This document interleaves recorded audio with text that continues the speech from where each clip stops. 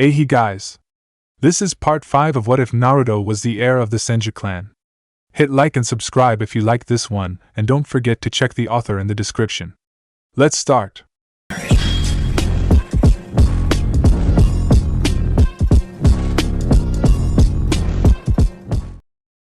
Chapter 17 Gathering. Konoha Hokage's mansion. Currently sitting in meeting hall, the Hokage along with all of the Jonin senseis of Konoha were gathered together to discuss the up-and-coming Chunin exam, which was taking place in their village this year. "Thank you all for coming so quickly," spoke the Hokage, once all the Jonin senseis had gathered. "Now, as some of you may or may not know, the Chunin exam are about to take place shortly."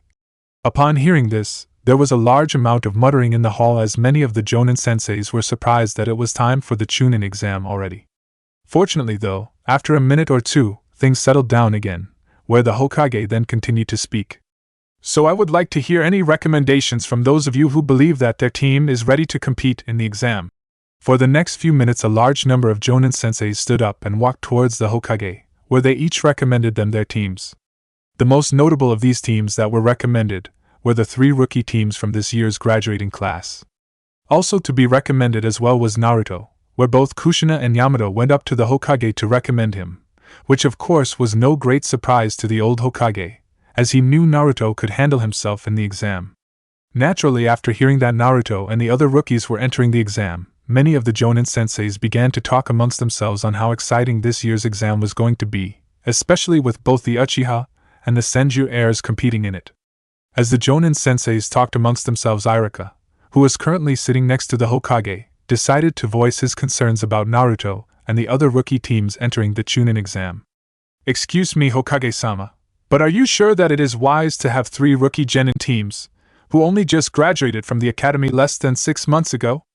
Also, if Naruto enters the Chunin exam, then his existence will be exposed to the rest of the world. Although I both appreciate and understand your concerns, Irika, the members of Teams 7, 8, and 10 are no longer your students, and if their senseis believe that they're ready to compete, then I'm certain they are.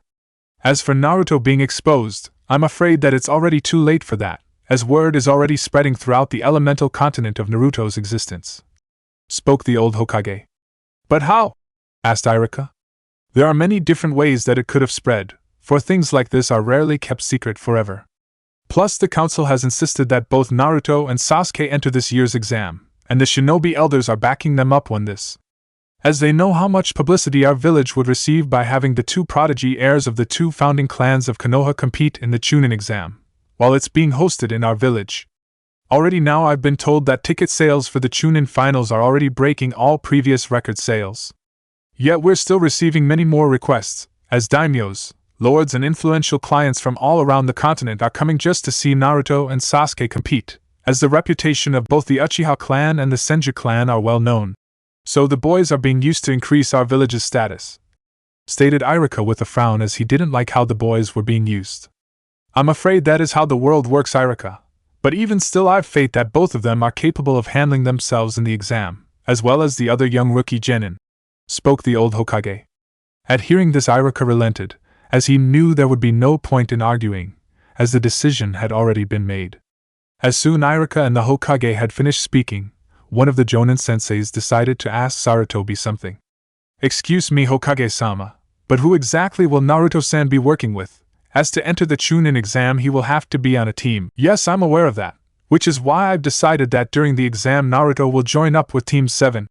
"Excuse me, Hokage-sama," spoke Kurinai suddenly.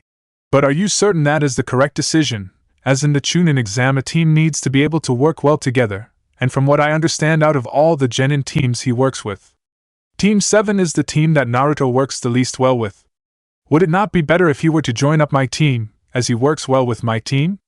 "Although that's true, Kurinai, I think the kid would do better on my team," spoke Asuma suddenly and came up next to her.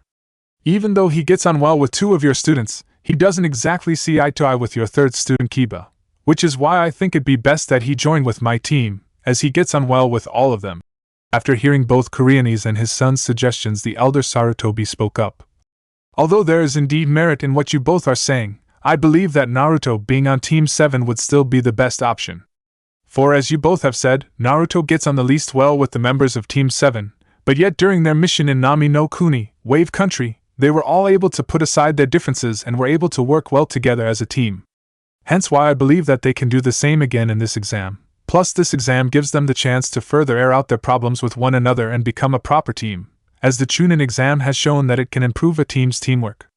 At hearing this, both Kurenai and Asuma nodded their heads, for although they didn't fully agree with the Sandaime Hokage's decision, they did understand what he was trying to do, as he was trying to improve Naruto's and Team 7's working relationship with each other. Once the matter on which Team Naruto would be working with was settled, the Sandaime called the meeting to an end and all the Jonin senseis left the room, where those that recommended their Genin's teams planned to inform their students. With Naruto as Naruto walked through the streets of Konoha, the young Senju heir was in deep thought, where he barely acknowledged the many people of Konoha who greeted him as he passed them. The reason he was in such deep thoughts was because he was thinking over the events of his previous mission, involving Kaijika and his mysterious master. The more he thought about the mysterious master of Kaijika, the more frustrated he became, as he knew that there had to be some kind of link between this person and his mother. But he didn't know who, as his mother was a powerful and famed kunoichi and medicine, meaning she had a long list of enemies that would come after him to get to her. Yet something kept nagging at him that he should know who this person was, but he couldn't figure out who it was. As he continued to walk down the street, he suddenly heard someone calling out to him. "Hey Naruto!" When Naruto looked up, he saw that it was Sakura who was calling to him, and walking towards him. "What's up, Sakura?" "As I kind in a hurry, as Yamato-sensei and Kushina-sensei asked me to meet them, and Yamato-sensei doesn't like it when I keep him waiting," said Naruto. "Well, I was wondering if you've seen Sasuke-kun, as I met Kakashi-sensei and he told me that he wanted me to find him and tell him that we're to gather at the bridge for a special meeting," replied Sakura. "Well, I haven't seen him," answered Naruto simply, as he didn't have time for Sakura and her obsession of Sasuke, as he had a lot on his mind right now. Surprised by Naruto's short remark, Sakura was about to ask him what was wrong with him, but before she could, she noticed a small box with 2 eye holes directly behind Naruto. "And Naruto, you do know that there's some kind of weird box following you?" asked Sakura, unsure on how to think of this. "Huh!" said a confused Naruto, not knowing what Sakura was talking about, but when he turned around he did indeed find a small cardboard box behind him with 2 small eye holes in it. After seeing it, Naruto figured that since he was so lost in thought about his last mission that he wasn't paying attention to his surroundings. It was also easy enough for him to figure out who was inside the box, as it didn't take a genius to know who was in it. Sighing with annoyance, Naruto decided to end the game. "Sigh, you can come out, Konohamaru. Same goes for you, Moegi, and you, Udan." Upon Naruto saying this, the cardboard box exploded, after which a large puff of smoke appeared, followed by several voices coughing. "Konohamaru, cough, cough, you used too much gunpowder again, cough, cough," cried a young female voice. Soon enough the smoke dissipated, and it revealed 3 young children, each with a small wooden katana on their backs, similar in shape to Naruto's sword. Once the smoke was all gone, the 3 kids introduced themselves. "I'm Moegi, the sassiest kunoichi around," spoke the young girl named Moegi, who did a funny-looking pose. "I love algebra, call me Udan," spoke the young glasses-wearing boy named Udan, who also did a funny-looking pose. "And I'm the #1 ninja in the village, Konohamaru," declared Konohamaru, where like his friends he did another funny-looking pose. "And when we are all together, we are Team Konohamaru," said the 3 kids together. At this Naruto only sighed again, where he began to wonder if somehow his godfather Jiraiya was secretly meeting these kids and giving them tips on introductions, as what they did was eerily similar to one of Jiraiya's intros. "Sigh, yes, I known it was all of you, as I just called out your names a moment ago," said Naruto with another sigh. "Ha, just what I would expect from my rival in becoming Hokage," cried Konohamaru happily. "Hey Naruto, you know these kids?" asked Sakura curiously. "Yeah, this is Konohamaru, the Sandaime Hokage's grandson, and these are his friends Moegi and Udan," answered Naruto, as Konohamaru had introduced Naruto to his friends not long after he and Konohamaru first became friends. Sakura was of course slightly surprised by this, but quickly got over it, and then asked Naruto something else she was wondering. "So why are they all carrying small wooden swords on their backs, like you do?" "Well, you see, Konohamaru and his friends kind of look up to me in a way, and they enjoyed watching me when I was training with my katana, so I each gave them a small wooden katana." At hearing this, Sakura just nodded in understanding and had to admit, that Naruto was a nice enough guy when he went to all that trouble to make Konohamaru and the kids happy. "So Naruto and I-san, are you going to play ninja with us today, just like you said you would?" asked Konohamaru. At this, Naruto thought back to when he last saw Konohamaru and did remember saying he would play with Konohamaru and the others today. "Sorry Konohamaru, I can't play today, as I'm a bit busy today. Besides, I'm still a bit annoyed at you for all the trouble you caused me last week with Gigi," said Naruto. Flashback last week. Currently in the Hokage's office, Naruto was standing in front of his surrogate grandfather, the Sandaime Hokage, who had called him to talk about something. "You wanted from me for something, Gigi?" asked Naruto. "Yes, I did, Naruto," spoke Sarutobi, as he smoked his pipe, after which he then presses the speaker button on his desk and said, "You can bring him in now." Upon which Konohamaru entered the room, flanked by two masked ANBUs. At seeing this, Naruto raised his eyebrow in slight confusion, where he then turned to face the old Hokage.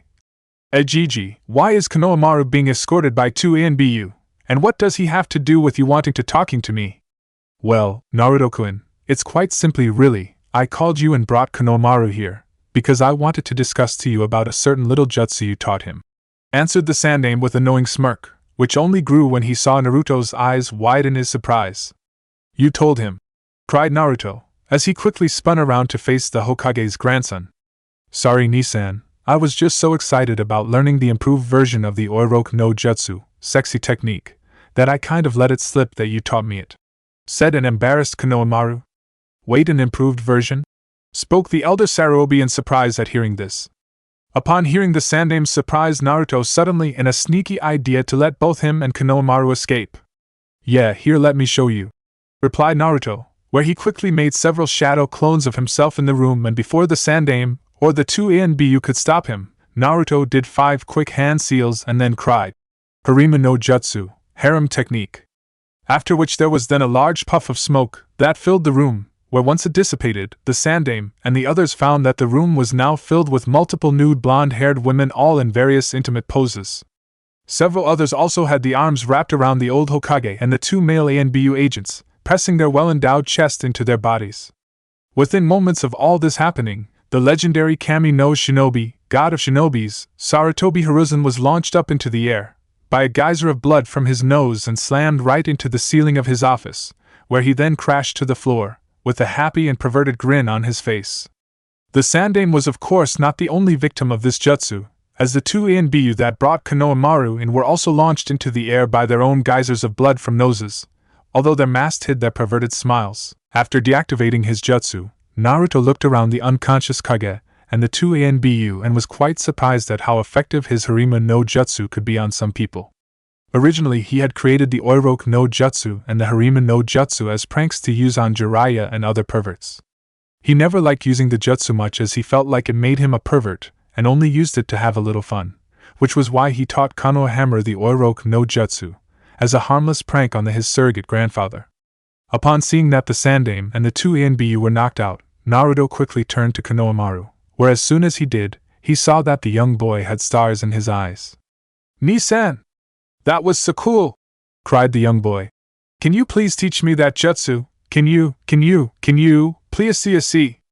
At seeing the young boy begging on his hands and knees on learning the Harima no Jutsu, Naruto had a large sweat drop on the back of his head. Maybe later, Konohamaru, but right now let's get out of here before they all wake up," spoke Naruto, where he grabbed hold of Konohamaru and was about to run out of the office. But before he could get to the door, a new voice suddenly spoke up. "That is far enough, you two." After which another ANBU appeared right in front of Naruto and Konohamaru, standing right between them and the double doors, blocking their escape.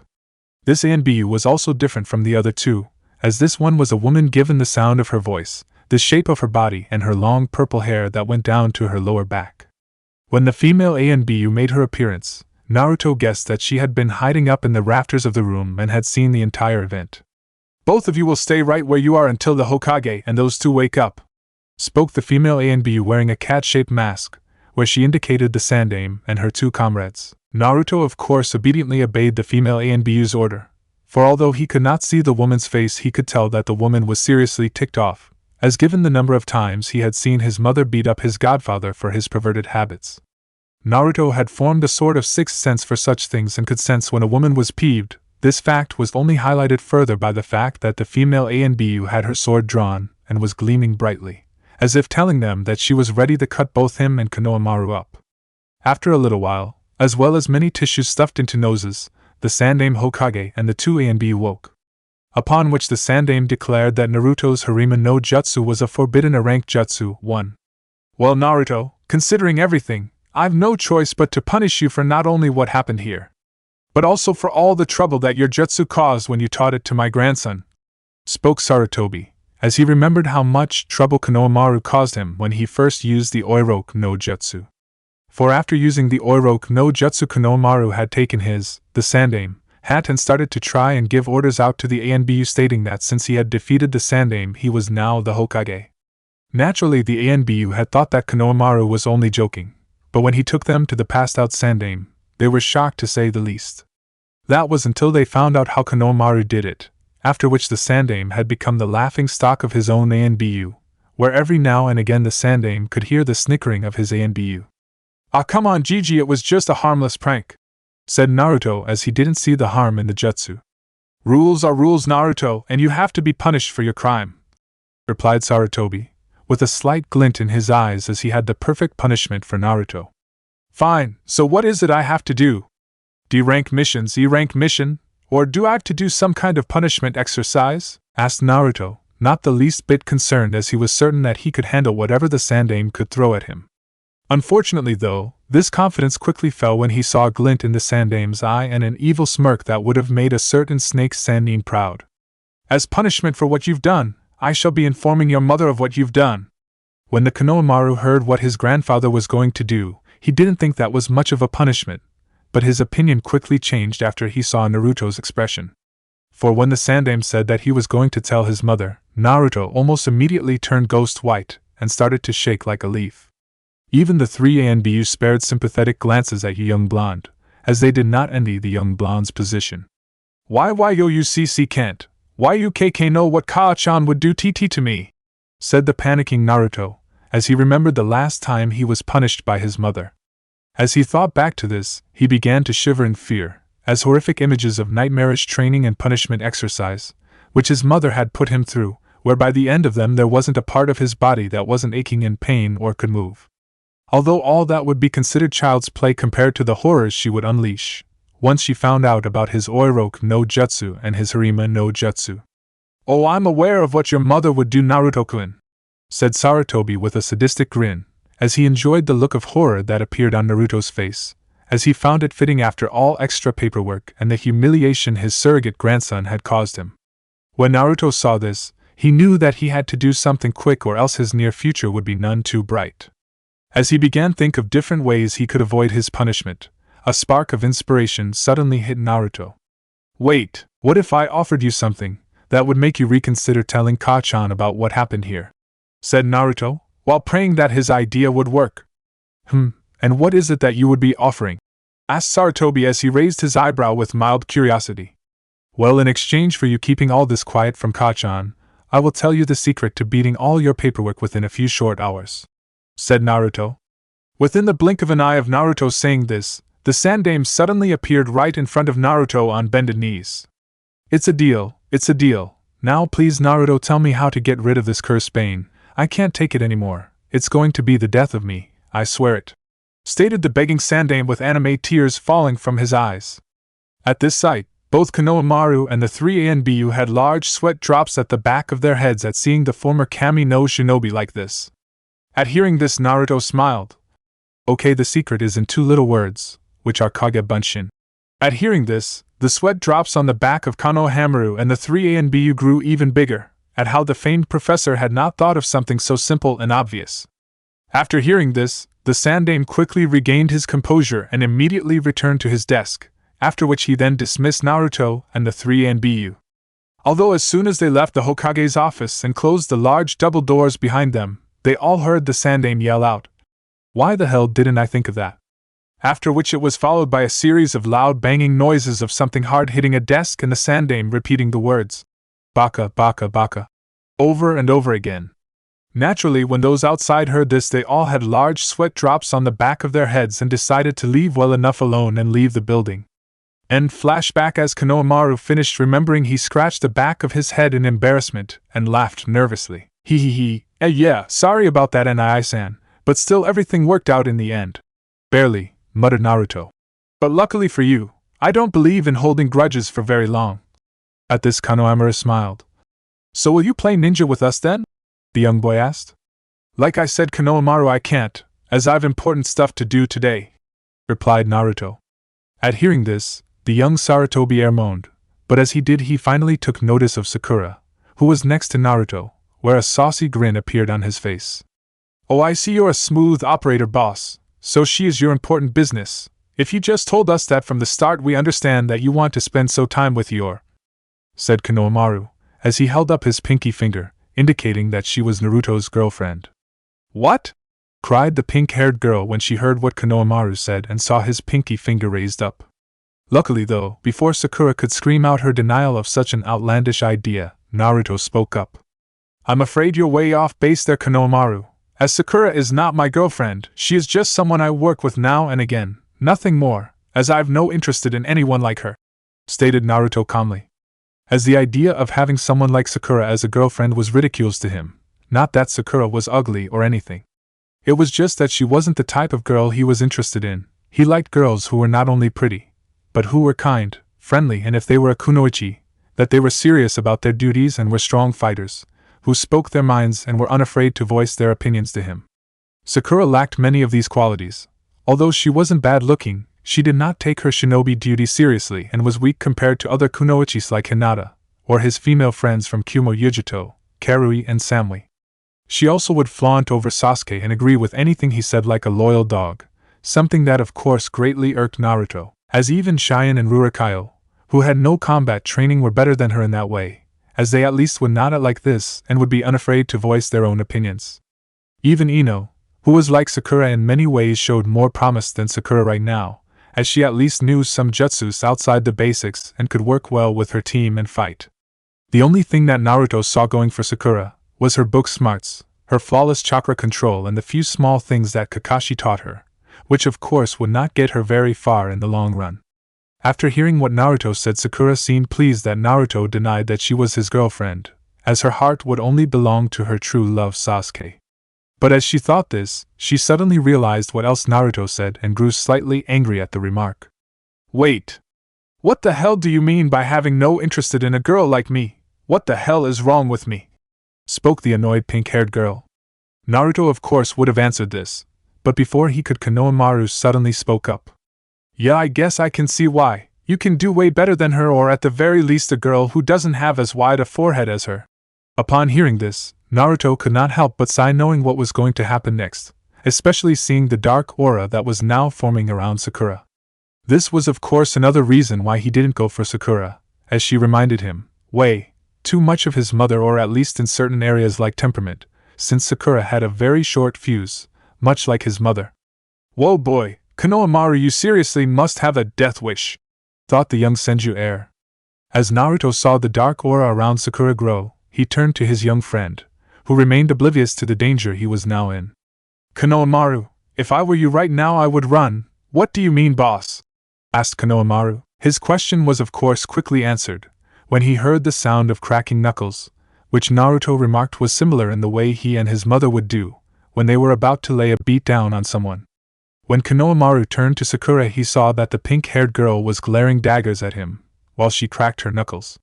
Knowing that he was in trouble, and deciding to take Naruto's advice, Konohamaru instantly turned around and ran at full speed down the streetway.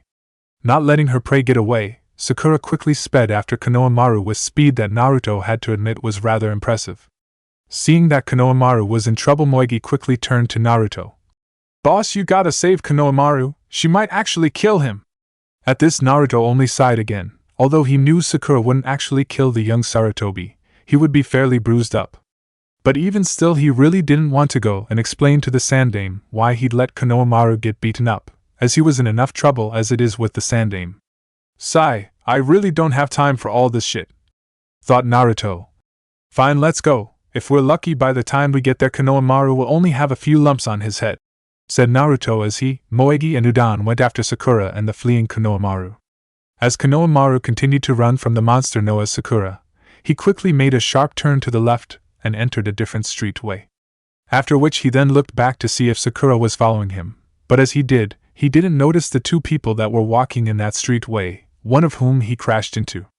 After crashing into the person, Konohamaru suddenly found himself being pulled up by his scarf. "That hurt you, little punk," sneered the boy as he held Konohamaru up. "Put him down, Kankuro, or you know you pay for it later," stated the blonde-haired girl to the boy named Kankuro. "Hey, I'm sorry, the whole thing was my fault. He only ran into because of me," spoke Sakura, hoping to get Konohamaru out of the situation as she knew this was her fault. Although at the same time she wondered who the boy and girl were.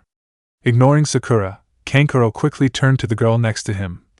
"Hey Temari, we got a few minutes before he arrives, let's mess with these punks." "Let go of me, you jerk!" cried Konohamaru as he began trying to kick Kankuro and get him to let him go. "Oh, you're feisty, but not for long," said Kankuro with a grin, as he gripped tighter onto Konohamaru's scarf, slowly choking the boy. "I suggest you do what he says and let him go," spoke Naruto cold tone as he walked forward with Moegi and Udon behind him. "Huh, another punk," stated Kankuro, unafraid of Naruto. At the same time, the blonde-haired girl named Temari raised her eyebrow with interest when she saw Naruto. He's not bad looking. I told you to let him go," said Naruto as he narrowed his eyes, as if there was one thing he couldn't stand, it was bullies who picked on his friends. "TSK, you're annoying, as I don't like any runts or scrawny weaklings like you lot, especially when you start shouting out your mouths, trying to look tough.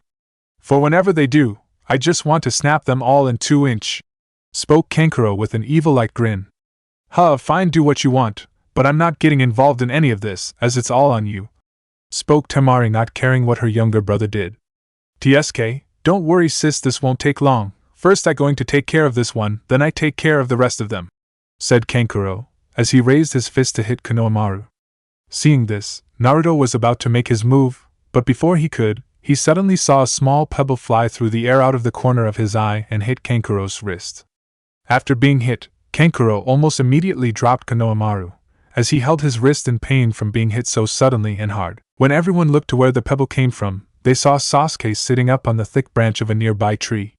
"You're a long way from home and way out of your league," said Sasuke as he stared at Kankuro, who looked pissed at Sasuke stopping him. "SS Sasuke-kun!" cried Sakura with joy at seeing her crush arriving to the rescue. Even Naruto looked slightly pleased at Sasuke's arrival, as thanks to him, Konohamaru, who was now standing behind Naruto, was able to get away from Kankuro. "I hate to admit, but nice going there, Sasuke," thought the blonde boy, as he glanced at his part-time teammate.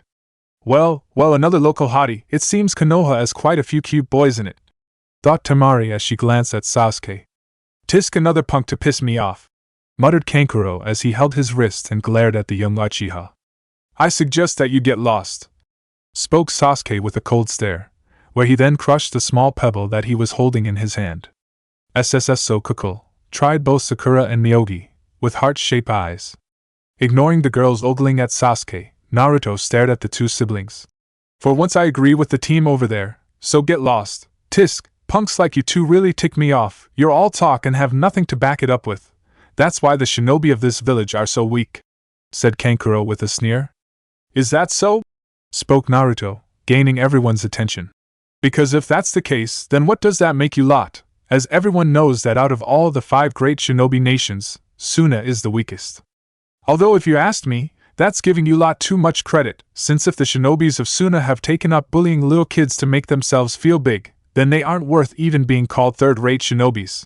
At hearing this, Kankuro became furious, as he was a proud shinobi and wouldn't stand for some smartass punk insulting him or his village. "Why you?" growled Kankuro, where he decided that he was going to teach Naruto a lesson, where he took off the large bandaged object that he was carrying on his back and slammed it onto the ground. "What? You're going to use the crow for this?" cried a worried Temari, when she saw what her younger brother was going to do. Seeing that things were going to escalate and not wanting a fight to start in the streetway, where Konohamaru and the other kids would get caught up in, Naruto decided to act. Doing some quick one-handed hand seals, without anyone noticing, as they were too busy staring at Kankuro and the object he took off his back, Naruto quickly prepared to end the battle before it could begin.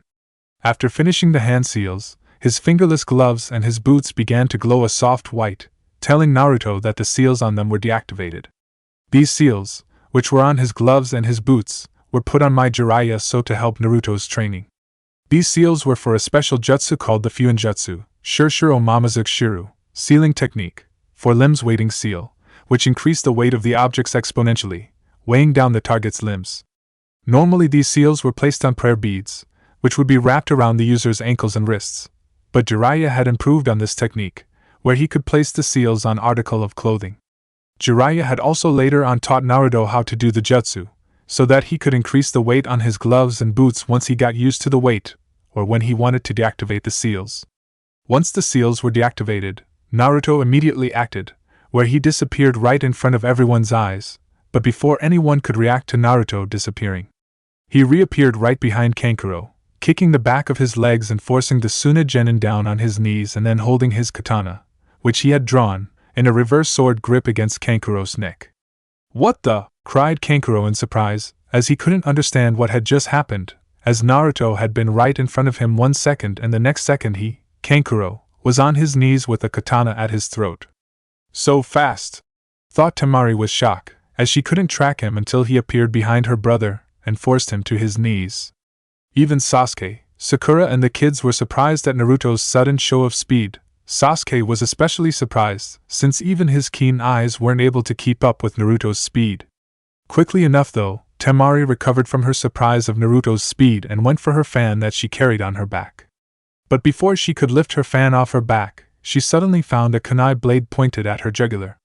As Naruto had seen what she was going to do out of the corner of his eye and had quickly taken out a kunai. "Don't!" spoke Naruto coldly, without even looking at her. "Way to go, Nisan! You're awesome!" cried Konohamaru, as he cheered his older brother figure on, along with both Moegi and Udon. Naruto of course smirked at the younger kid's cheers, but quickly became serious. "Now then, if you and your sister know what is best for you, the two of you'll apologize to my friend there and then get lost and not cause any more trouble." At hearing this, Kankuro gritted his teeth in anger and growled at Little. "Damn you punk, if I could I wall dash." But before he could finish speaking, another voice suddenly spoke up out of nowhere. "Kankuro, that's enough, you're an embarrassment to our village." Upon hearing this voice, everyone was of course shocked as no one had even sensed another person's presence. It was after hearing this person, everyone immediately started looking around for the person and found him on the same tree that Sasuke was sitting on, standing upside down on a different branch that was on the other side of Sasuke's tree branch behind the tree trunk. The person in question was a red-headed young boy, who looked to be about their age with a tattoo of love on his forehead, above his left eye and carried a large gourd on his back. Both Sasuke and Naruto were especially surprised that neither of them had the boy as they'd both had their shinobi senses on high alert. "How did he get there? He never made a sound, without any of us hearing him, only Jonin at Kakashi's level are that smooth," thought Sasuke with a calculating looking. "Whoever the hell this guy is, he's dangerous," thought Naruto, as he stared at the new arrival. "As his stealth skills are better than mine, I never even sensed him until he spoke, and by just looking at him, I know he gonna be trouble." Seeing the redhead boy, Kankuro quickly became very nervous, knowing that he was in trouble. Hey Gaara. Ignoring his elder brother, Gaara looked at Naruto. "Excuses them you guys as they're fools, can you please release both of them?" At first Naruto was unsure to comply or not, but soon decided to let both Kankuro and Temari go, as he didn't want to escalate the situation any further than it did. Especially at how Gaara appeared out of nowhere without anyone noticing him, since if they did fight him, Konohamaru and kids would certainly get caught in the fight. Nodding in agreement, Naruto removed his katana from Kankuro's throat and placed the blade back in its sheath on his back again, along with removing his foot from the back of Kankuro's leg, so to allow Kankuro to stand back up. At the same time Naruto also removed his kunai from Temari's throat, after which he then shunshin, body flicker, back to his original position with Konohamaru, Sakura and the others. Seeing this, Gaara's eyes narrowed ever so slightly, before he then turned back to stare at his brother. "You know why we've come all this way to Konoha, so why are you causing all this trouble?" asked Gaara with an emotionless tone. "Listen Gaara," spoke the nervous Kankuro, who was sweating up a storm, fearing what his younger brother would do. "These guys started it and dash." "Shut up," spoke Gaara coldly. "I kill you if you keep giving me your pitiful excuses." Hearing this Kankuro became ever more fearful and gulped. You're right, I was at fault. I'm sorry, I'm really, really sorry. He has unpleasant eyes, thought Sasuke as he stared at Gaara. This guy gives me the creeps, as he has a sort of dark aura around him, thought Naruto, as he was liking Gaara less and less by the minute. As the two boys stared at Gaara, the redhead stared back at them with a cold, calculating look. He hit Kankuro's hand with a pebble so easily and forced him to drop that kid, thought Gaara as he looked at Sasuke, before he turned Naruto. And he took down both Kankuro and Temari in just a few seconds. Both of them are good, thought the young redhead, after which he then used the Suna Shanshin, sand body flicker, from the branch he was on, to his two siblings. Let's go, we didn't come here to fool around, ordered Gaara, when he looked at Temari and Kankuro. I know, spoke Kankuro, with a little relief that Gaara wasn't going to kill him. As the three Suna Genin were walking away, Sakura suddenly came forward and spoke up. Wait! What is it? Asked Gaara, not even looking back at Sakura. Both Hai no Kuni, Fire Country, and Kaze no Kuni, Wind Country, are allied with each other, but there is a treaty that prevents the ninjas of the two countries from entering either country without permission, so explain why you are here? According to your reasons we will, spoke Temari, as she and her younger brothers turned around to answer. What you're looking for is closer than you think. Huh? Asked a confused Sakura, not understanding what the older blonde meant. You don't know anything, do you? Asked the Temari, where she then took out a small slip of paper with her photo on it and held it up. This is a traffic pass, which allows us to enter your country and village. We're here to participate in the Chunin exam. The Chunin exam, is it that time already? Thought Naruto with some surprise. Now that we've answered your questions, we'll go, spoke Gaara, as he and his siblings started to walk away again. But before they could, Sasuke suddenly jumped down from the tree that he was sitting on. Hey, you there, spoke the young Uchiha. What's your name? Hearing this, Temari turned around with a smile. Me? No, the one next to you with the gourd. Naturally, Temari was disappointed at this, while turned Gaara simply replied. Sabaku no Gaara, Gaara of the Sand Waterfall, and you? What is your name? Uchiha Sasuke. Gaara of course just nodded at this, before he turned to look at Naruto, who was staring silently at him. I am also interested in learning your name as well. Senju Naruto, replied Naruto calmly. After hearing Naruto's name, the three Suna siblings were naturally surprised. Shit! This is the guy that Sensei warned us about, thought Kankuro as he looked at Naruto. So this is the heir of the Senju clan. Figures Kankuro would pick a fight with the very person that Baki-sensei told us to avoid as much as possible, thought Temari, as she stared at Naruto with interest. I see, said Gaara. I've heard of you. You're the son of Konoha no Namakuji Tsunadeheim, Konoha's slug Princess Tsunade, member of the Densetsu no Sannin, the legendary three ninjas. Naruto of course frowned a little at this, as he was getting pretty tired of everyone always saying he was his mother's son. Not that he was ashamed of his mother or anything, it was just that he wanted to be recognized for himself, not for being the son of the Namakuji Tsunadeheim, or the descendant of the Shodame and Nidaime Hokages. Will you be entering the Chunin exam as well? Asked Gaara with some interest. Maybe, replied Naruto emotionlessly. Hearing this, Gaara smirked slightly. Good, I look forward to meeting you in the exam. After which he and his siblings jumped away. Things are certainly getting interesting, thought both Sasuke and Naruto at the same time, after Gaara and his brother and sister left. Way to go, boss! You were awesome! Cried Konohamaru, as he pumped his fist into the air, along with Moegi and Udon. Naruto of course just smiled at this, but his smile quickly turned to worry when he realized the time, and knew he was late for his meeting with his senseis. Shit! I'm late, Yamato-sensei is going to kill me, thought Naruto, as he realized how long he had been held up with Konohamaru and the Suna team. Listen guys, I gotta go, as I'm late for a meeting with Yamato-sensei and Kushina-sensei, said Naruto hastily, as he was about to shun Shin away, but before he could he saw a glimmer of light out of the corner of his eye. Acting quickly, Naruto drew his katana out from his back, as he turned around and skillfully deflected the shurikens with his katana, while at the same time making sure that the shurikens he deflected did not hit Sasuke, Sakura, or the kids. After deflecting all the shurikens, Naruto's shinobi senses kicked in, warning him of an incoming attack. Listening to his shinobi senses, Naruto immediately spun around and avoided a sword stab from behind from his attacker. As he spun around, Naruto quickly smacked away the person's hand with the side of his blade, as the person thrusted forward, making the person drop their katana. At the same as he was smacking the katana out of the person's hand, he kicked the persons from behind their legs, causing the person to fall backwards onto the ground hard. Upon which Naruto then immediately placed his foot on the person's throat, keeping the person on the ground and from moving. After dealing with the unknown attacker, Naruto suddenly saw 2 more flashes of light on either side of him, indicating 2 more attackers coming at him from both sides. Knowing he didn't have much time, Naruto swiftly took out a kunai and raised it, blocking the first attacker's katana with it, while at the same time blocking the second attacker's katana with his own katana. All of this of course happened in the space of only a few seconds, where to the observers, one moment Naruto walking away from them and the next, he was being attacked by shuriken and unknown assailants. Naturally, after seeing this, Sasuke immediately took out an kunai and was about to intervene, but before he could, the second assailant, a young blonde-haired girl with a long pony-like tail that reached down her lower back, spoke. "It seems that you have gotten stronger since we last met, Naruto." When Naruto heard this and got a better look at the second assailant, he instantly recognized the person. "Yujito?" cried the surprised Senju heir, where the female blonde just nodded in affirmation, where she pulled her katana away from Naruto's and placed it back on her back.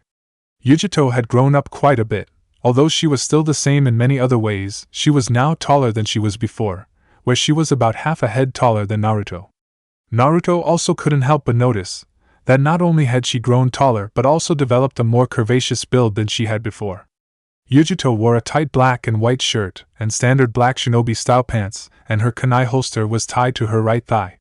Yujito also wore purple fingerless gloves with bandages wound tight around her arms and had long string of seemingly plain red beads wound around her left arm, along with a red sash tied around her waist, and carried her long katana on her back. 2. Seeing that one of his attackers was Yujito, Naruto turned to his first attacker, who turned out to be Samui, who, like Yujito, pulled her katana back and placed it back in her sheath and nodded to Naruto in acknowledgement, when he turned to her and spoke her name. Samui had also grown up quite a bit from when Naruto last saw her, where like Yujito she had developed a more curvaceous build, not to mention her bust had gone from an A cup to a C cup. She wore a very low-cut outfit with mesh underneath, a short skirt and red handguards, high boots and a short of girdle that helped highlight her cleavage, which worked given the small out of blood that leaked from Konohamaru and Udon noses. She also had her tanto strapped horizontally to her lower back, like before. Once the girls pulled away their swords, Naruto then looked at his original attack, who was struggling to get Naruto of her throat. When Naruto looked down, he saw that his original attacker was none other than Karui. Upon seeing this, Naruto quickly lifted his foot off the girl's throat and allowed her up, where she proceeded to glare angrily at Naruto. Karui hadn't changed much, although had grown taller, but hadn't developed as curvaceous as Yujito or Samui had. She wore a long short-sleeved dress as her ninja attire, complete with purple stockings, boots with white soles, and wore her forehead protector like a bandana. Like most of her team, she also carried her long sword on her back. "Okay guys, what the hell was that just now? Why did you just attack me just now?" asked Naruto. "It was a test. Yujito wanted to see if you had gotten any stronger since we last met, and given how well you handled yourself there, it seems you have," spoke another person, who appeared in front of Naruto. "Oma," said Naruto with a smile, when he saw his friend. "Good to see you, Naruto," spoke Omo with his one smile, as he sucked on his lollipop. Omo hadn't changed much at all with the exception of growing a bit taller. He wore a dark outfit consisting of an overlong shirt with a hood, with red bandage hand guards and shin guards, and carried a long sword on his back. As this was going on, Sasuke, Sakura and the kids all got confused looks on their faces, as none of this was making any sense to them. As one minute the 4 unknown shinobis were attacking Naruto, and the next he was acting like he was meeting old friends. "Naruto, who the hell are these people?" asked Sasuke, as he still held his kunai in his hand, unsure what to think of them. Seeing that Sasuke had a kunai out and fearing that things would get out of hand like they did with Gaara and his team, Naruto quickly responded. "Easy Sasuke, these guys aren't a threat, they are from Kumo and they are old friends of mine, who I met during my travels with my Kaa-chan. Friends would be a stretch given how you lied to us, Naruto-san," spoke Samui coolly as she stared at Naruto rather harshly, causing that young Senju to cringe a little knowing he was in trouble with friends. "So I guess you guys know Abu Dash, about you being the son of Tsunade of the Sannin and being the heir to the Senju clan," spoke Yujito with a look that clearly told Naruto that he wasn't on her list of favorite people right now. Yeah. I guess you found about that, hee, said Naruto as he laughed nervously at Yujito and the others stared at him. Kind of hard not to, as did you really think that we wouldn't find out for ourselves? Said Yujito. At this Naruto just sighed, as he knew that it was naive of him to think that he could inform his friends himself as to who he really was. He never wanted to lie to them, but he had no choice, as he had to think about his family, for if he told his friends, he knew that as loyal shinobi they would be obligated to inform their leader, who would then hunt him and his family down. Tired of not knowing what was fully going on, Sasuke decided to speak up. Senju, why don't you introduce us to you friends here and why they're here? Oh right, sorry, this is Yujito, Omoe, Samui and Kari, and like I said they're from Kumo, said Naruto as he introduced each of his friends. Guys, this Uchiha Sasuke and Haruna Sakura and the kids with them are academy students, who I'm friends with. They're Sarutobi Konohamaru and his friends Moegi and Udan. Are these your teammates, Naruto? Asked Omoe, after Naruto introduced Sasuke and the others to them. Sort of, I work with them from time to, but I'm not on an official team, as I am under an apprenticeship with another Jonin sensei, replied Naruto, where Omoe just nodded as that confirmed what the Raikage had told them. So this is the Uchiha clan heir, thought Yujito as she studied one of her assigned targets. He's even better looking in person than in his photo, thought Karui with a slight blush. After Naruto and introduced his friends from Kumo to him, Sasuke gave them each a calculating look, as trying to measure them up. Karin and Omoe did not seem all that dangerous of threatening to him, but knew that they were still skilled shinobis, given how they walked around and how they attacked Naruto. 3. But the people that caught Sasuke's attention the most were Samui and Yujito. Samui stood out to Sasuke was because of the calm, cool, emotionless look she kept on her face, while she stared back at him. The way she looked at him of course reminded him of the same kind of look that his brother Itachi would sometimes look at him. Yujito on the other hand stood out to him, due to the similar sort of feeling he had when he was around Gaara, where unlike the Chunin, Yujito did not have a crazed dark look around her that Gaara had, but had the same kind of powerful look in her, but more control than Gaara. When Sakura saw Sasuke staring at Yujito and Samui, she immediately took it up the wrong way, believing that he was attracted to the two blonde girls. Oh no, Sasuke-kun is eyeing those girls, is he interested in them?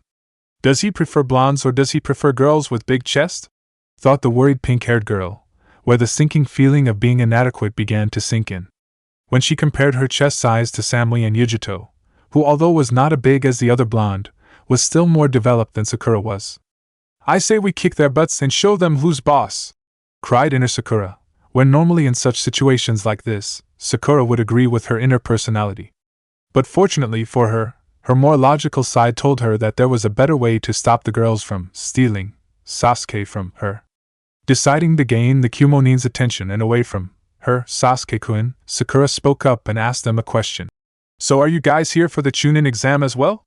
Yes, we're, replied Yujito, as she turned to the pink-haired girl, before she then turned to Naruto. I assume that you'll be entering the exam as well, Naruto? Maybe, answered Naruto, as he was unsure if his sensei would recommend him for the exam, although he did believe that he was more than ready for it.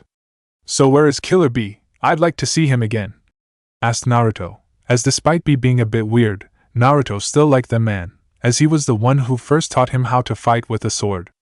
Sensei is at your admission office to official sign us in the Chunin exam, answered Yujito, when Naruto just nodded in understanding and was about to ask him another question, but before he could Samui suddenly spoke. Although I'm sure you have many questions for us, Naruto-san, we also have some questions for you as well, spoke the blonde-haired girl rather coolly, with a serious look that told Naruto that she wanted answers. Naruto also saw this look in Yujito and the others as well and knew that he had a lot to explain to his friends, and they did deserve to know the truth. But even still, this wasn't the place where he wanted to tell them, especially in front of Sasuke and the others. Fine, Naruto said. But not here, I explain everything back at my apartment. Hearing this, Yujito and the others just nodded, when Naruto quickly bid Konohamaru and the others goodbye, and then jumped away with Yujito and her team, leaving Sasuke, Konohamaru and all the others in the streetway, before any of them could stop them or ask them where they were going. In a nearby tree sitting on a large tree that overlooked the streetway where Naruto and the others were, 3 shinobis with the symbol of the Otogekure, hidden sound, watched the events between Gaara and the Konohanins, as well as the events that preceded after it. Once Naruto left with Yujito and her team, the three Oto Genin watched Sasuke and Sakura head off together to meet with their sensei, while Konohamaru and his gang went off in their own directions. When everyone had left, one of the two male members of the team spoke to the other male member. "So that's the son of Konoha no Namakuji Tsunadeheim and the Uchiha clan heir? What do you think of them, the Dosu? The blonde-haired boy has some skill, I'd admit that, and the black-haired kid isn't too bad either. But we also must keep an eye on the red-head with the gourd as well," spoke the bandage-wearing boy named Dosu, after which he and his team then left. On a rooftop hidden atop a rooftop of a nearby building, Sai waited patiently for his ink bird to return to him, which had been perched in a tree nearby and had been listening in to the two incidents involving his teammates and Naruto. Once the bird returned to him, it emerged with a blank scroll, after which a written account of the two separate incidents involving the Kumo Genin and the Suna Genin appeared, where it mentioned everything that happened and what was spoken. When Sai read over the account, his left eyebrow rose with interest when he read the account between Naruto and the Kumo Genin. "Interesting, Danzo-sama will want to know this," thought the young root agent, where he planned to inform Danzo of this, after he met with Kakashi and his team, since he didn't want to raise suspicion with his team by missing their meeting at the bridge. After which he used his Sumigasumi no Jutsu, ink mist technique, to disappear from the rooftop. Naruto's apartment. After about 10 minutes of traveling across the rooftops of the buildings of Konoha, Naruto, Yujito and her team arrived at Naruto apartment. Naruto apartment was spacious enough, but not too big either. He had a small kitchen, which was the first thing people would see when entering the apartment. There was a large living room that had a large couch that was big enough to let 3 people sit together along with the regular armchairs. To the left there was 3 doors, 2 of them lead to small bedrooms, one of which was Naruto's and another was a spare. The third and final door lead to a small bathroom, with a shower, sink and toilet. All in the entire apartment was simply, yet it had everything Naruto could really need and the rent was cheap enough. Nice place you have here, Naruto," spoke Omoy as he and the others entered the apartment and looked around it. "Thanks," replied Naruto, where he led the Kumo Genin into the living room, where Samui, Omoy and Karui all sat on the large couch, while Yujito sat on the armchair and Naruto sat on the other remaining one. "I guess that I should explain myself now," said Naruto once he and the others sat down. "Yes, you should," stated Yujito simply. "Look guys, it's not like I wanted to lie to you, it's just that I had no choice but to, since if I told you who I really was then I would have put my family in danger," said Naruto, where he then heard a scoff coming from Karui. "What? Don't believe me, Karui?" asked Naruto, not being surprised that Karui didn't believe him, as she had never trusted him. "No, I don't," replied the girl.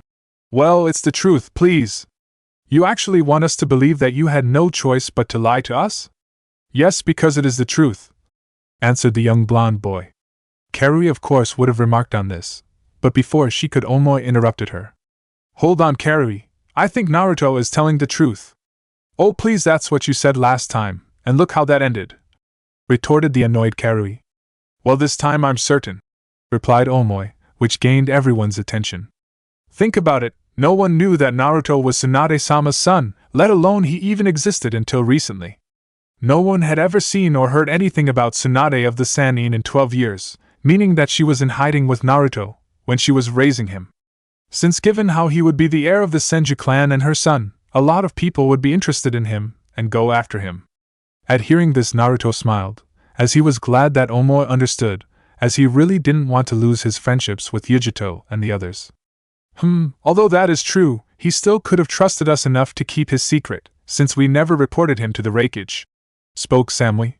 Upon hearing this, Naruto was of course surprised, as turned to Yujito. "Is that true?" "Yes," replied Yujito, along with a nod. "Killer B-sensei believed it best to keep our first meeting with you a secret from the Raikage, as he believed that if the Raikage heard that there was a young boy capable of defeating me when I used the Nibi power, and who possessed 4 nature affinities naturally, then the Raikage would send out shinobis to track you down and either capture you or kill you, so to prevent you becoming a threat to our village." At hearing this, Naruto was of course surprised, as he didn't think that Yujito and the others would actually lie to their leader to protect him from their village. Hearing this of course made the young Senju heir feel even worse for lying to his friends, as he never thought they'd go so far for him. Guys, look, I do feel bad for lying to you and I am grateful for sticking your necks out like you did, but I couldn't take the chance that you would inform the Hokage about me. As I didn't want to put you in the situation where you would have to choose being loyal to your village or your friendship with me. Since if you guys knew who I really was at the time, would you've really kept my true identity from the Hokage? At this, neither Yujito nor the others had any answer, since they all knew what Naruto said was true, as if they knew who Naruto really was at the time. They would be obligated, as loyal shinobis of their village, to inform their leader of Naruto's existence. But even after hearing this, Karui was of course not as understanding as her teammates were, as she still held a slight chip on her shoulder when involving Naruto, where when Naruto finished explaining, she of course scoffed. When Naruto heard Karui scoff, he of course frowned, as he knew that Karui probably still held some kind of grudge against him, as she never fully trusted him, like the others did. "Is there a problem, Karui?" asked Naruto. "Yeah, there is, as I still don't believe you. You may have gotten the others here to believe your sob story here, but I still don't trust you, nor do I believe your little story, as after all you are dog of Konoha," replied the girl a little spitefully.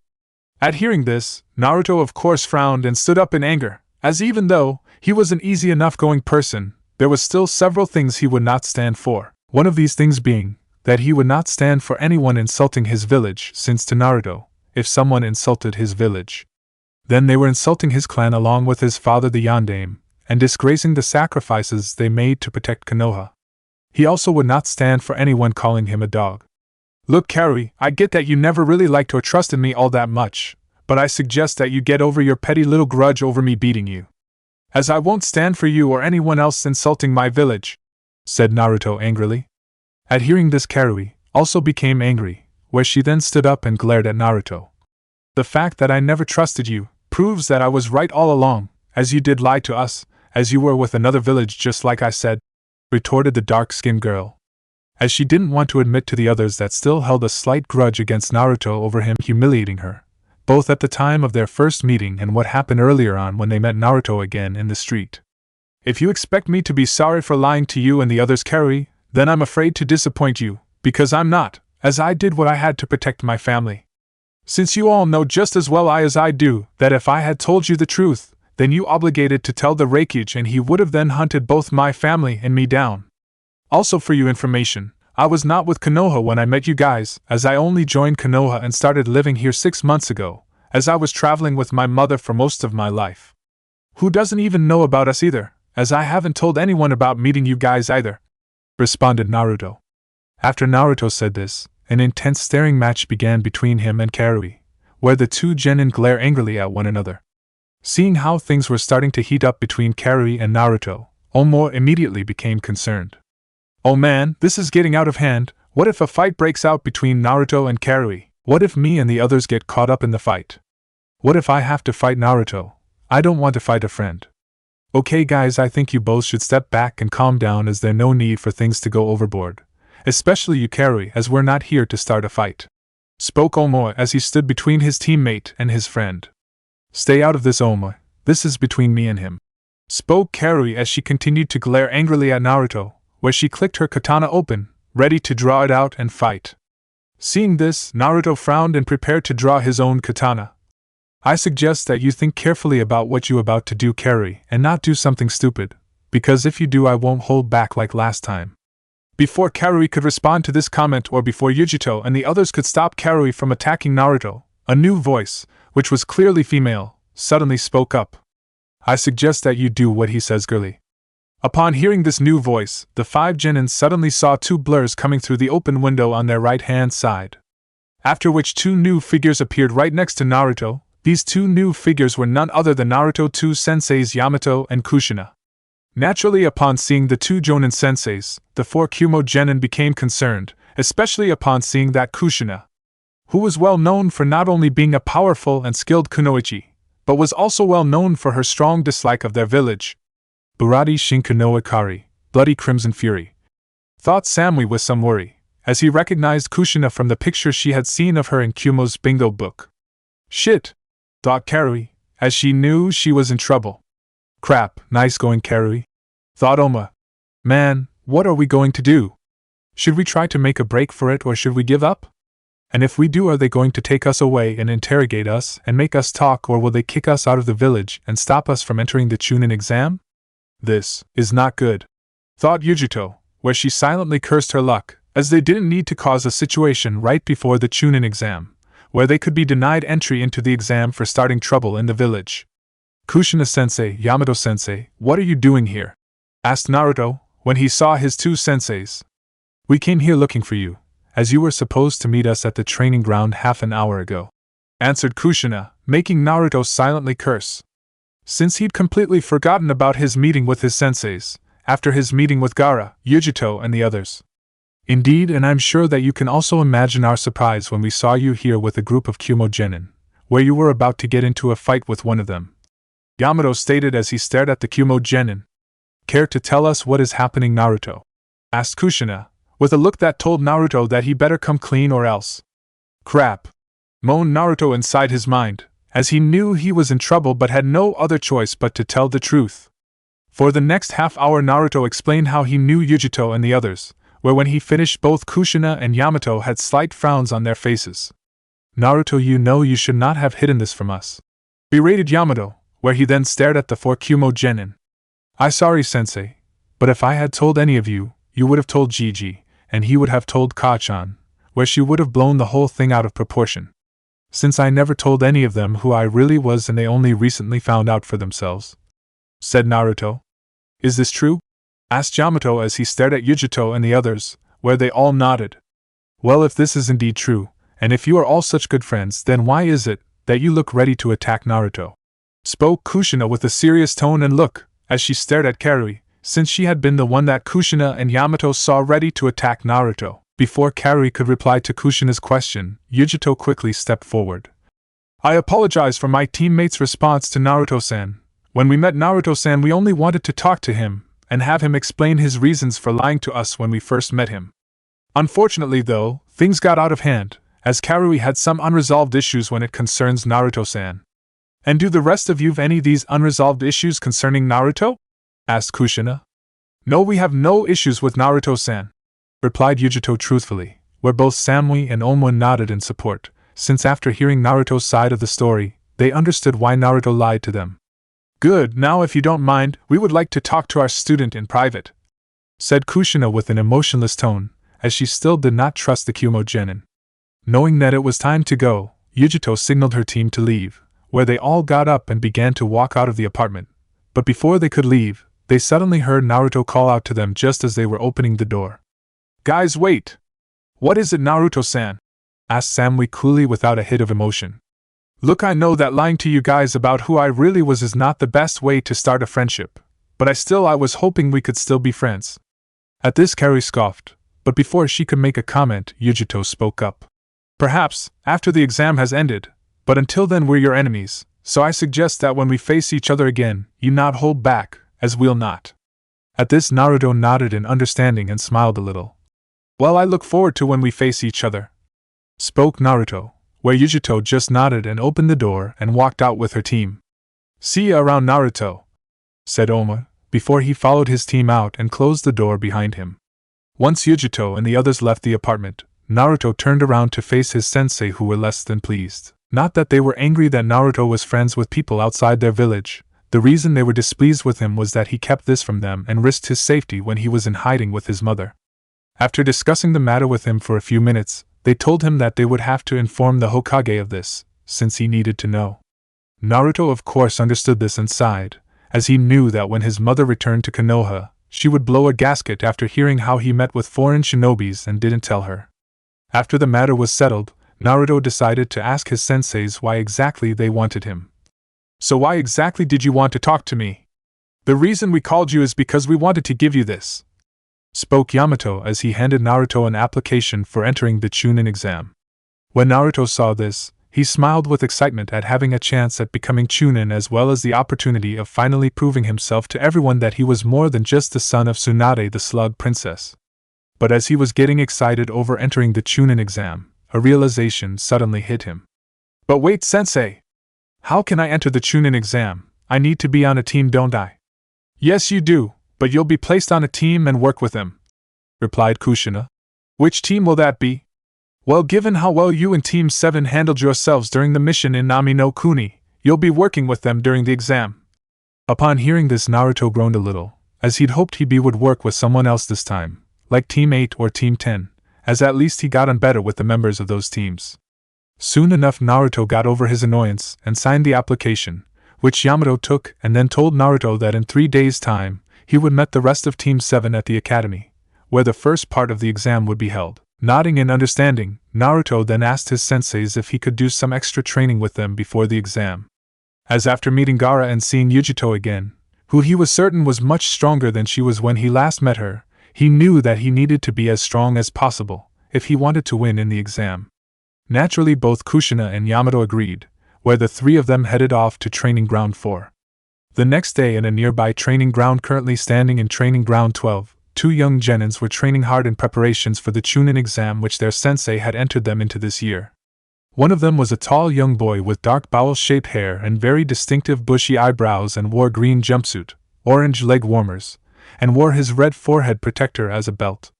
The other genin was another young boy, who was clearly from the Hyuga clan. Given his eyes, this boy was also fairly tall with long, dark brown hair that reached the middle of his back, which was tied back a few inches above the end, while two straps attached to a smaller headband underneath his ninja forehead protector framed the sides of his face.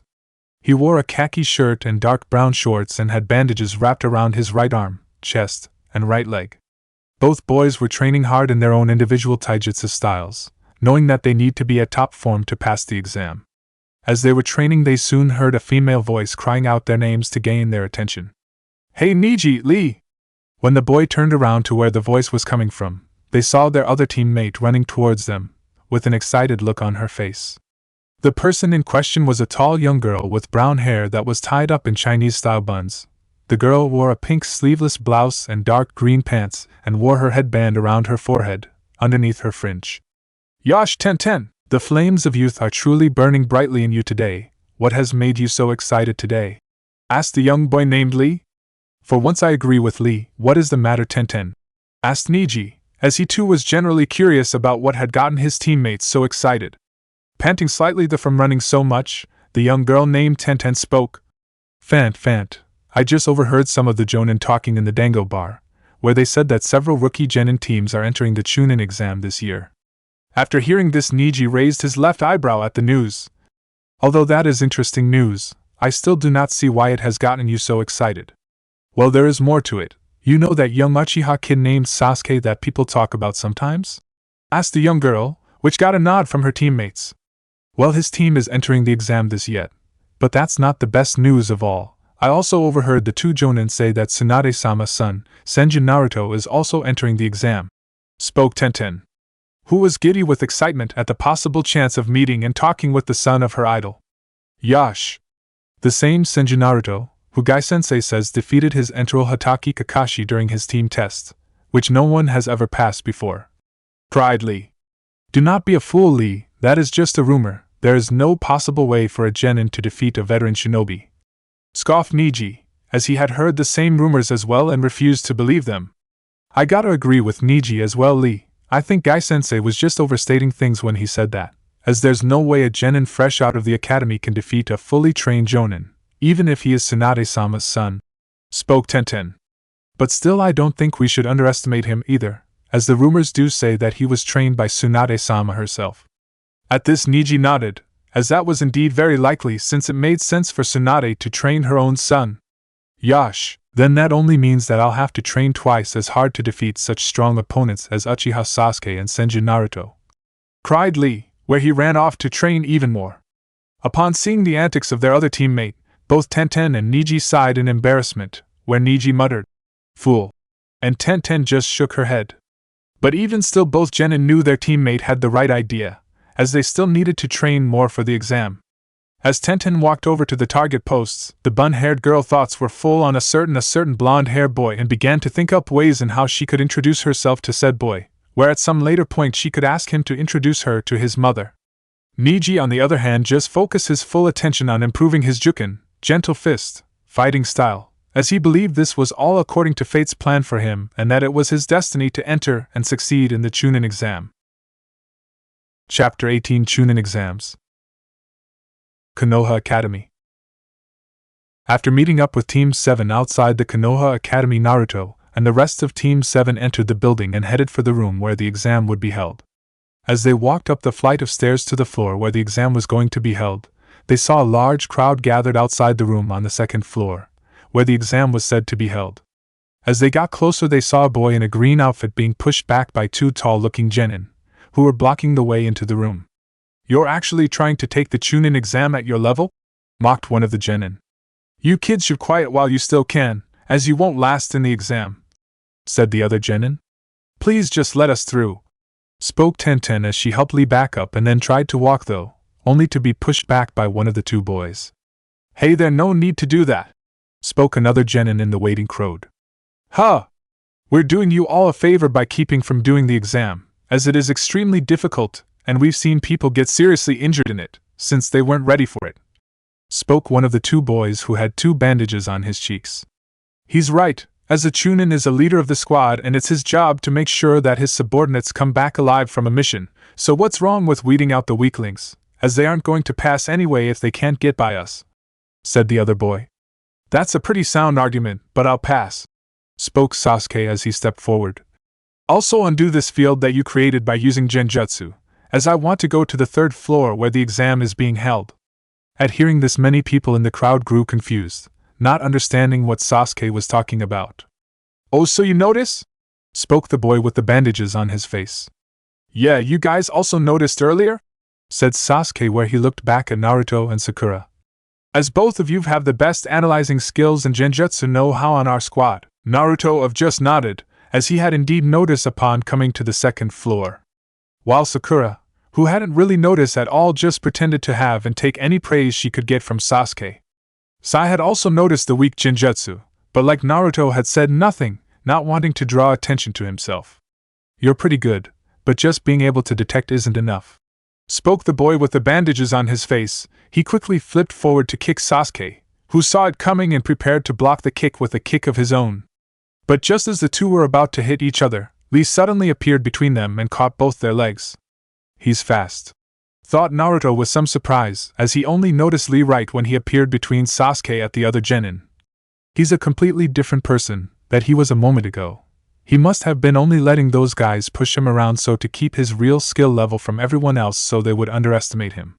He stopped by kick," thought Sasuke with some surprise and annoyance at how easily Lee had caught his kick. Soon after, Lee let go of both Sasuke and the other boy, where when he did, his teammates walked up to him. "You broke our promise," spoke Neji, when he and Tenten came up to Lee. "You're the one who didn't want to gain people's attention by doing something to stand out." "I'm sorry," spoke Lee, where they then turned to look at Sakura and blush a little.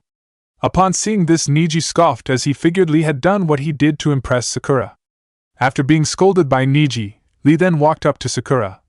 "My name is Rock Lee, let's go out together. I'll protect you till the day I die," spoke Lee, where he then did his nice guy pose. Upon hearing this, Naruto had to bite down hard on his own lip to keep from laughing at the look on horror on Sakura's face, after hearing Lee. But even still he could not help but let a few snickers out. "I guess it's true what Nasan said, there is always someone out there for someone else," thought the young blonde with a slight chuckle. Even the emotionless Sai found the situation funny, where a slight smile appeared on his face at the sight of Sakura and Lee. Thankfully though, Sakura let Lee down easily, stating that he was too unique for her tastes, which of course made the young green-wearing youth fanatic depress, but it was still better than how Naruto thought Sakura would do it. "Hey, you there," spoke Neji as he walked towards Team 7 and looked at Sasuke. "Identify yourself." "You're supposed to introduce yourself first, before asking for someone's name," replied Sasuke coolly, as he stared back at the young male Hyuga. Neji of course frowned a little at Sasuke's remark. "You're a rookie, aren't you? What age are you?" "I'm not obligated to answer that," answered the young Uchiha. Tenten of course giggled at this, as it wasn't every day that someone would act so definitely towards Neji. "He's cute," thought the bun-haired girl, as he looked at Sasuke. Angered by Sasuke's blatant disrespect towards him, Neji quickly moved forward towards Sasuke, but before he could take more than a single step forward, he was blocked by Naruto, who stepped forward between Sasuke and Neji, stopping what he knew could turn into a fight. "Easy there, wide eyes, no need to start something that gets us all in trouble. And who are you?" asked Neji as he stared at Naruto. He's teammate, as well as the person who knows that none of us really have much time to play around, especially if we want to enter the exam room before the exam starts, said the blonde boy. At hearing this, Neji frowned a little with annoyance, but knew that Naruto was right. Knowing that they did not have much, Neji just huffed with annoyance, where he just stepped back. Come on guys, let's go, spoke Naruto, where he leads Sasuke and the others to the stairs so to reach the 3rd floor. As they headed for the stairs, Sasuke looked to Naruto. You didn't need to interfere, Naruto. I could have handled him. Well, better safe than sorry, team. Besides, like I said, we don't have much time to waste before the exam, replied Naruto, where the young Uchiha just nodded. As Naruto and Team 7 made their way to the 3rd floor, the 2 Genin boys, who had been fighting with Sasuke and Lee, watched the members of Team 7 head up to the next floor. Those older kids must be the students of Guy, and the blonde and raven-haired kids must be the Uchiha and Senju clan heirs that everyone has been talking about, spoke the bandage-wearing boy. Yeah, and I guess they all passed the application turn-in phase, replied the other boy. Oh yeah, replied the bandage-wearing boy, where he and his partner quickly turned into 2 more older forms of themselves and revealing that they were both actually Chunin examiners. Looks like we can enjoy ourselves with the candidates this year, Kotetsu, said one of the 2 Chunins to his partner. That we can, Izumo, replied Kotetsu, where he and his partner then disappeared in a puff of smoke. As Sasuke and the others walked down the hallway, Neji noticed the Uchiha clan symbol on Sasuke's back and quickly realized who he was. Uchiha Sasuke. Neji was of course not the only one who noticed the symbol on Sasuke's back, as Lee also noticed it as well. He interests you? Asked Tenten. Neji of course did not respond to Tenten's question and simply walked away. Come on Lee, let's go, spoke Tenten, as she turned to her teammate, as she planned to follow after Neji. You guys go ahead, I have something I want to check out, I'll catch up with you later, spoke the boy, as he turned to the direction that Naruto and Team 7 went. What's all that about? Asked Tenten as she turned to Neji. TSK, how would I know? Scoffed Neji, not really caring, where he just continued on, with Tenten following closely behind. As Naruto and Team 7 headed to the exam room, they entered a large hallway, where Lee caught up to them and called out to them. Hey, you with the sharp eyes! Upon hearing Lee's call them, Naruto and the others turned around and saw that Lee was the one who had called Sasuke. What is it? Asked Sasuke. Will you fight me here and now? Asked the green jumpsuit-wearing boy. Upon hearing this, Sasuke raised his eyebrow, unsure whether to accept Lee's request or not, although as he stared at Lee, he remembered how easily he had caught his kick earlier. Fine, I accept, said Sasuke with a smirk, as he was eager to have another go at Lee. Don't, Sasuke, remember we don't have time for stuff like this, said Naruto. Don't worry, Naruto, this won't take long, replied Sasuke confidently, where he then charged straight at Lee, who waited for Sasuke to come to him. I'm sorry, Guy-sensei, but I fear I must break my promise and use that move, thought Lee, as he saw Sasuke charging at him. As Sasuke neared Lee, he quickly brought his right fist forward and went to hit him, but just as he did, Lee disappeared right before his eyes, much to his shock.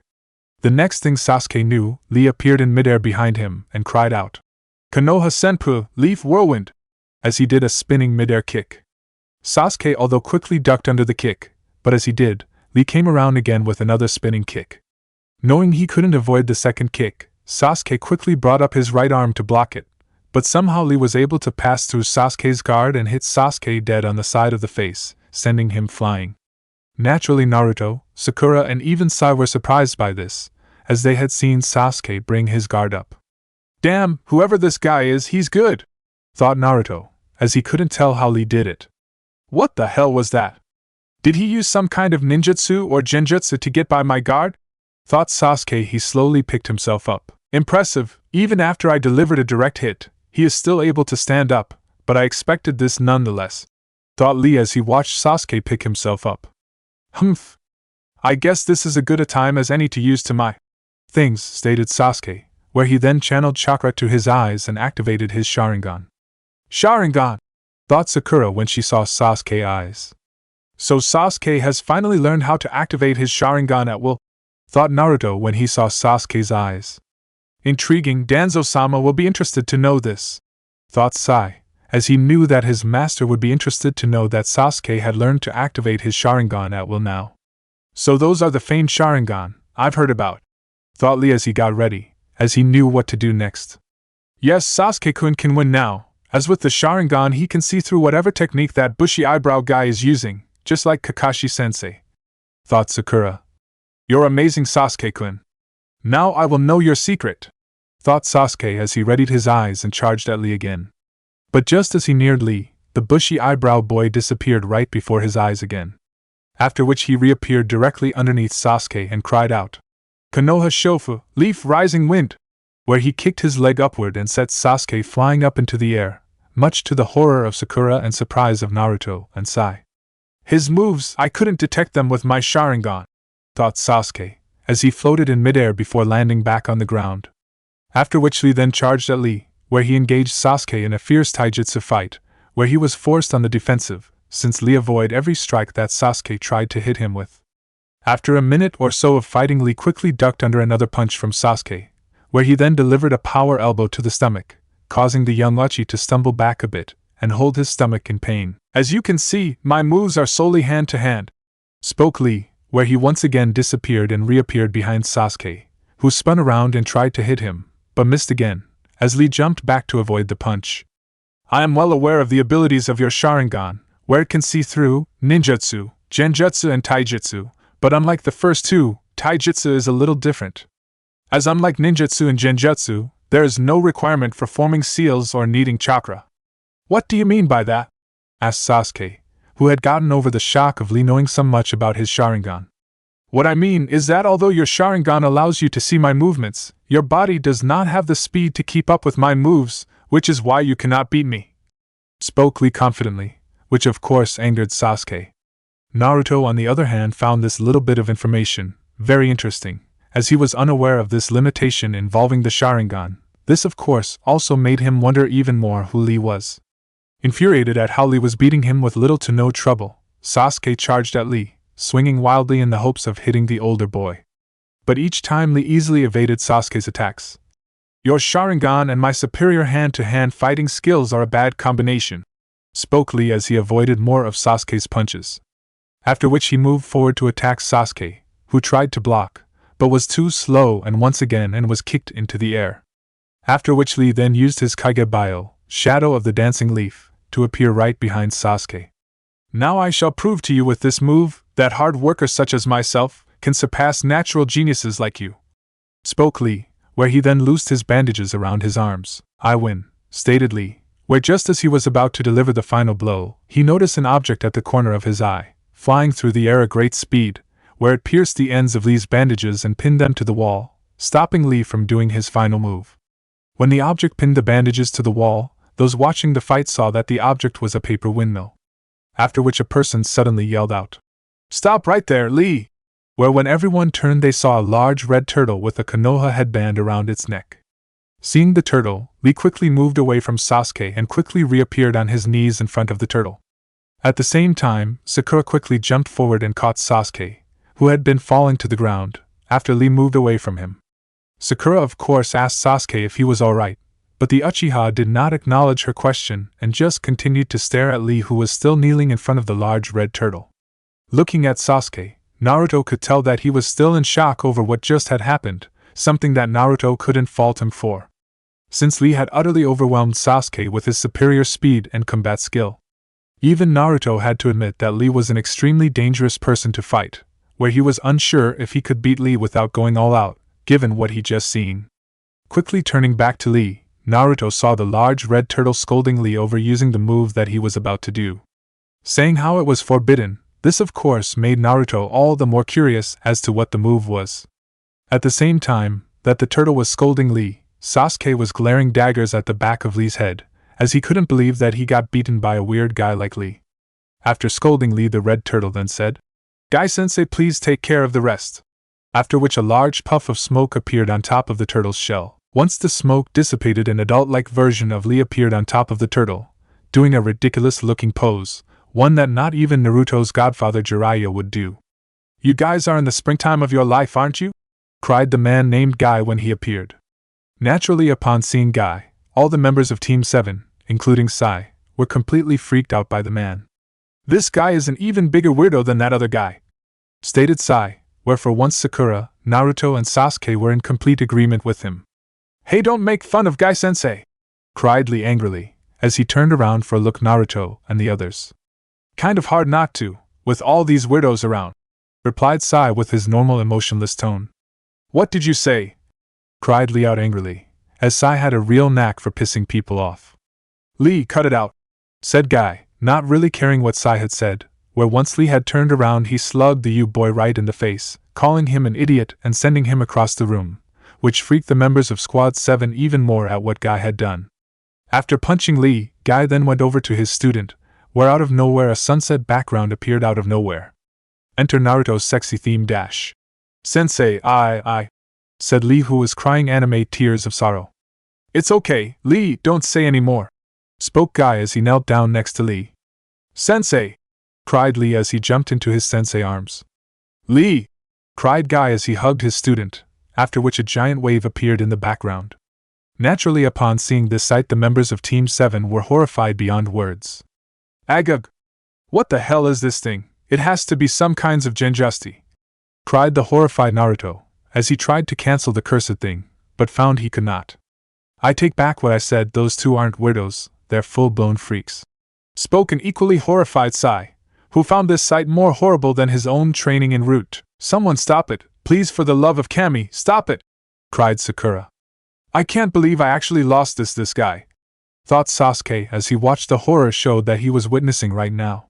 Yes, this is youth, spoke a crying Guy as he continued to hug Lee, which made Naruto begin to wonder if this was crossing student-sensei relationship. Sensei! After a minute or so, Guy let go of Lee and stood up. It's okay, Lee, it's normal to make mistakes when you're young. You're too kind, Sensei. Now run 100 laps at the training ground in the sunset, said Guy, a still crying Guy, as he pointed to the doors outside, where somehow the sunset background appeared again. Hi, Sensei, replied a still crying Lee. Let's go, spoke Guy. Yes, sir, and Naruto's sexy theme dash. Wait. You can't go, the Chunin exams are about to start. If you leave now, you'll miss it, cried Naruto. What? Oh yeah, said Guy as he scratched his head out of embarrassment, as he had forgotten about the exam. Turning back to Lee, Guy spoke to his student. Lee, I'm going to punish you for fighting and for breaking a promise after the exams, okay? Hi, replied Lee, where he saluted his sensei. They're idiots, thought all four members of Squad 7 at the exact same time. Soon after, though, Guy turned to the four Genins and finally took notice of them. They must be Kakashi's, but the blonde boy, could he be? Thought Guy. Crap, he's looking our way, thought Sakura with worry. You young boy, spoke Guy as he pointed at Naruto. Are you by chance Senju Naruto? Yeah, that's me, replied Naruto, which of course got a surprised gasp from Lee, who had been unaware of whom Naruto was, as he had never bothered to ask. Yosh! I am honored to meet the son of the slug princess Tsunade-sama, cried Guy as he walked towards Naruto and took his hand and shook it. I've also heard a great deal of your exploits, especially your defeat of Kakashi and passing his test, along with your teammates here. Trust me, Guy-sensei, most of the stories about me defeating Kakashi are a bit exaggerated, as Kakashi-sensei didn't go all out on me and I had a few aces in the hole that he didn't know about. I only beat him because I got lucky, replied Naruto. Upon hearing this, Guy smiled, where his teeth gleamed brightly, making the members of Team 7 wonder if he bleached his teeth. Yash! I can see that you're indeed in the springtime of your youth, given how humble you're, for I am well aware that Kakashi would not have fought you seriously in his test. But even still, to defeat him is no small feat. Excuse me, Guy-sensei, but do you know Kakashi-sensei? Asked Sakura. I don't just know him, people call us eternal rivals. Upon hearing this, all four Genin gave Guy his weird look, not believe that in the least, as it sounded completely fake. These guys are complete idiots, thought Sai. Naturally, seeing the skeptically looks on the four Genin's faces, Guy decided to prove himself, where within the blink of an eye, Guy disappeared and appeared directly behind them. But none of the Genin knew this until Guy spoke from behind them, making all four of them jump slightly. Currently now the record stands with 50 wins and 49 loses, spoke Guy when he reappeared behind Team 7. Naturally, after hearing Guy's voice from behind and turning around to see, all four Genins were shocked, as none of them had sensed him until he spoke up. But when did he? thought Sakura. What? He's fast, thought Sasuke. Shit, this guy is fast, thought Naruto. As expected from the famed Meito guy, thought Sai as he had heard of Guy from his master. Also, let me tell you all that I'm stronger than Kakashi, stated Guy. Stronger than Kakashi? Thought Sasuke, who was unsure whether to believe Guy or not. Well, his speed is definitely better than Kakashi. Damn it, there's no way he can be bluffing, especially after what he just did. Damn, I need to gather some intel on this Guy character, as I've never even heard of him, but he's clearly a powerful shinobi and not someone to take lightly. Especially given what he just did and given how strong Lee he is as well, thought Naruto, as he planned to do some intel gather later on after the exam. Lee caused you all some trouble, but please forgive him, as he meant no real harm, said Guy as he looked at Naruto and the others, who just nodded. After which he then freed Lee's bandages from the paper windmill that he pierced it with, so to allow Lee to rebandage his hands. As he did, Naruto noticed the many bruises and cuts that were underneath Lee bandages, showing how hard Lee must have trained. Once Lee was rebandaged, Guy then told them that both Lee and them should hurry to the exam or else they miss it. After which both Guy and the large red turtle puffed away in a puff of smoke. Sasuke-kun, before we part ways, let me say this. To be honest, the only reason I wanted to fight you was to test my skills. You should also know that there is someone else on my team, who is stronger than me, and you've met him earlier. You're referring to that guy from earlier? Asked Sasuke, where Lee just nodded. I entered this exam to defeat him, but you're also one of my targets, as are you, Naruto-kun, spoke Lee, where he then looked Naruto when he mentioned his name, who just nodded, while Sasuke narrowed his eyes and gritted his teeth in anger, as his defeat at Lee's hands was still fresh on his mind. I suggest that you both prepare yourselves for the exam, finished Lee before he jumped away and ran to where his teammates would be waiting for him. Well, I guess that the Uchiha clan isn't all that great after all, spoke Sai suddenly with his traditional fake smile. Sai! Cried Sakura angrily, where she was about to try and hit Sai for his remark, but before she could, Sasuke suddenly spoke up. Shut up! The next time I face him, I'll slaughter him. If you believe that, then I can assure you he beat you into the ground, worse than he did a few minutes ago, spoke Naruto, which of course infuriated Sasuke even more. Naruto! Cried Sakura, as she couldn't believe how both Sai and Naruto were both putting Sasuke down. It's the truth, as I saw his hands before he rebandaged them. They were covered in bruises and cuts from training, many of which were old ones by the look of them. This revelation of course surprised both Sasuke and Sakura, as neither of them had paid attention to Lee's hands. Given that this Lee guy has clearly been training more than you, and a lot more intensely, probably every single day to have all those injuries, it's that simple, stated Naruto. At first, Sasuke did not take what Naruto had to say well, but soon realized that Naruto was right, after which he just smirked. Well, that's just fine, as this just makes things more interesting. Naruto of course just smirked back, as he knew that his lose to Lee had made Sasuke all the more determined to do well in the Chunin exam. After a few minutes, Naruto and the other final made it to the room where the Chunin exam was happening. But as they neared the doorway, they saw Kakashi along with Yamato and Kushina, waiting for them at the doorway. Ah, so you all came, that's good, now you can all do the exam, said Kakashi. What do you mean by that, Kakashi-sensei? Asked Sakura, not understanding what Kakashi meant. Well, you see, the Chunin exam can only be taken in teams of 3 or more, where if you do not come together as a team then you can't enter. Given your past disagreements with one another, we were unsure if you could move past them and come together as a team, which we're pleased to see, since you came here together, spoke Yamato. So what would have happened if Naruto had come here without us, or if we had come here without him? Asked Sakura. We would have stopped you here, and prohibited you from doing the exam, answered Kushina seriously, after which she then smiled. But since that isn't the case, you can do the exam, so good luck to all of you and kick some ass. At this, Naruto and the others smiled and nodded, where they then went through the double doors of the room. When they entered the room, they found it to be full of other genin from various shinobi villages, who were staring at them as they entered the room. Upon seeing so many different genins that looked strong, Sakura quickly became nervous and unsure of herself. Fortunately, though, a distraction came in the form of a blonde-haired girl. Naruto-kun, you're late! Cried the person, where a blonde blur quickly jumped up on top of Naruto on his right, making it hard for the blonde boy to keep his balance and keep standing. When Sakura and the others looked, they saw that the person was none other than Ino, who had her arms wrapped around Naruto and was hugging him tightly.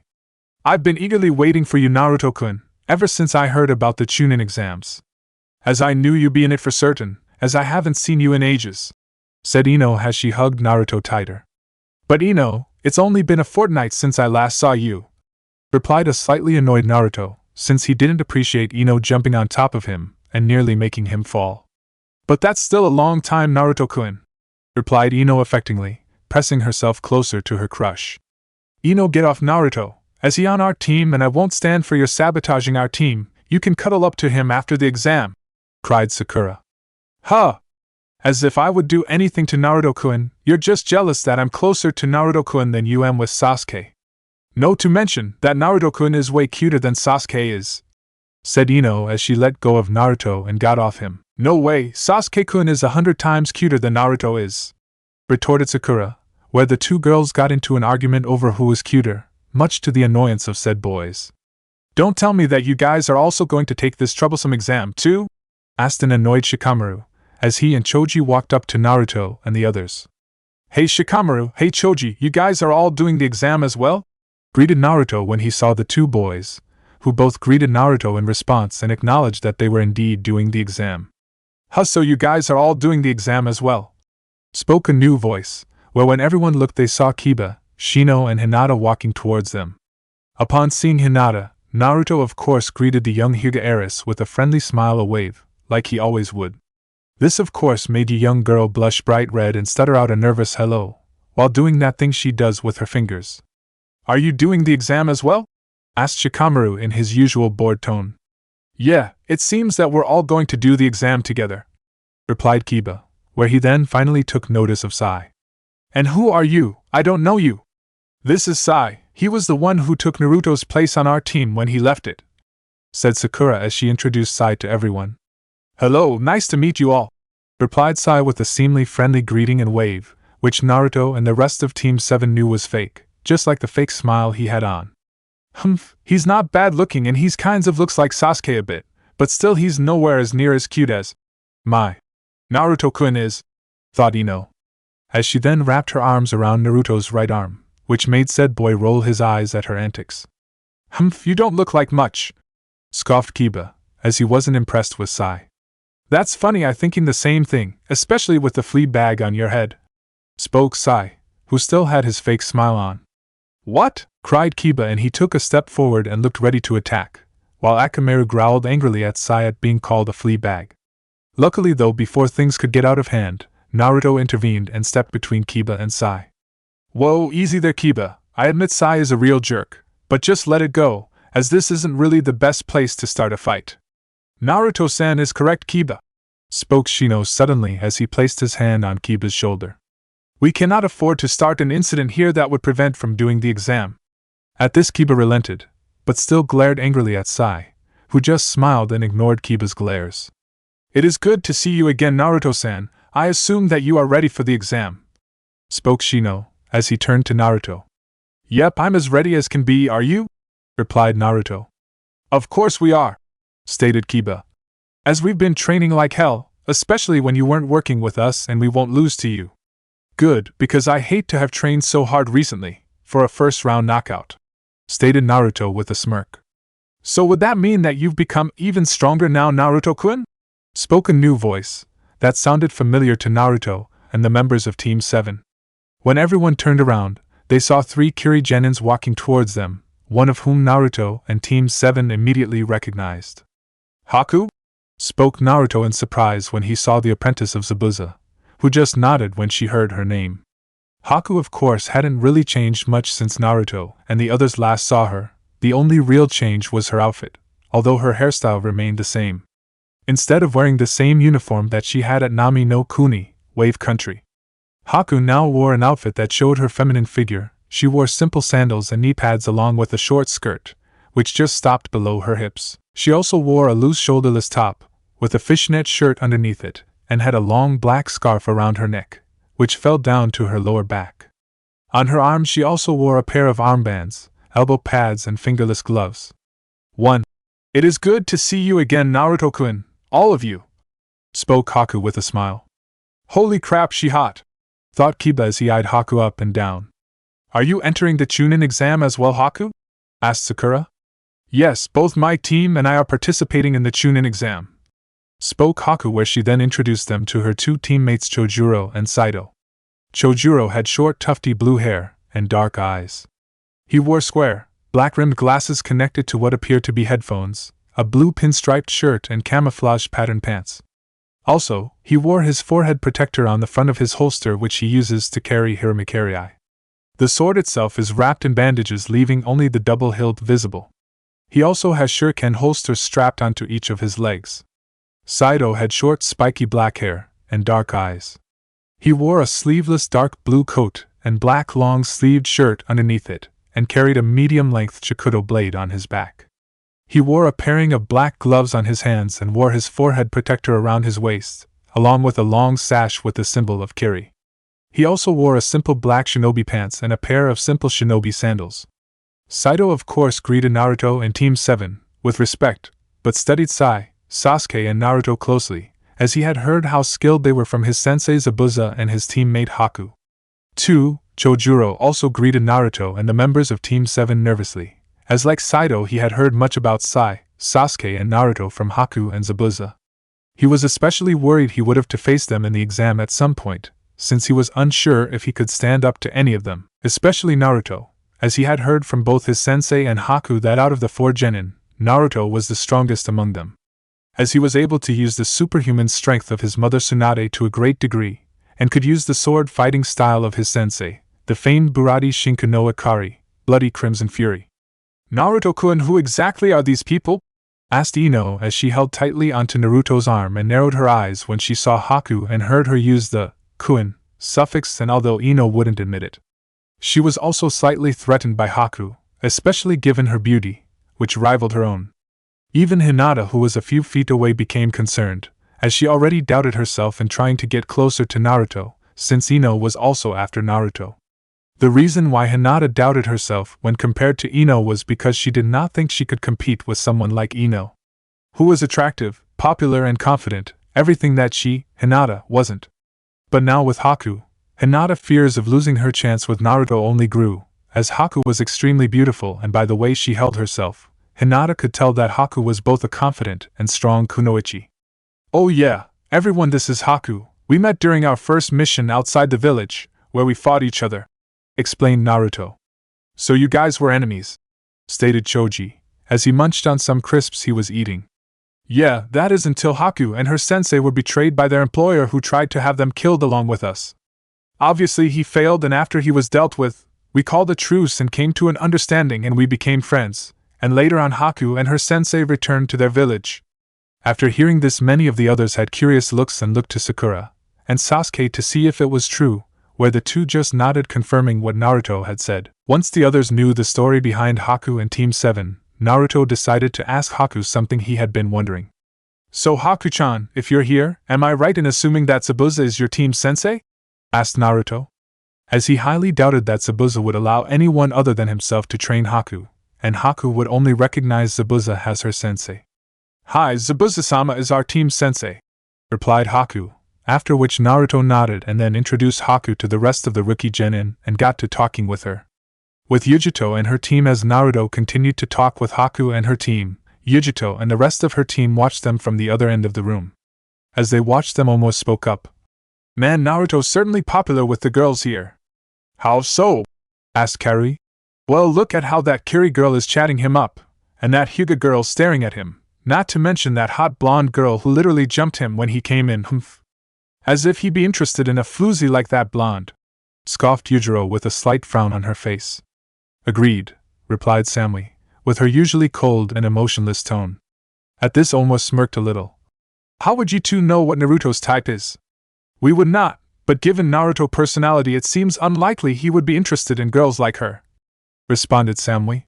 At this, Omo just smirked more. If I didn't know better, I would think that you two were jealous. At this comment, Yujito and Samui both snapped their heads to turn to Omoi. Jealous? Us?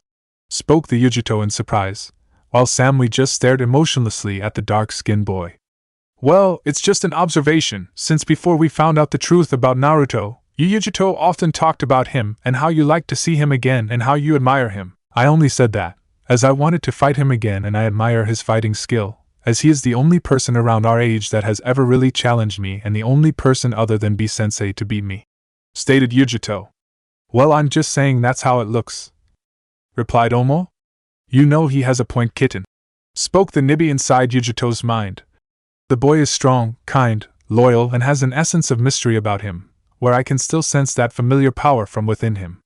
Yet I still cannot place where I have felt it before, not to mention you've stated so yourself from time to time that he isn't bad looking." "Shut it, Nibi, it's nothing like that, I just admire Naruto as a shinobi and a worthy rival, nothing more," stated an annoyed Yujito in her mind. "Hey, I just saying kitten," replied the cat Biju. "Not to mention Naruto is the only guy that was able to cop a feel of you Samui and not get beaten to near death for it. Hence it makes one wonder why you let him go so easily," continued Omo, where as soon as he was finished, he was met with an icy stare that made the young boy flinch. "I suggest that you be careful what you say, Omo, as I warned you what would happen should you ever mention that incident again," spoke Samui in a cold and dangerous tone, which made you young boy shiver slightly. Especially when he remembered what Samui promised to do to him, should he ever tell anyone how Naruto groped her by accident when they first met. Upon remembering the threat, Omo decided to remain silent, after which the four of them waited patiently for the exam to start, while at the same time watching Naruto and his friends, since both he and Sasuke were their assigned targets for the mission. With Niji, Lee and Tenten at the same time, as when the Kumonins were talking amongst themselves, Lee was finishing telling Niji and Tenten who Naruto really was, whereupon learning the truth, both of them were naturally surprised. I can't believe it, I had the perfect chance to talk to him, and I let it slip right by," moaned a disappointed Tenten. Due to the opportunity to talk to the son of her idol, especially after she planned so many different ways she would introduce herself to when she would meet him. "I suggest you contain yourself, Tenten, as regardless of his heritage, he is still only a person, and just because he is related to famed and powerful shinobis, it does not necessarily mean that he will be as strong as them," replied Niji. "But he is strong, Niji-kun, as he even admitted that the story about him defeating Hatake Kakashi is true, although he did state that he got lucky and that Kakashi-san had not been serious when they fought," spoke Lee. "Perhaps, but I still remain skeptical of the matter," replied Niji, although he did eye Naruto with a calculating look, as if trying to figure Naruto out.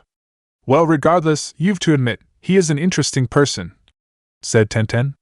"Indeed," replied the Hyuga prodigy. With Naruto and the others as Naruto and the others talked to Haku and her team, they suddenly heard someone call out to them. "Hey, you guys!"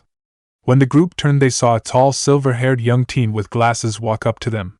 "You guys should quieten down a bit and stop attracting attention to yourselves," spoke the silver-haired youth. "You lot are the rookie 10 that just graduated from the academy this year, correct?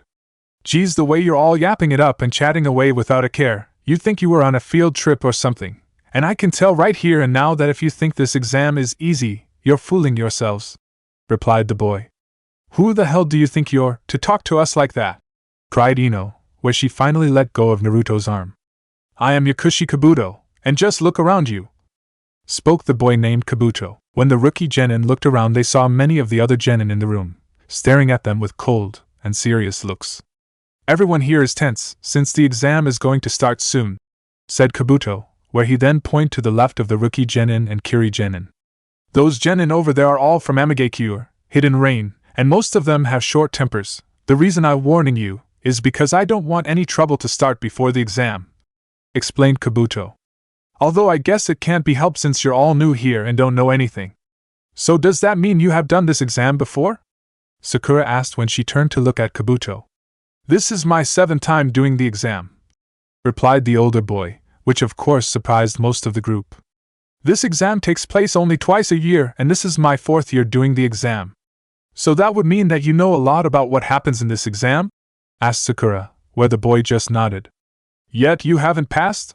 asked Haku, with a slight frown, as she found that there was something off about Kabuto.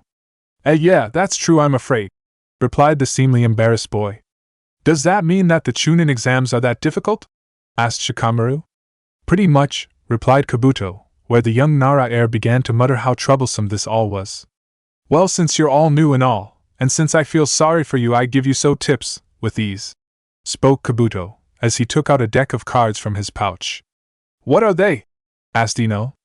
They are my recognition card, answered Kabuto, where after seeing the confused look on the Genin's faces, he went to explain further. In basic terms, they're cards with information burnt into them using my chakra. I've gathered information on this exam for the past 4 years. Meaning I've a lot of information on a lot of different people and places, stated Kabuto, where he then started to explain what the Chunin exam was all about. Once Kabuto had finished explaining what the exam was about, Sasuke decided to ask a question. You say that you've information on a lot of different people. Does that mean you've information on the combatants in this exam? Yes, I do. Is there someone you're interested in? Asked the boy, with a ghost of a smirk, where Sasuke just nodded. Well, the information I've on this year's examinees is not perfect, but I burnt and saved them onto my cards, which includes all of you, stated Kabuto, where at hearing this, both Haku, her team, and Naruto all frowned, as they did not like this. Now tell me what you can about these people you're interested in and I look them up for you, said Kabuto. Gaara of Tsunade, Hidden Sand, Rock Lee of Konohamaru, Hidden Leaf, Niyujuto of Kumo Team, Hidden Cloud, and Samui of Kumo Team, spoke Sasuke. At hearing this, Naruto looked at Sasuke with a bit of surprise since he could understand why he was interested in Gaara, given their meeting, as well as Lee, since he had beaten Sasuke. But Naruto had not expected Sasuke to ask about Yujuto and Samui, since he did not have any kind of confrontation with the girls. Naruto's only guess as to why Sasuke was asking about them was because the girls had left some sort of impression on Sasuke after the Kumo Genin attacked him, Naruto. Oh, so you know their names, then this will be easy, replied Kabuto, where he took out 4 cards from his deck and then channeled chakra into it. After which a small puff of smoke came from the card, where a profile and picture of Lee appeared on the card. Let's start with Rock Lee, said Kabuto. Now he is 1 year older than you. He has done 20 D rank missions and 11 C rank mission. He's Team Sensei and Mato guy. He has extremely high hand-to-hand combat skills, but all his other skills are terrible.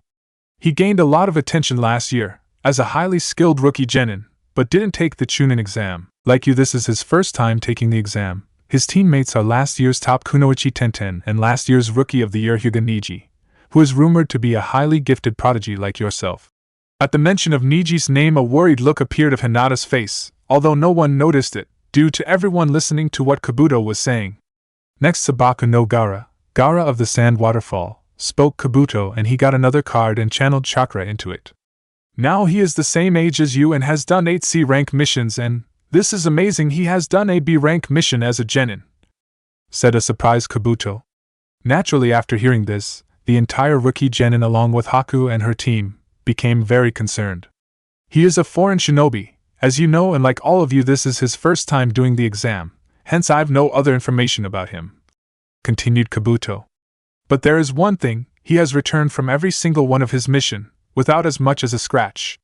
After hearing this, everyone's concern about the red-headed boy grew.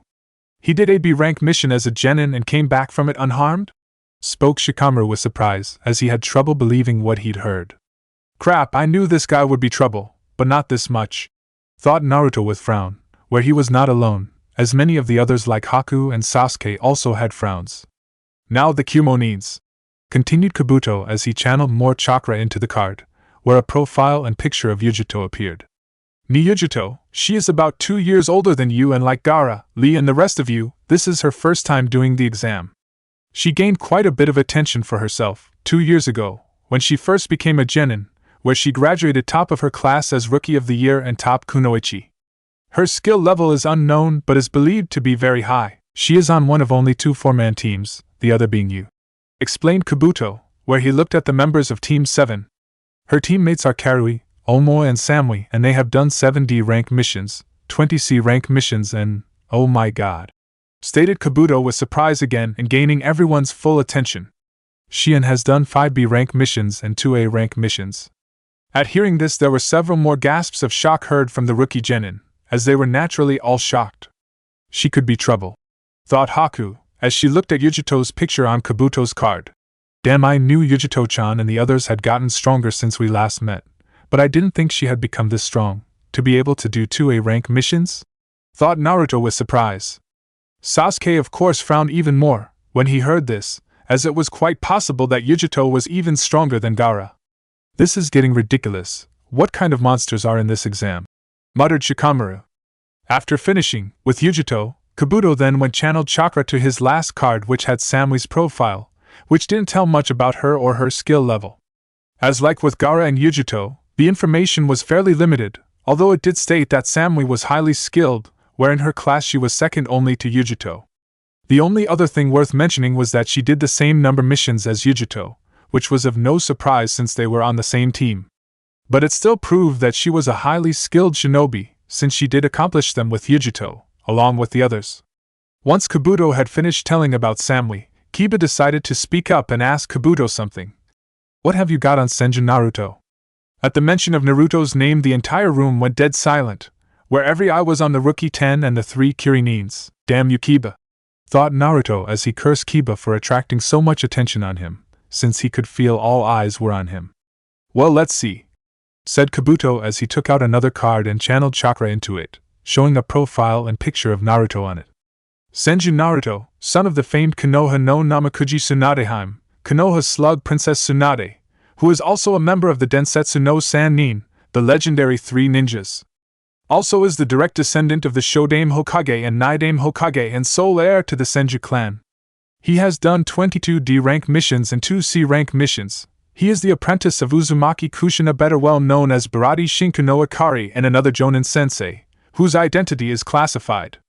But even though he is not on an official team, he has been allowed to work on joint missions with teams 7, 8, and 10.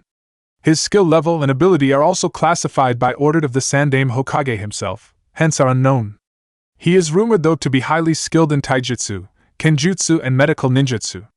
He is also rumored to, oh my, have been trained by both his mother Tsunade and her former teammate Jiraiya the Gamma Sennin, Toad Sage. Upon Kabuto saying this, the entire room was so quiet that a person could hear a pin drop, where all eyes were on Naruto.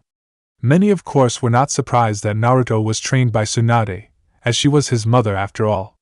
But the fact that he was also trained by Jiraiya the famed Gamma Sennin, the strongest of the Densetsu no Sannin, was shocking to say the least, since it meant that Naruto was trained by 2 members of the Densetsu no Sannin.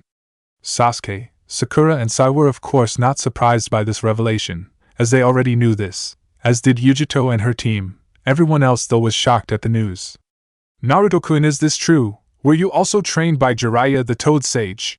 Asked Haku, as like everyone else she was stunned by the news. Her teammate Chojuro took the news especially bad, since he was seriously doubting his chances of beating someone who was trained by 2 members of the Densetsu no Sannin. Sighing heavily with frustration, Naruto knew this would put a large target on his head, where he silently glared at Kabuto, who Naruto could have swore he saw smirking for a split second, and Kiba, who was wide-eyed in shock at the news. After which he replied to Haku's question with a simply nod confirming the news. Hi, he is training me, since he is also my godfather. Shit, we're in serious trouble, thought Kankuro, where he began to understand why Naruto was so strong. Not good, thought Temari, where her worries only grew when she saw a sadistic grin appear on her younger brother's face. Yes, mother, his blood will be excellent. He will prove worthy prey and prove my existence to the world, thought Gaara, since he could barely contain his sadistic joy of having the chance to face and kill someone that has been trained by 2 members of the Densetsu no Sannin. It seems he may indeed prove worthy after all, thought Niji, and he continued to look at Naruto with his cold, calculating stare. Yes.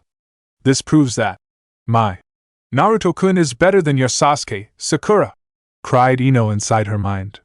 With the Amnins not far away from the rookie Genin, 3 Aim Genin, who separated themselves from the other Genin from Aim, stared silently at the rookie Genin, or to be more precise, they were staring at Naruto. So that is Senju Naruto, spoke the leader of the group, who wore a hooded cloak, just like the other 2 members of the team, covering their appearance, where only their lower faces could be seen. Do you believe we should take him out? Asked one of Aim Genin. Not yet, replied the leader of the group. Why not? You heard what that Konoha Genin said. He has been trained by 2 members of the Sannin. Surely that makes him a threat, and Hanzo-sama's orders are T-. Spoke the other Aim Genin, but was interrupted by the leader before he could finish. Do not speak to me on what his orders are, rounded the group leader in a harsh whisper, so not to attract attention. I am well aware of them, as it was I who was given the mission of eliminating Senju Naruto should he be a threat on our village. So why not eliminate him now, when we have the chance, since given what we've heard he is clearly a threat, or at the very least could become one very soon," said the first Aim Genin.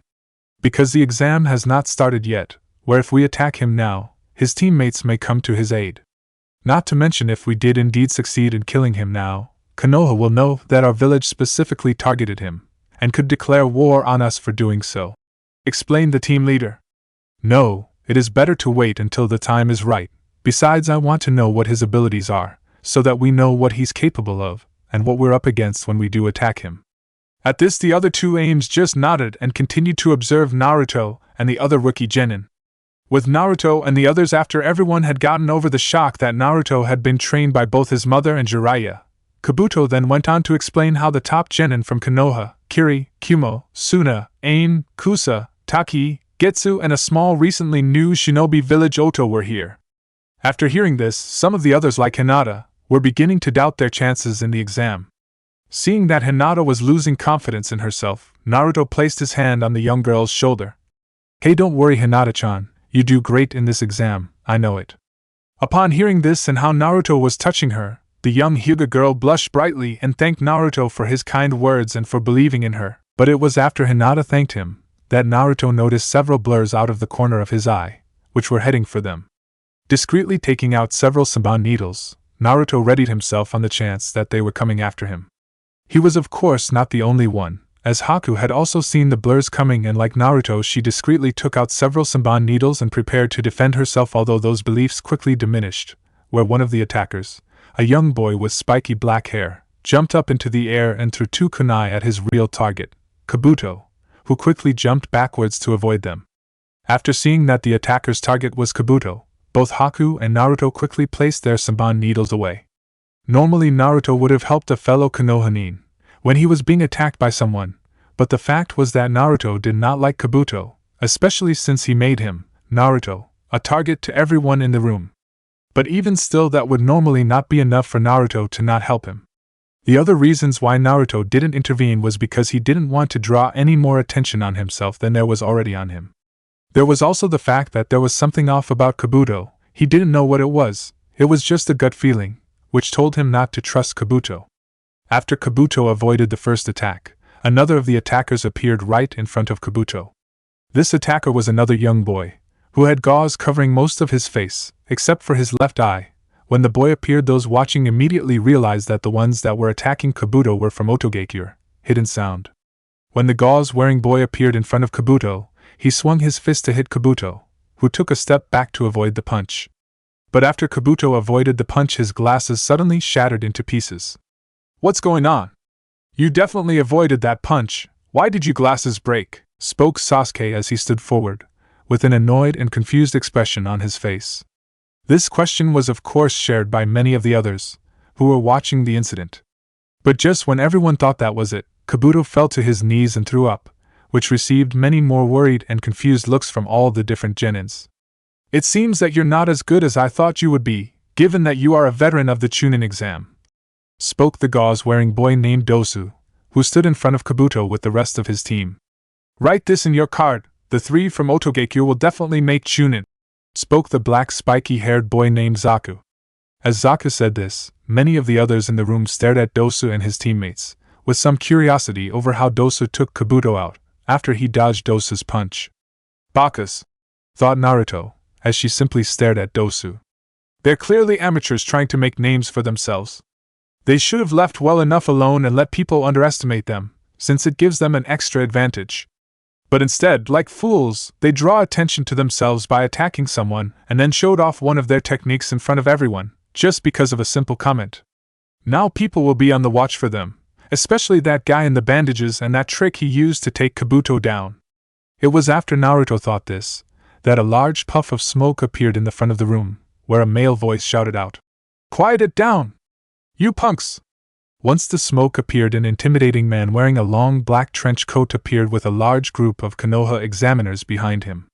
"My name is Mori Nabiki and I'll be your first examiner in this test of the Chunin exam, so I suggest you all shut up and listen," spoke the man named Abiki. The Jonin waiting lounge, after seeing off their teams to the Chunin exam, Jonin-sensei Sarutobi Asuma and Yaoi Kurenai went off to have lunch together, after which they then went to the Jonin waiting lounge. When they entered the room, they saw several Jonin-senseis. Many of them they knew, others they did not, as they were from various different villages.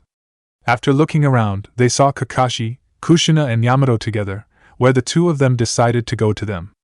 As they got closer, they saw that Kakashi was reading his Aika book as normal. Yamato was also reading a book, but unlike Kakashi, his book was The Legend of the Gutsy Ninja, which both Naruto and Kushina had recommended to Yamato to read.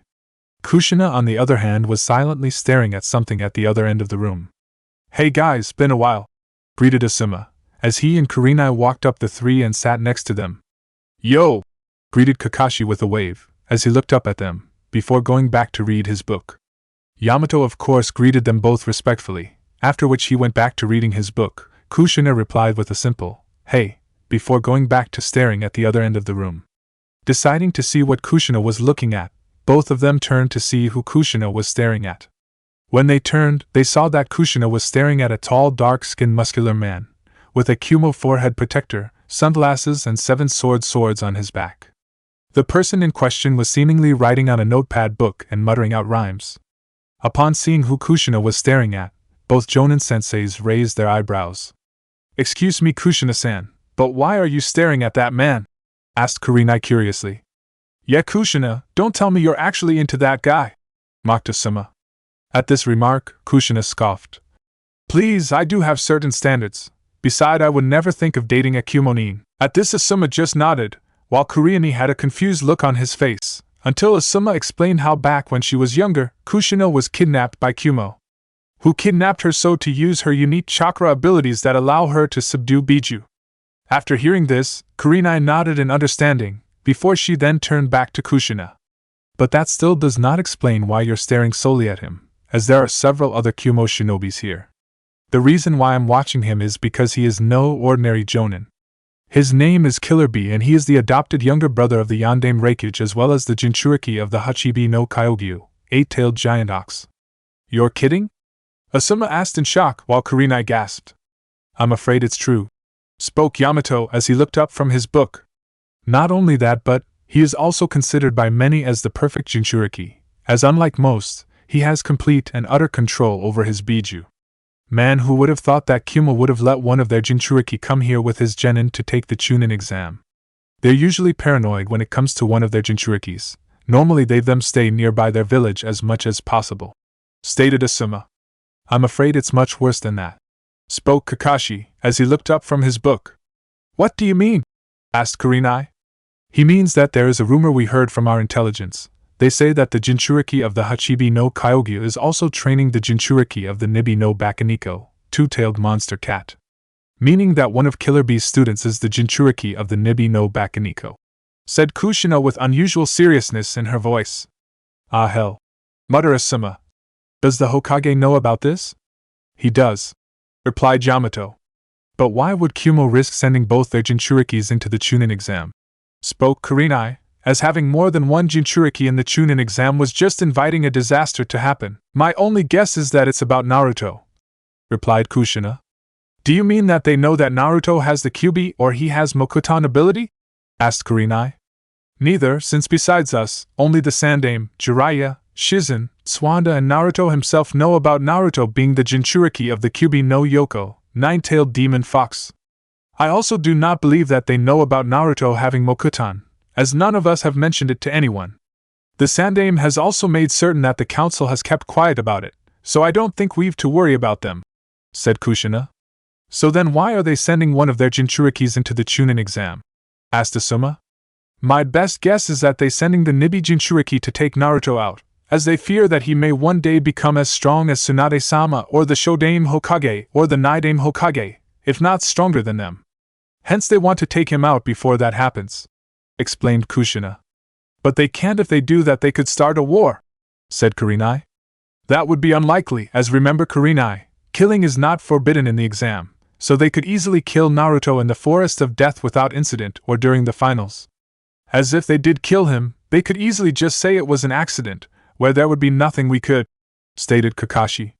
As he had to hand it to the Reikage, this was probably the perfect way to eliminate someone like Naruto, without starting a war between Kumo and Konoha. "We have to do something," stated Kurenai, as she had no wish of seeing Naruto being killed, as she had grown quite fond of the young Senju boy and found him to be a kind and caring young man. "There is nothing we can do, Kurenai-san," said Yamato, who understood where Kurenai was coming from, "as we cannot remove Naruto from the exam when it has already begun, at least not without good reason, like having a serious injury or something, as if we took him out of the exam, it would be a great embarrassment to Konoha." "Damn, things look pretty bad for the kid," said Asuma as he puffed smoke out from his cigarette, as like Kurenai and the others he was worried about Naruto, as he had started to like the young blonde as well. Especially since Naruto started teaching him his Surashifu, Y/. "Well, I'm afraid it only gets worse," spoke Kushina, causing Asuma, Kakashi and Kurenai to look at her. "How so, Kushina-san?" asked Kurenai. "Well, it seems that Naruto knows Killer Bee and his Genin team, or to be more precise, he is friends with them," explained Kushina. After which she then told Kakashi and the others about Naruto's meeting with Killer Bee and his team. She then further went on to explain her fears that the Kumo Genin may use their friendship with Naruto to get close to him and get him to let his guard down and kill him. At hearing this, the three Jonin senseis frowned, as they knew that what Kushina said was indeed possible, and it would not be on Kumo to try something like that, as they had done something very similar 9 years ago, when they used the peace treaty between Kumo and Konoha to have their head shinobi enter the village and try to kidnap Hyuga Hinata. It was even more possible, given the fact that Naruto was a trusting person. A fact that Naruto proved at Nami no Kuni, when he attacked Kakashi to save Zabuza's apprentice/partner Haku, who Naruto had befriended earlier on. "Man, and I thought the kids had it tough before," commented Asuma. "What do you mean, Asuma-san?" asked Yamato. "Well, I heard that this year the first examiner is Morin Ibiki." At this Kakashi frowned. "That sadist. Well, it seems things will indeed be difficult for the kids." "Sadist, what do you mean? Who is Ibiki?" asked Kurenai, as she had not heard of the man. "I'm not surprised that you have not heard of him, Kurenai, since you are a rookie Jonin after all," commented Asuma. "Ibiki is an expert in the human psyche, where he can easily find your smallest weakness and get inside your head and break you and make up give up. He is also the head of the torture and interrogation division, making him good at what he does." At hearing this, Kurenai became worried for her student and frowned slightly at the news. "So what should we do?" she asked. "The only thing we can do," spoke Kushina. "Wait and believe that we've trained them well enough and that they can get through this test." With Naruto had the others after Ibiki and the other Chunin examiners arrived, they quickly took charge of the room, where they had everyone quickly take seats. When Naruto's name was called out, he found himself being seated next to Hinata, which of course he did not mind, although the young Hyuga girl did blush a bit at being seated next to Naruto. After everyone was seated, Ibiki began to explain the rules of the test to everyone, where much to everyone's surprise they found it to be a written exam. Ibiki also then went on to explain that cheating was strictly forbidden, where the other Chunin examiners would be watching them closely, and if they were found cheating 3 times, then they would be disqualified from the exam. Once he had explained the rules, Ibiki then handed out the exam sheets and stated that they had 1 hour to do the paper, whereupon hearing this, all the genin immediately began writing. When the exam started, Naruto looked over the questions and found that there were very few questions that he could understand. As many of them the questions required advanced mathematics to understand, while others could only be answered by senior Chunin and Jonin shinobis. Answering whatever questions he could, Naruto then looked around the room to see how everyone else was doing. It didn't take Naruto long to figure out that nearly everyone was cheating in the exam, as when he looked around he saw that Hinata was using her Byakugan to see through people and look at their answers. He also saw Haku, who was a few seats ahead of him, creating ice mirrors above herself and her teammates and positioning them in angles that allowed them to see the answers of other people. Seeing this, Naruto then realized that the only way he was going to pass this exam was to cheat and not get caught by the examiners.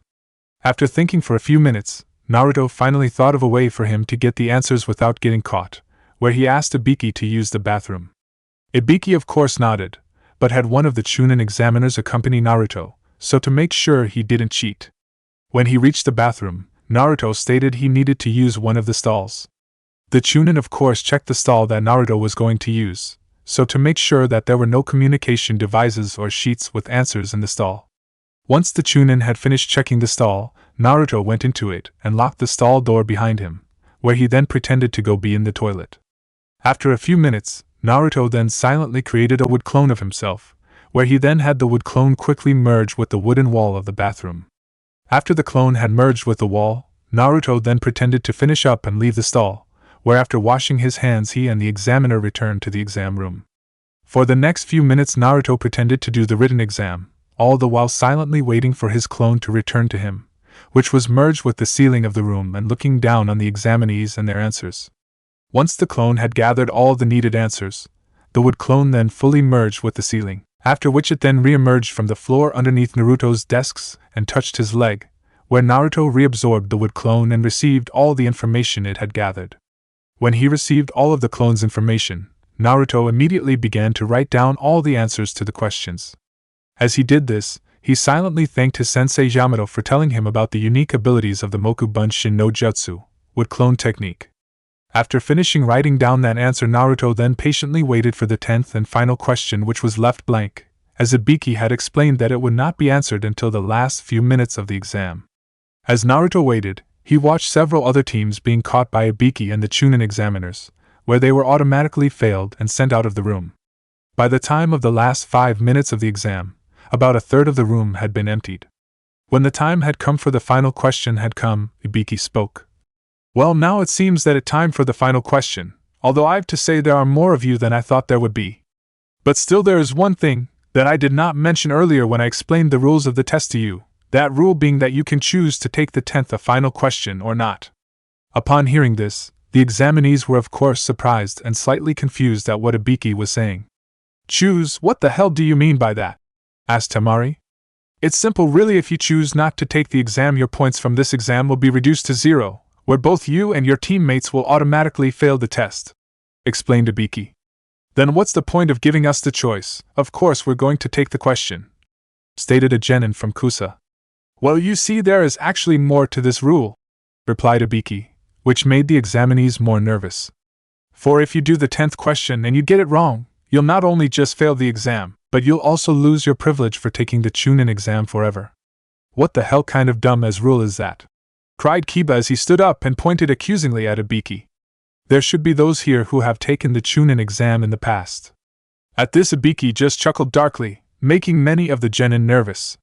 I am afraid we're unlucky, as this year I'm the one making the rules, which is why I am giving you all the option of quitting, replied Ibiki, and then continued. Those of you who are not confident in answering the final question can quit now and take the exam next year and the year after that, stated Ibiki, before chuckling darkly again. For the next few minutes the room was filled with an intense atmosphere caused by what Ibiki had said, where the doubts of many of the genin started to creep into them slowly. Soon enough several genin who could no longer take the pressure raised their hands and stated that they were giving up, where they were then joined by their teammates. One by one, more and more genin teams left, where after a little while the number of participants of the Chunin exam had been cut down in half. Seeing that the number had now been cut in half, Ibiki decided to add just a bit more pressure to see if there were any more to be weeded out before giving out the 10th question. This is your final warning now. If any of you have any doubts in correctly answering the 10th question, I suggest you leave now. For if you don't leave and you fail to get the 10th question, you will never enter this exam again. At this, the weight and pressure of the decision that they had to make began to weigh more and more on the remaining Chunin hopefuls, who were doubting themselves more and more as they watched other participants give up. This pressure became especially hard on Hinata, who was already insecure and doubtful of herself to begin with, where after another few minutes, she could no longer take it and slowly raised her hand. I'm sorry, Kiba-kun, Shino-kun, Naruto-kun, I'm just not strong enough, thought the young Hyuga girl as she raised her hand up. Seeing what Hinata was going to do, Naruto quickly grabbed hold of Hinata's hand, stopping it before it could fully go up, while at the same time lifting his up, but then suddenly smacked his hand down onto the desk and stood up. Screw you! I'm not gonna run away like some coward! Cried the young blonde. I'm taking this question, and even if I fail and remain a genin, it won't stop me from achieving my dream and become Hokage one day. So just give us the stupid question, as none of us are afraid. Are you certain about? As this question can affect your entire life, you still have the option to give up, no? Asked Ibiki. I told you I've no intention of giving up, and once I say something, I'll do it no matter what, replied Naruto. After hearing this, Ibiki looked around the room since after Naruto's little speech, the frightened and uncertain looks that were on many of the faces turned to looks of confidence and determination, the direct opposite of what they were a moment ago. Even Hinata, who had been ready to give up a moment ago, drew confidence from what Naruto had said and gained the courage to take the final. Upon seeing how the atmosphere had been completely changed by Naruto's speeches, the Konoha interrogator couldn't help but smirk. So that's the Senju brat that everyone has been talking about recently. Pretty interesting kid, he completely wiped out everyone's uncertainty. 80 genin there? More than I expect, but still, since you all seem ready to take the question, I've only one thing to say, you all pass. After hearing this, the genin were of course surprised and confused at what Ibiki had said. After getting over her surprise, Sakura imminently took up and spoke. Wait, what do you mean by we passed? What about the 10th question? At this Ibiki smiled. The choice to take the question was the 10th question, as there was no actually question to begin with. So what were all those other questions, were they all just a waste? Asked Temari, with annoyance, at how they had been all duped. No, they had a purpose as well, they were all to test you information-gathering skills, explained Ibiki, where after seeing the slight confused look on some of the genin's faces, he went on to explain the objective and goals of the first test, and how they were all tested, and how the test involved skills needed to be a successful Chunin. During the explanation, Ibiki even removed his bandana to reveal all the scars on his head that he received from being tortured, showing what you've to go through, to keep the secret of your village from its enemies. Once the explanations were finished, a round object suddenly burst through one of the windows, after which a large banner with the words, Second Examiner, Mitarashi Anko is here, appeared in front of Ibiki along with a tall violet-haired woman, who wore a tan overcoat, complete with a fitted mesh bodysuit that stretched from her neck down to her thighs along with a dark orange miniskirt. Upon her arrival, the woman named Anko cried out, I am the second examiner Mitarashi Anko, now let's go to the next exam. After which Anko then pumped up her fist into the air and shouted out, Follow me! At this everyone in the room just stared at her, with looks of disbelief. You really need to learn to grasp the atmosphere, Anko, stated Ibiki as he stepped out from behind the banner, with a dull look on his face, where the violet-haired woman blushed in embarrassment.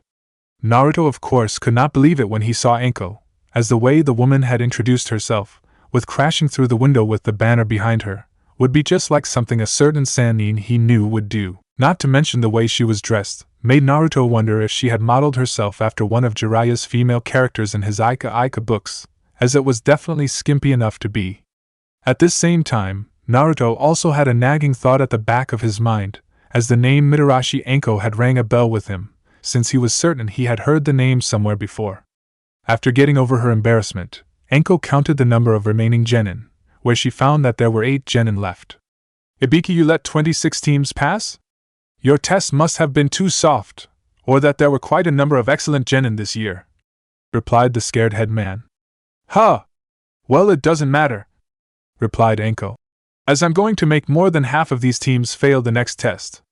Upon hearing this, many of the genin became nervous, especially given the sinister-looking smirk that appeared on her face. It was when this look appeared on Anko's face that Naruto suddenly remembered where he had heard Anko's name before. Now I remember her! Ero-sennin once told me about how that team Orochimaru once had a female apprentice back before he was forced to flee Konoha, she Orochimaru's former student. Now then, tomorrow, we'll be going somewhere for the second exam, so ask your Jonin sensei for the rallying point and time, spoke Anko in a serious tone. After which she then dismissed the genin. After being dismissed by Anko, the remaining genin began to walk out of the room to talk to their Jonin sensei. As Naruto was about to get up from his seat, Hinata suddenly speak. Arigato Naruto-kun. Upon hearing this, Naruto just nodded and smiled, after which he left with Sasuke and the others and met up with their senseis to find out about the next round of the Chunin exam and prepare for it. Chapter 19, Meeting the Snake. The Forest of Death. After the events of the first test, Naruto and the gang met up with their senseis and informed them that they had passed and was waiting to pass the next test. The 3 Jonin sensei were pleased to hear this, especially given who was doing the exam. Kakashi, Kushina and Yamato informed them that next exam would be held on Training Ground 44, which was better known as the Forest of Death, and that they would have to meet Anko there at 8 o'clock sharp tomorrow morning. The following morning the four genin met up again and arrived at the rendezvous point a few minutes before 8. When they arrived they found that all the other genin had arrived and were waiting for Anko's arrival. As they waited they looked at the Forest of Death, figuring that this would be where their next exam would be. "This place is creepy," said Sakura nervously, as she looked at the dark forest. Soon enough though, Anko appeared in front of everyone in a puff of smoke and then called them together to listen to what she had to say. There Anko informed the group of genin that they would be spending the next 5 days in the forest. Upon hearing this many of the genin became nervous over having to enter the creepy forest. Naruto of course was not intimidated by the forest and just scoffed.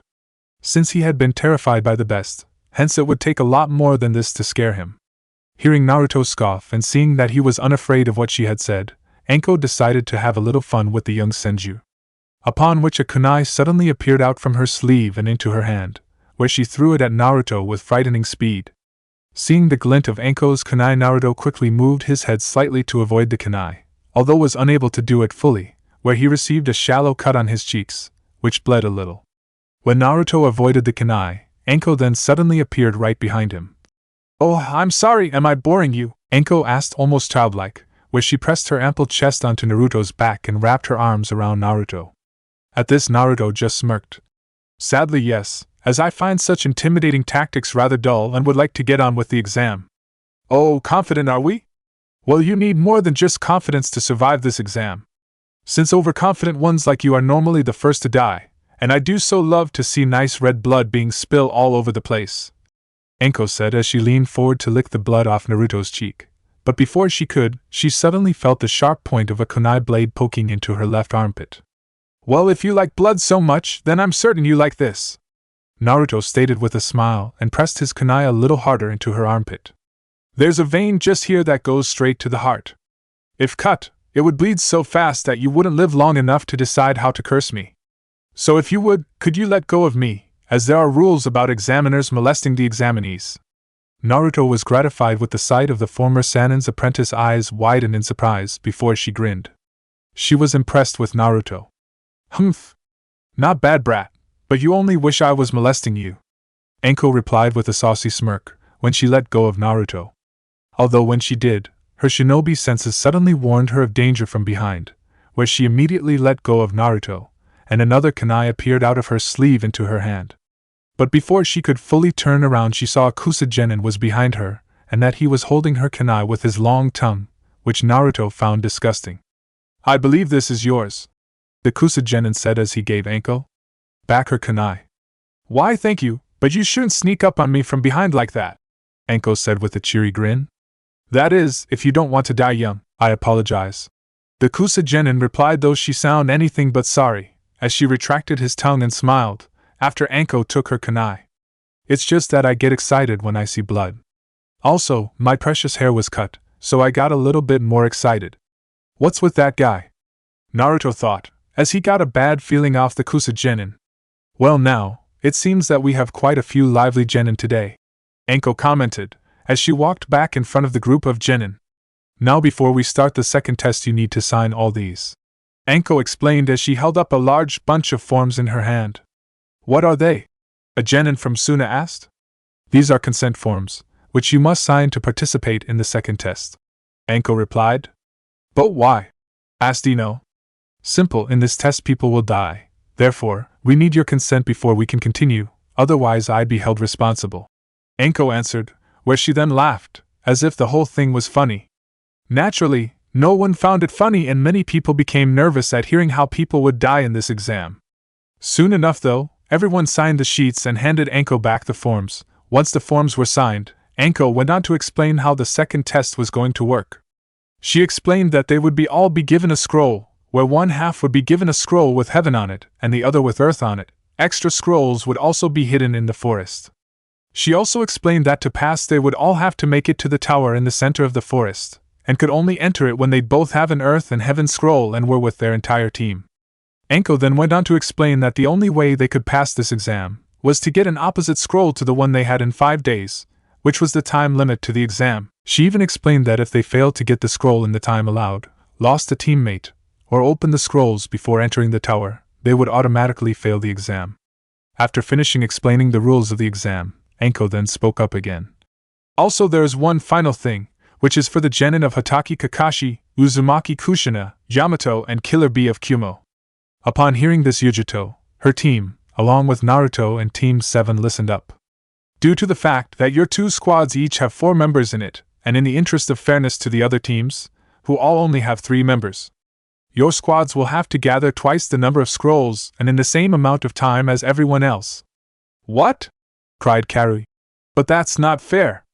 Well, tough, as the Hokage decided that it was the only fair thing to do, since you each have 1 extra member on your squad, and if we didn't do this, then the other squads would be complaining that it was unfair to them, Anko explained. After hearing this, Naruto frowned, for although he understood why the Sandaime did this, he still didn't like it. As now, regardless of what scroll they got, he and his team would have to gather 3 other scrolls, meaning they needed 2 heaven and 2 earth scrolls to pass the exam, while everyone, minus Yujito's team, just needed 1 of each. Once all explanations were done, the genin teams were all secretly given their own scrolls. Naruto and Team 7 were given the Heaven Scroll, which was given to Sasuke to keep. After which they were assigned to Gate 12 from which to enter the forest. At exactly 1:30, the signal was given and the genin teams entered the forest. 3 hours later, currently a young Kusa Kunoichi with red hair and glasses was trapped with a large tree behind her and a large bear in front of her, which was ready to attack her. Said girl had been separated from the rest of her team and had been chased by the large bear for several minutes before being cornered by it. Seeing that she was trapped, the girl called out to her teammates for help, but received no answer. As the bear ready to pounce on her, the young girl ducked underneath it and tried to run away. But as she ran, she tripped over a large root and fell to the ground and hit her head, temporarily knocking her out. The bear quickly turned around, and right when it was about to kill the young girl, Sasuke suddenly appeared and delivered several powerful kicks to the bear's head. After which several ink snakes appeared and wrapped themselves around the bear and tied it up. Once the bear was subdued, Sasuke propped the girl up against a nearby tree and searched her for any scroll. So does she have any scrolls? Sai asked as he walked up to the Uchiha. No, Sasuke replied. Too bad, let's head back to Senju and the hag, maybe they had better luck. Sai responded, where Sasuke just nodded. As the 2 boys walked away, the young girl slowly woke up and saw 2 blurry figures walking away from her. Grabbing her glasses quickly, which Sasuke left next to her, the girl put them on, where just as she did, she saw the 2 boys jump up to the trees and jump away. But before they disappeared into the tree, the girl saw Sasuke turn back to her and smile for a brief moment, after which he and Sai left. Soon after saving the young red-headed Kusa Kunoichi, Sai and Sasuke regrouped with Naruto and Sakura. The group had broken up into pairs not long after entering the forest, after Naruto had used his Chakura no Purusu, Chakra Pulse, to locate some of the teams. So did you guys have any luck? Sasuke asked, after he and Sai rejoined with Naruto and Sakura. Yeah, we found the 2 teams. They were fighting each other when we got there, so we waited until one of them defeated the other, and then took care of the team that won, when they were worn out. Both of them had Earth Scrolls, so now we only need 1 Heaven Scroll. How about you? Naruto replied. No luck, we only found 1 member of the team you located, but she didn't have a scroll on her. Sasuke answered. At this, Naruto only nodded, as it wasn't a big deal, since they already had gotten 2 scrolls and only needed 1 more to enter the tower. Deciding to take a quick break, the team rested for about 15 minutes, after which they decided to move on deeper into the forest, so increase their chances on meeting another team who would have a Heaven Scroll. Suddenly, a sudden massive gust of wind appeared out of nowhere, scattering the team from one another. With Anko currently happily munching on some dango and soda, the second examiner Anko was finishing off her lunch, where she then planned to head to the tower and wait for the genin, who made it to the tower. But just as she had finished eating, a Chunin examiner suddenly appeared in front of her, telling her that there was an emergency. When Anko asked what the emergency was, the Chunin explained that they had found 3 bodies not too far away from the exam area and that there was something unusual about the bodies. When Anko arrived at the scene with the Chunin, one of the 2 Chunin guarding the scene spoke. From their IDs that we found on them, we know that they were from Kusugakure, Hidden Grass, and they had signed up to be participating in the Chunin exam today. But as you can see, their faces are all gone. Anko breathed while reaching up to her neck to rub the cursed seal. Possibilities running through her head. It's as if their faces were melted off. The Chunin replied. There's no doubt, this technique is his, but why is he at the Chunin exam? Anko thought, as her fears solidified, knowing exactly who was responsible for this. Show me a picture of these Kusanins, as there should be one with their application. Anko demanded, with clear urgency in her voice. Nodding quickly, the Chunin with the applications quickly handed her the photos of the Kusanins. When Anko saw what the genin looked like before they lost their faces, she immediately recognized one of the dead genin as the Kusa genin who snuck up on her earlier on, when she was explaining the rules of the second exam to the genin. Realizing the seriousness of the situation, Anko quickly turned around to the three Chunin.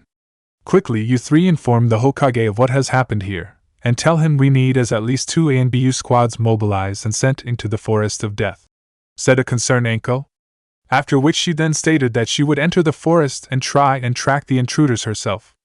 Nodding and understanding, the three Chunin disappeared, where they went to inform the Sandaime. He's returned to the village, Anko thought with a serious look on her face, after she disappeared from the scene and headed for the forest of death. With Naruto after being blown away by the massive wind, Naruto found himself alone in the small clearing in the forest. What the hell?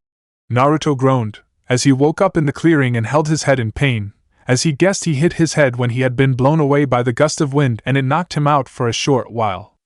After a little time, Naruto eventually regained himself, which was none too soon, for as soon as he did, his shinobi senses kicked in and told him to move, where a massive snake appeared right above him and tried to eat him. Shit! That was close, Naruto thought, as he landed on the ground a few feet away from the giant snake. Seeing that it had missed its prey, the giant snake lifted its head and eyed Naruto with hungry eyes, where it hissed loudly and showed its long fork-like tongue.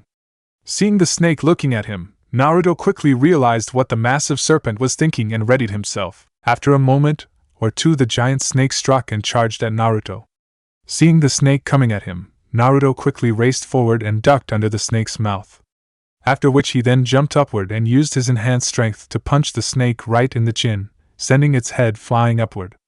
Naruto then followed his punch with a powerful kick, which sent the giant snake backwards into a nearby tree. After hitting the tree, the snake tried to hit the still mid-air Naruto with its tail from the side. Seeing the snake's tail coming at him from the side, Naruto immediately created a clone and had the clone throw him away, allowing him to avoid the incoming tail, which hit the clone and destroyed it. After Naruto avoided its tail, the snake then charged forward at him in another attempt to eat him. Seeing this, Naruto decided that he had enough of the giant snake, where he took out his katana from his sheath on his back, and then started to channel his wind chakra into the tip of his blade. I'd better get this right, as I won't get another shot, Naruto thought, as channeled a massive amount of chakra into his sword and waited from the right moment to strike. Right when the snake was on top of him, Naruto swung his katana and cried out, Idaina Surashifu, Great Wind Slash! After which a massive crescent-shaped blade of wind easily twice the size of Naruto's standard Surashifu, Wind Slash, erupted from his katana and cut the giant snake in two with no trouble, just as it was about to eat him. After cutting the giant snake in two, the blade of wind continued on and cut about halfway through one of the massive tree trunks behind the snake before finally dissipating. At the same time, after the blade of wind cut the giant snake, the snake's body puffed away, revealing that it was a summons. Once the giant snake's body puffed away, Naruto was left panting heavily. He was still not used to doing this technique, as it took a lot out of him. Naruto had created the technique during his training sessions with Asuma, who suggested that in the event of Naruto went up against something that required more power than a regular Surashifu, he should have something to give him that extra boost. After a few minutes, Naruto regained himself, where he then sheathed his katana. That was no ordinary snake, it was a summon, the blonde thought, as he looked at the spot where the two halves of the giant snake were a moment ago. But what was one of them doing here? Could that Anko woman have summoned it? Since she was his student after all. No! There would be no point, since there are plenty of wild and dangerous creatures here already. So why is there a snake summon here? Since the only other person that could summon the snakes is OHNO, Naruto thought, upon realizing who had summoned the giant snake, along with who had created the large gust of wind that blew him away from the rest of his team. After realizing who might be here, Naruto quickly used his Chakura no Parusa to try and locate his teammates before he showed up. Unfortunately, Naruto's worst fears came to pass, where when he located Sai, Sasuke and Sakura. He also located a massive chakra source, which was easily at the level of his mother and godfather, and was currently battling his teammates. Knowing he didn't have much time, Naruto quickly started to head to where his teammates were in an attempt to try and save them. But even as he raced towards them, Naruto had a gut feeling that told him that things weren't going to end well. With Sasuke, Sai and Sakura after the large gust of wind scattered his team, Sasuke spent several minutes trying to find them. After a while Sasuke regrouped with both Sai and Sakura, but just when they were about to look for Naruto, they were intercepted by 3 Kusa Genin, 2 of whom left on the order of their leader, who faced Sasuke and the others by himself. For the first few minutes Sasuke and the others fought the Kusa Genin fiercely, but all their attacks were beaten back effortlessly, as if the Kusa Genin wasn't even trying. As the fight went on, doubt and fear grew in Sasuke. It unnerved him at how easily the Kusa Genin was beating them back, as if he wasn't even trying. As the fight went on, the Kusa Genin let loose a powerful burst of killing intent, which froze the 3 Genin. Thankfully though, Sai was able to break free of the paralyzing effects of the killing intent, thanks to his training from Danzo. At the same time Sasuke freed himself by stabbing himself in the leg with a kunai, where together the 2 boys grabbed hold of Sakura, and pulled her away to avoid the Kusa Genin's attack. Seeing how overwhelmed they were, Sasuke quickly offered up their 3 scrolls stating that Kusa Genin could have whatever one he wanted, as long as he just left them alone. When the Kusa Genin heard this he had a disappointed look on his face. He then took all 3 scrolls, where to the surprise of the 3 Genin, he ate them.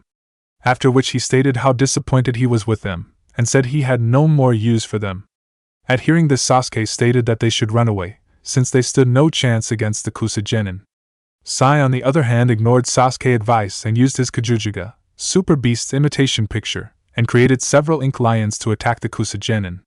The Kusa Genin of course easily dispatched the ink lions, where Sai then prepared to engage the Kusa Genin with his Tanto. But before he went to engage the Kusa Genin he turned to Sasuke and said, "I always thought you were useless and dickless Uchiha, but I never thought you were ballless as well." Sasuke of course tried to deny what Sai had said, but the point was driven even further, when even Sakura backed what Sai had said, saying that Sasuke was acting like a coward, upon which she then went to help Sai. For the next few minutes Sasuke watched as Sakura and Sai fought the Kusa Genin, but like before they were no match for the Kusa Genin, who toyed with them for a short while.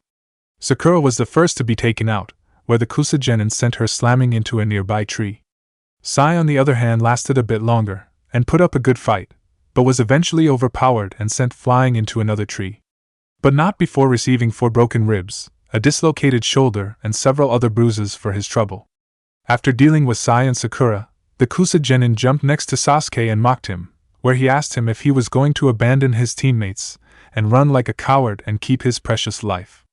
Upon hearing this, the young Uchiha had a flashback of the night that his clan was killed, where he met his brother and said, "Foolish little brother, run and cling to your precious life." After remembering this, he then remembered what both Sai and Sakura said to him.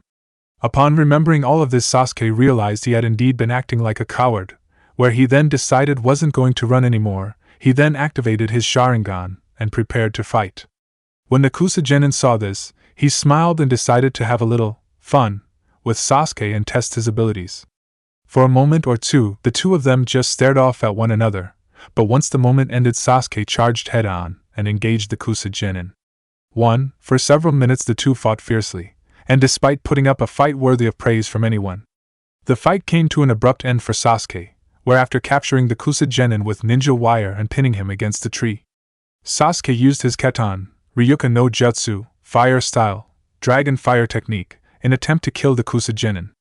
Sadly though, when the fire died down the Kusa Genin broke free of Sasuke's ninja wire, and used a strange technique to paralyze Sasuke, along with Sakura and Sai, so to make sure that they couldn't interfere. After which he walked forward a bit, revealing his face, showing it had all but melted from the flames, although a slight opening in his left eye, showing that there was another face underneath.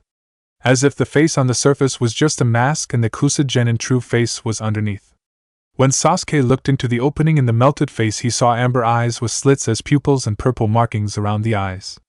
Also as well the Kusa Genin forehead protector changed from the symbol of Kyuzugakyur to Otogakyur, hidden sound. Such mastery of the Sharingan at so young an age, you're a true Uchiha after all, the mysterious Genin stated, where his voice changed to a different and much older person's. Yes, you may do nicely after all. As the mysterious Oto Genin watched Sasuke try and break free of his paralyzing technique, he smirked in amusement. You're indeed his brother. If anything, your eyes are even keener than your brother Itachi's. Who the hell are you? How do you know Itachi? What do you want? Sasuke asked angrily, as he glared at the mysterious Genin in anger.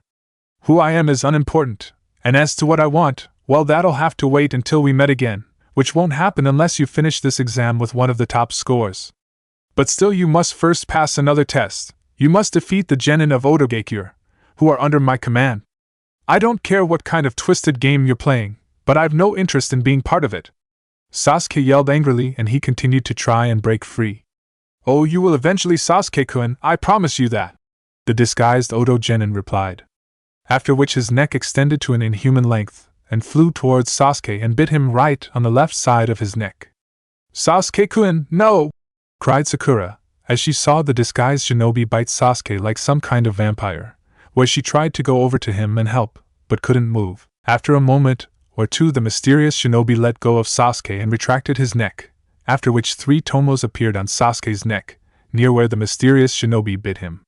As soon as the tomos appeared on Sasuke's neck, the young Uchiha held his neck in pain. What did you do to Sasuke-kun? Sakura asked, as she saw her teammate fall to his knees in pain. Oh, I just gave him a little parting gift, as a reward for doing so well against me, the mysterious Genin replied. Very soon Sasuke-kun will seek me out and desire my power, but for now I will take my leave, as I've another appointment with another member of your team. You mean Naruto? Sai stated, where the mysterious Genin just smiled and nodded.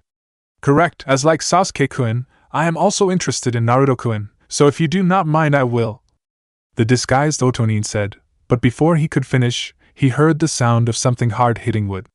When he looked down, he saw a kunai stuck onto the large branch he was standing on. At the same time, he also noticed that there was an exploding note tied to the end of it, where it lit up and exploded. After the note exploded, there was a large cloud of smoke, where the mysterious Genin jumped out of, revealing that he was unharmed. But as soon as he did, he was suddenly sent flying down to the ground, hard, after a sudden kick to the face. It was after this happened that Sai and Sakura found that they could move again, where they then looked up to the person who had attacked their mysterious enemy. When they looked, they saw that the person was standing on a large branch on another large tree, looking down at the bush-covered area, which he sent the mysterious assailant into. Naruto! Sakura thought when she saw him. Senju! The injured Sai thought at the same time. If you want me so bad, then here I am and you better be ready for a major beatdown, as I'm in a bad mood right now, Naruto said angrily, with a seriousness that neither Sai nor Sakura had seen or heard from him before. Sakura, Sai, are you guys okay? Naruto asked, as he turned to Sakura and then looked at the injured Sai and Sasuke, who fell unconscious after the mysterious shinobi bit him. I'm fine, but Sai is hurt, and that guy did something to Sasuke-kun, Sakura answered, where she looked over to her injured crush. Upon hearing this, Naruto looked at the unconscious Sasuke and frowned, not liking what he heard. Sakura, Sai, listen to me, you guys take Sasuke and get out of here, while I hold this guy off. Naruto, you can't be serious. Look at what he did to us. You don't stand chance by yourself, spoke Sakura. Maybe not, but as of right now my chances of surviving alone are better than with you guys being here. Since you're both too injured to fight or defend yourselves, where that guy could use you as shields or as hostages, Naruto replied. Although when Naruto said this, he and the others suddenly heard the dark chuckling of the mysterious shinobi echo throughout the forest. After which the mysterious shinobi emerged out of the tree in front of Naruto. Kuku, so kind of you to come and meet me here, Naruto-kun. You saved me the trouble of having to go look for you. Although I must say, I am surprised to see you. I thought my little pet would have kept you occupied for a little longer. I'm afraid he had to. Split. Not long after I met up with him, Naruto replied. But still, let's cut the charade and show your real face, Orochimaru. At hearing this, the mysterious Genin smiled, after which he pulled off the melted face, revealing his real face. Kuku, very good, Naruto-kun, but how did you know it me? The giant snake was kind of a giveaway, since you're only one of 2 people that have the ability to summon snakes, and you're clearly not the other, Naruto retorted. At hearing this, Orochimaru just smiled in amusement again, Very good, Naruto-kun, so I assume that your mother has told you all about me. Unfortunately so. As Naruto and Orochimaru talked amongst themselves, both Sakura and Sai were reeling from the shock that the mysterious shinobi that they had been fighting was the infamous Orochimaru, one of Konoha's most notorious and feared Nuknins, and was formerly of the Densetsu no Sannin, legendary three ninjas, just like Naruto's mother Tsunade and his godfather Jiraiya. He's Orochimaru? Sakura thought with fear, as she finally realized what they were up against, and why they had been so easily defeated. This is not good, we stand no chance against someone like him. We need to leave, and Danzo-sama needs to be informed of this. Sai thought, as he looked from Naruto and Orochimaru to the unconscious Sasuke. After which he then slammed his dislocated shoulder into the trunk of the tree, which pushed his arm back into its socket. As soon as his arm was back in place, Sai grunted in pain from doing it and then jumped over to Sakura. Kuku. I must say, Naruto-kun, it's so wonderful to meet you again, as you've no idea how long I've wanted to meet you, face to face. Orochimaru said, with sinister glee. What do you mean by again? A confused Naruto asked, as he would obviously remember meeting Orochimaru. It was then, as he tried to understand what Orochimaru was talking about, that it suddenly hit him. You were the master that Kajika was talking about. You were the one that sent him and his team after me, and took over his body after I defeated him. Naruto accused. As he remembered the foul dark chakra that he was sensing from Orochimaru, as well as his narrow yellow eyes. Upon hearing this, Sakura grew confused as she wondered what Naruto was talking about. Sai, on the other hand, frowned slightly. He knew what Naruto was talking about, since he had heard from Danzo about that mission, where Naruto was attacked by a group of unknown shinobi, who were under the command of an unknown master, who was after Naruto.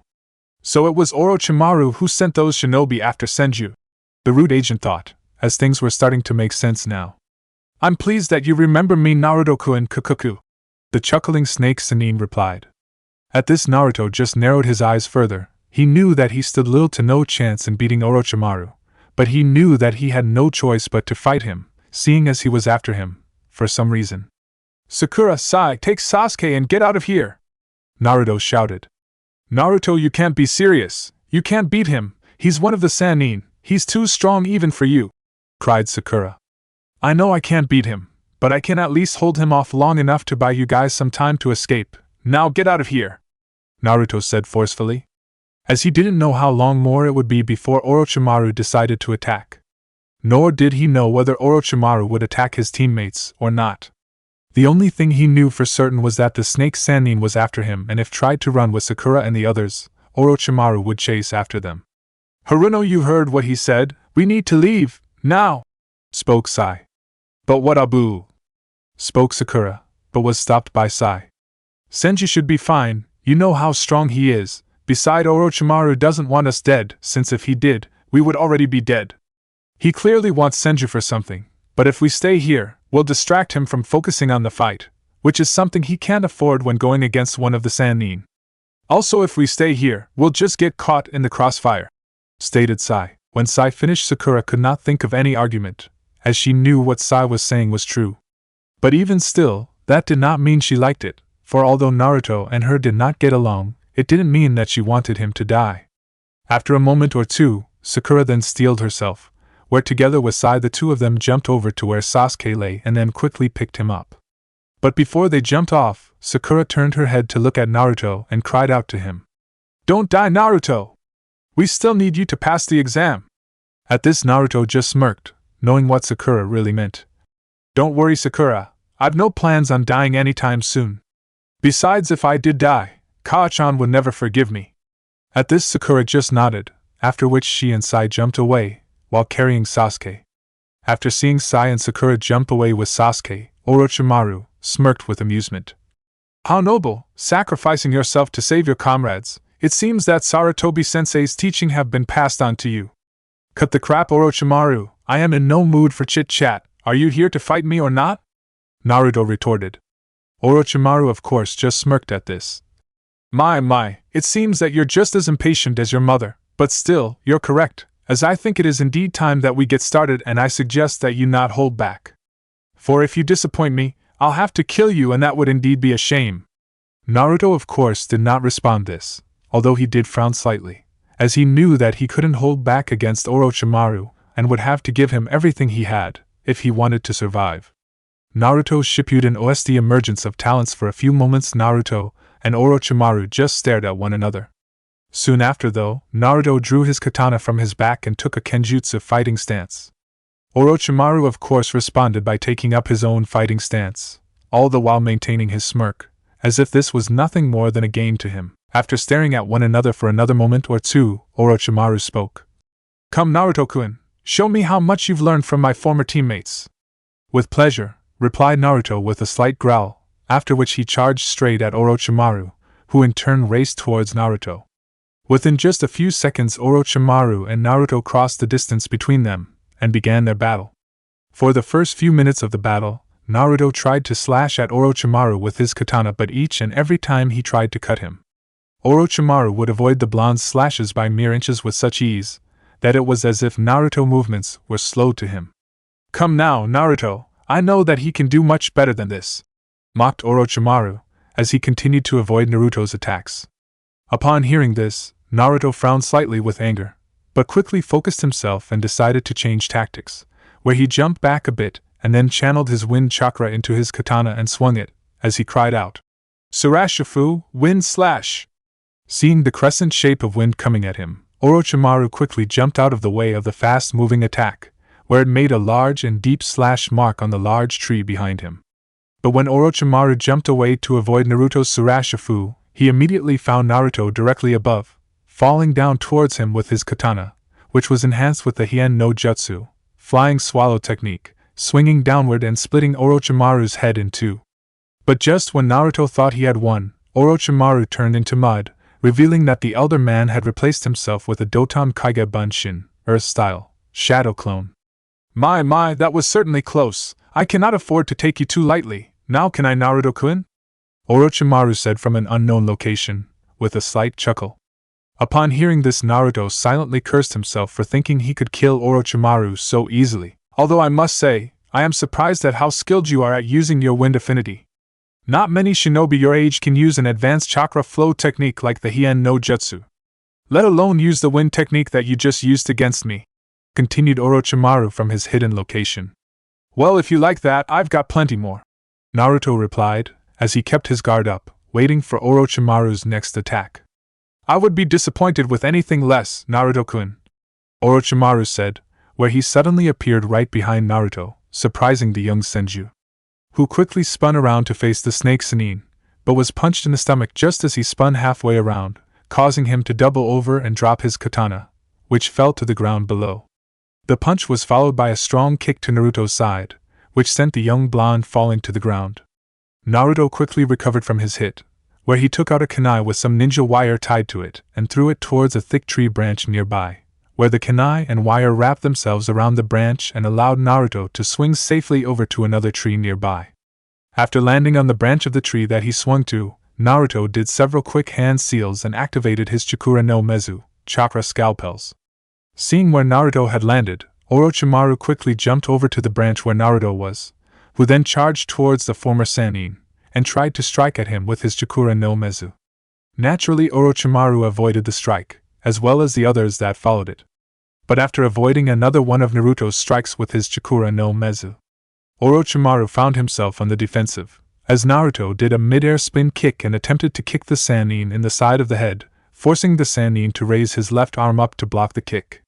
This was of course what Naruto wanted, as the moment that Orochimaru raised his arm up to block his kick, Naruto grabbed the arm and severed the tendons on it, making the arm worthless.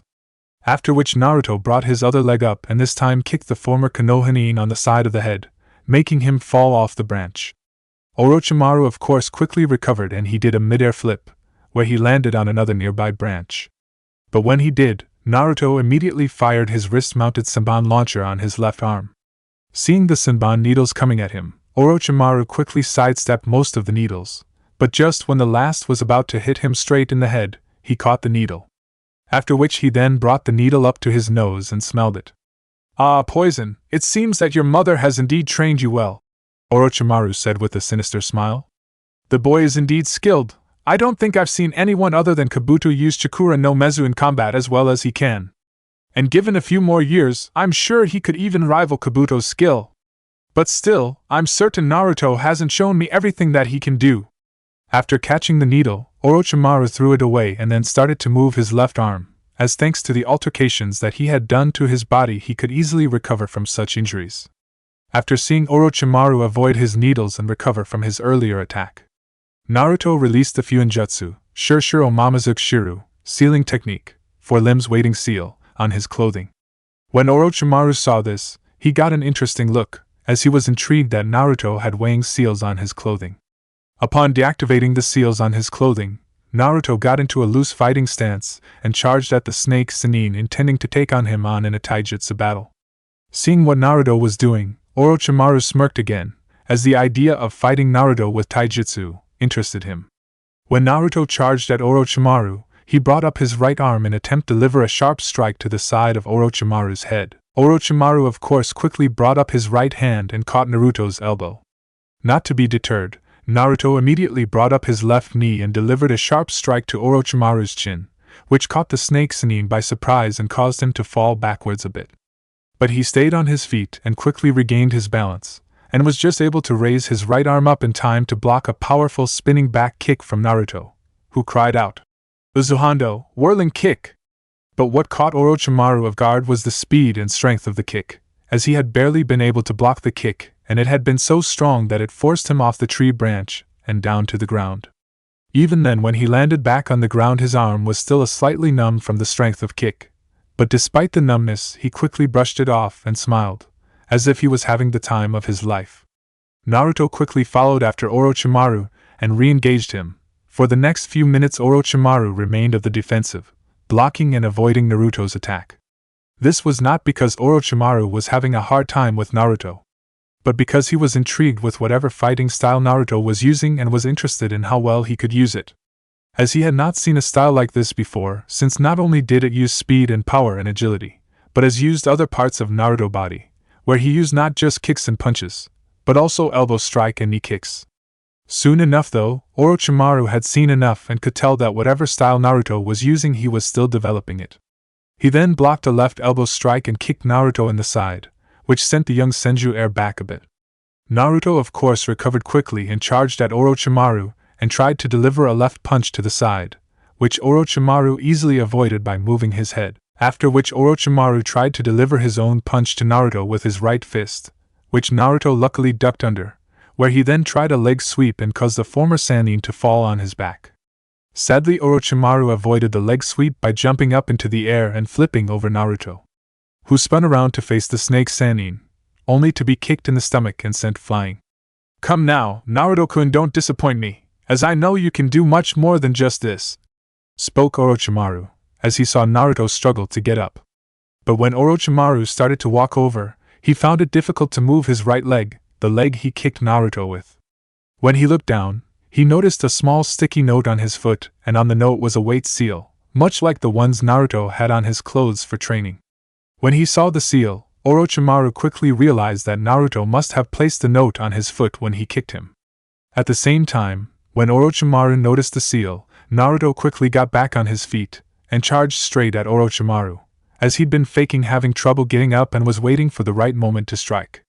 Within seconds of getting back up on his feet, Naruto crossed the distance between him and the snake Sennin and raised his fist, while at the same time channeling a large amount of chakra to his fist, which he slammed right into Orochimaru's face, who could not avoid the punch in time, due to the weight seal on his legs slowing him down. After being punched in the face by Naruto, Orochimaru was sent flying all the way across the large clearing that they were fighting in, and smashed right into a large tree, creating a large dent in it. And Naruto Shippuden OST Emergence of Talents dash. "So how was that, bastard?" replied Naruto, as he panted slightly, as was certain he had done some major damage to Orochimaru, since he had put as much power as he could in the punch. But before Naruto could enjoy his victory any longer, he suddenly heard a familiar chuckle from the cloud of dust that formed after Orochimaru smashed into the large tree. "Kukukukuku, very well done, Naruto-kun, well done indeed. You're clearly your mother's son, and she has obviously been teaching you not only her medical ninjutsu, but also how to use her monstrous strength," said Orochimaru, as he stepped out of the dust cloud, with 2 dislocated shoulders and his head bent sideways in an unnatural way. When Naruto saw this, he was of course freaked out at the sight. He became even more freaked out when he saw Orochimaru fix his arms back into place, and then fixed his head back into position. "This guy isn't human. I hit him right in the face with everything I got, and he doesn't have a mark on him. Your strength is indeed impressive, Naruto-kun, but you're not yet at the level of your mother," the former Sannin said, with his usual smirk, which greatly irritated Naruto, where he then charged again at the former Sannin. For the next few minutes Orochimaru spent his time avoiding Naruto punches and kicks, as he knew that although Naruto's strength was great, it counted for nothing if he couldn't hit his target. After several minutes of Orochimaru avoiding Naruto attacks, much of the clearing that they were fighting in was destroyed, where it was filled with small craters and large chunks of the nearby trees smashed to bits. Seeing that he was getting nowhere with this, Naruto decided to up the ante a bit, where he did a single hand seal, and cried out, "Tajikage Bunshin no Jutsu, multiple shadow clone technique," after which over 100 Naruto clones appeared and surrounded Orochimaru. Naturally, the former Sannin was not the least bit worried when he saw all the clones and just smiled, as all this did was make the game more interesting. After surrounding the snake Sannin, Naruto and his clones unleashed a barrage of shuriken at Orochimaru from all sides, wherein a feat of unbelievable skills and ability. Orochimaru dodged all the incoming shuriken, but what Orochimaru didn't know was that several of the shuriken had ninja wire around them, which wrapped around the elder man. After which several of the Naruto clones attacked Orochimaru from multiple different directions. But when the clones hit Orochimaru, he turned into a wooden log, revealing that Orochimaru had replaced himself with a wooden log that had an exploding note on it, which exploded and destroyed the clones when they hit it. After seeing that Orochimaru had replaced himself, Naruto immediately used his Chakura no Purusu to locate his position. Once he located his position, Naruto then had his clones fire a volley of kunai towards the former Konohamaru, who was hiding up in a nearby tree branch. Orochimaru was of course surprised that Naruto found him so fast, but quickly got over it and avoided the volley of kunai by jumping away. When he jumped away to avoid the kunai and hung in midair, 6 Naruto clones jumped up into the air and did some quick hand seals.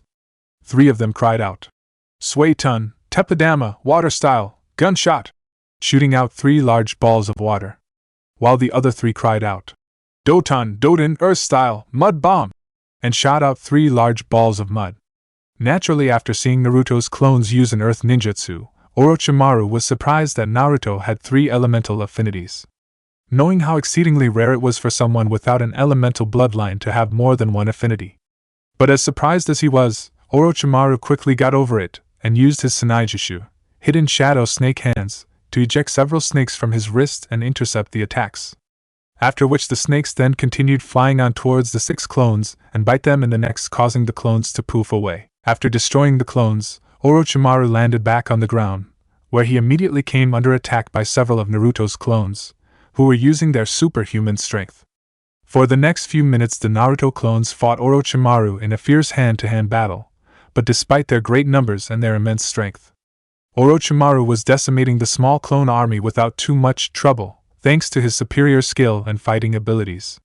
As the battle continued on, one of Naruto's clones did some hand seals and cried out, "Doton, Retsudo Tensho, earth style, tearing earth turning palm," upon which the surrounding ground around Orochimaru and the remaining Naruto clones that he was fighting against began to spiral inward on itself, drawing Orochimaru and the clones he was fighting against underground in an attempt to crush Orochimaru under the earth.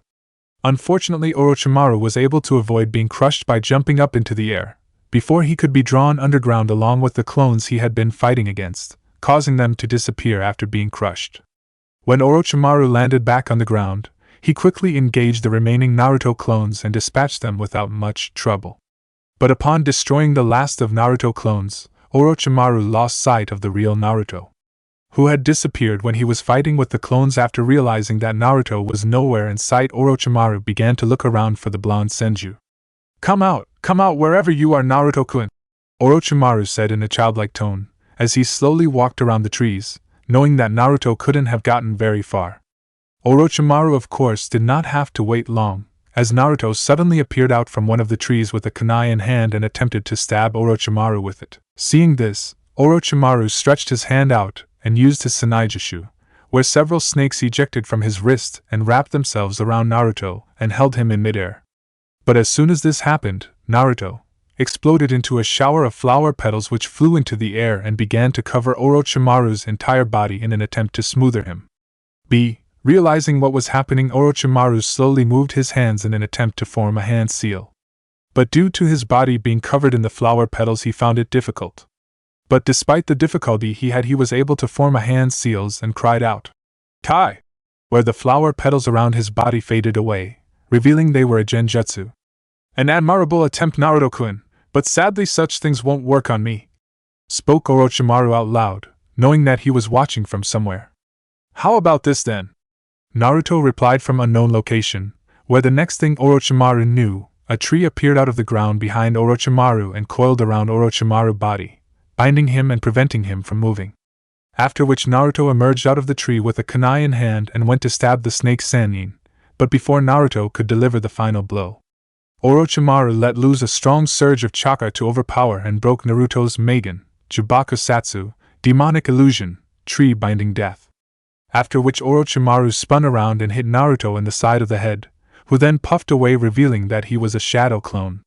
Seeing that the Naruto he hit was just another shadow clone, the amused Orochimaru then jumped up to a large tree and continued his search for Naruto. As he searched for Naruto, Orochimaru found himself being wrapped up in vines that appeared out of the tree branches. Despite being wrapped up in the vines, Orochimaru remained perfectly calm, as he knew that it was just another genjutsu and broke out of it without much difficulty. "See, come now, Naruto-kun, these genjutsu are getting rather dull, surely you're not at your limit," Orochimaru mocked, as if he was disappointed and bored. But when he said this, he felt that something was wrong and realized he was still under a genjutsu, and used the genjutsu, Kai, illusion technique, release, to free himself of the genjutsu. As soon as he freed himself from the illusion, Orochimaru found himself standing in the middle of a small clearing. He then realized that Naruto had used Magen, Niju Kokoni Arezu no Jutsu, demonic illusion, double false surroundings technique, where he used the binding vine genjutsu as a distraction. While hiding Magen, Kokoni Arezu no Jutsu, demonic illusion, false surroundings technique, underneath the first genjutsu, so to keep him discovering Magen, Kokoni Arezu no Jutsu until it was too late. "Very clever, Naruto-kun. You have indeed been trained well in using genjutsu, but what exactly are you up to?" thought the snake Sannin, as he looked around for Naruto. But when he tried to move his body, he could not, where when he looked around he saw several seals craved on the trees. It was then that he realized that Naruto had placed him under the Magen, Kokoni Arezu no Jutsu not to confuse him, but to lure him into the spot that the blonde boy wanted him to be in and hide what he was doing around the elder man until he was ready, which was now. Since Naruto had caught Orochimaru in Kekai Kodai Fuin, four-corner immobilization seal, which prevented him from moving for the moment, which was all the young Senju needed. For not only was Orochimaru in the center of a Kekai Kodai Fuin, but he was also in the center of an Fubaku Hajin, sealed bomb square release. As Naruto had planted all his remaining exploding notes on 4 nearby trees that surrounded the clearing that Orochimaru was in and activated them, causing them to blow up and bring down the 4 trees down on top of Orochimaru, crushing him underneath them. After the trees came down, Naruto appeared out from behind a nearby tree that he had been hiding behind and went over to examine his work. Although he wasn't entirely sure if he had really killed Orochimaru, since the man was a former Sannin like Jiraiya and his mother, the fact that he had 4 massive trees fall down on top of him would at least slow the Nukenin down enough for him to get away and get help. But before Naruto could leave the area, he suddenly heard the dark chuckling of Orochimaru all around. After which Orochimaru suddenly appeared out of the ground right in front of Naruto, without so much as a scratch on him, much to the horror and disbelief of Naruto. "Kukukuku, very good Naruto-kun, it seems that my former mates have indeed trained you well," Orochimaru said, as he began to slowly walk towards Naruto, who took several small steps back in fear, before steadying himself. After which he redrew his katana from his back, which he had found while Orochimaru was busy fighting with his clones. When Orochimaru saw Naruto draw his katana out again, the snake Sannin just smirked as he was eager to see if Naruto had any more tricks left up his sleeves. He of course soon got his answer, when Naruto charged straight at Orochimaru with his katana, and attempted to slash the former Sannin. But as Orochimaru stepped back to avoid Naruto's slash, he realized that the slash was a feint, as when Naruto swung his hand it was empty. Upon which Orochimaru then saw a small glint of light, indicating that Naruto's katana was in his other hand. Orochimaru of course immediately recognized the technique Naruto was using, which was a technique of the Arasujin no Mai, Dance of the Raging Water Goddess, fighting style, created by Uzumaki Kushina. The technique itself was called Mizu no Atsuin, rolling water, which involved the user switching his or her katana from one hand to the other in mid-swing when slashing at a target, who would try and avoid the first attack, thinking it was a regular slash, where in actuality it was a feint and the target would then be left exposed and open to the real attack. When Orochimaru realized what Naruto was doing, he immediately knew he didn't have much time to avoid the slash and quickly fell backwards to avoid Naruto's real slash. But even after avoiding the lethal slash, the snake Chunin did receive a large diagonal cut on his shirt. At the same time, when Orochimaru avoided Naruto's attack, the former Konohamaru struck back at Naruto. Whereas he fell backwards, he kicked the young Senju hard in the chest, sending him back a few feet. Naruto quickly recovered and countered with his Surashifu, which Orochimaru quickly avoided. Although when he did, he realized the attack was just a distraction, when he saw Naruto charging at him at high speed with his katana thrust forward and coated with water to enhance the density and length of the blade. Recognizing the Takeo Yogi, treading water, technique of the Arasujin no Mai, Orochimaru immediately sidestepped Naruto, just when he was about to impale him with his katana. After which Orochimaru then delivered a roundhouse kick to the unguarded side of Naruto and sent the boy flying. Despite being kicked away by Orochimaru, Naruto quickly regained his footing, where he then saw the elder man using Tsunade and sending several snakes at him. Seeing the snakes coming at him, Naruto quickly started to gather some of the moisture from the air and the grass underneath him, and swung his sword along the ground in horizontal line to create a large wall of water in front of him.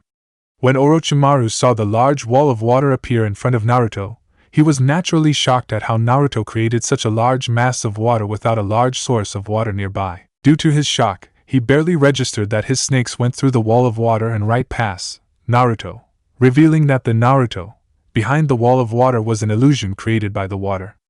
After which the real Naruto appeared right above him and swung his katana down towards him.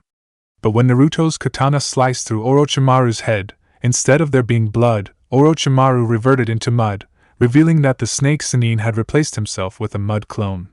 Shit, he replaced himself, Naruto thought, when he saw Orochimaru revert into mud, and the real Orochimaru appear behind him and kicked him, causing the blonde boy to drop his katana again. After skidding across the ground and landing in a small heap, Naruto slowly picked himself up, due to still being hurt from the kick from behind. When he did, he looked up and saw Orochimaru slowly walking towards him with a sadistic smirk on his face.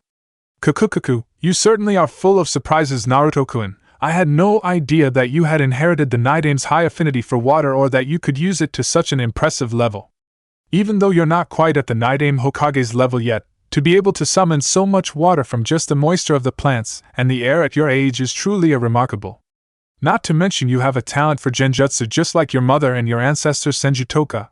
Kukukuku, it seems that the Senju clan lives up to their reputation at having the strongest shinobi, Orochimaru said in amusement. As the longer he fought with Naruto, the more fascinating he became. Seeing that Orochimaru was coming towards him, Naruto decided that it was time to reveal his final ace in the hole, where he did a ram hand seal and began to channel his chakra into the ground. When Orochimaru saw this, he stopped walking towards Naruto and began to wonder what Naruto was planning to do next. His question was of course quickly answered, where much to his utter astonishment and disbelief a large medium-sized tree appeared out of the ground right in front of Naruto. When Orochimaru saw the large tree appear in front of Naruto, he was stunned, where the only thing he could think of at the time was Mokutan. After seeing Naruto use Mokutan, it took Orochimaru a few minutes to get over his shock, since he had believed until now that only the Shodai Hokage possessed the ability. 3. Taking advantage of Orochimaru's surprise, Naruto quickly did some hand seals and then yelled, Konoha Kamasori, razor leaves! D. After which all the leaves from the tree that Naruto grew flew out from tree branches and started to spin around at high speed much like shuriken, and then flew towards Orochimaru at high speed. Within seconds, the massive wave of spinning leaves converged in on Orochimaru and shredded him into pieces. Or at least that was what Naruto thought, after his Konoha Kamasori hit Orochimaru. As when the attack ended, all Naruto saw was the cut-up pieces of a wooden log, revealing that once again Orochimaru had replaced himself, just before the attack made contact with him. After seeing that his attack failed, Naruto immediately began to look around for where Orochimaru went, and as he looked he suddenly heard Orochimaru's voice cry out, "Sanijushu!" from above him. Knowing he didn't have much time, Naruto quickly did 3 high-speed hand seals and then cried out, "Mokuton, Mokujihiki, wood release, wood locking wall!" creating a large half-dome around him, which protected him from Orochimaru's snakes, which bit into the wooden barrier. Seeing what Naruto had done, Orochimaru then quickly reeled himself in with his snakes, whom were still connected with him, where he then stood on the top edge of the barrier and kneeled down slightly to look down on Naruto, who stood behind the barrier, below Orochimaru. "Magnificent, simply magnificent Naruto-kun. I would have never have guessed that you would inherit the Shodai Mokuton powers and reveal it as a true bloodline, when everyone else in your clan, including your mother, did not. It seems that the Senju blood runs true after all," Orochimaru said, as he eyed Naruto with glee, like child who found his new favorite toy. "Now show me what else you can do with your bloodline." "How about this then?" shouted Naruto as he charged his fist up with chakra and jumped at Orochimaru, where he destroyed the top portion of the wood barrier with his fist. Orochimaru of course quickly jumped off the wooden barrier, when Naruto smashed through it and landed a distance from the blonde, who had jumped up on the remaining top part of the barrier and did several more hand seals. After which he then held out the palm of his hand and cried out, "Mokuton, Hiki no Toga, would release, flying wood spikes!" Where small sharp spikes ejected out of his hand and flew at the snake Sannin at high speed, who just dodged the wooden spikes, while smiling, as if he were having the time of his life. Seeing how easily Orochimaru dodged his attack, Naruto quickly jumped onto the ground and did several more hand seals before yelling, "Mokuton, Moku no Toga, would release, wood spikes!" and then slammed his hands onto the ground. After which, a wooden spike appeared out of the ground underneath Orochimaru, who narrowly avoided being impaled by the spike. After Orochimaru avoided his wooden spike, Naruto began to create several more wooden spikes, which emerged from the ground wherever Orochimaru went, but each time Orochimaru avoided the spikes with ease. Seeing that he was getting nowhere with this, Naruto decided to change tactics a little, where he created several different spikes around Orochimaru. This then forced Orochimaru to jump up into the air to avoid the spikes, which was of course what Naruto wanted. As soon as Orochimaru was in midair, he held out his hand and cried out, "Banmuchi, Vine Whip!" After which several vines sprung out from Naruto's arms and wrapped themselves around the elder man, or at least what Naruto thought was him. For as soon as Naruto forced Orochimaru into the air, the snake Sannin realized what Naruto was attempting and immediately replaced himself with a log, as soon as Naruto created his vines. Seeing that he failed to catch Orochimaru, Naruto let go of the wooden log and recalled the vines back into his arms. Once he did this, Orochimaru fell from above and landed directly in front of Naruto. My Naruto-kun, I must say I'm very impressed with you, to be so skilled and yet be so young. You're indeed a true Senju. You're proving to be far more entertaining than even Sasuke-kun. As you continue to surprise me with your unique skills, especially with that last attack you did, I dare say you may even surpass the Shodai Hokage one day. Clearly your Mokuton ability is more advanced than his," Orochimaru said with glee, as Naruto was surpassing even the snake Sannin widest exceptions of him.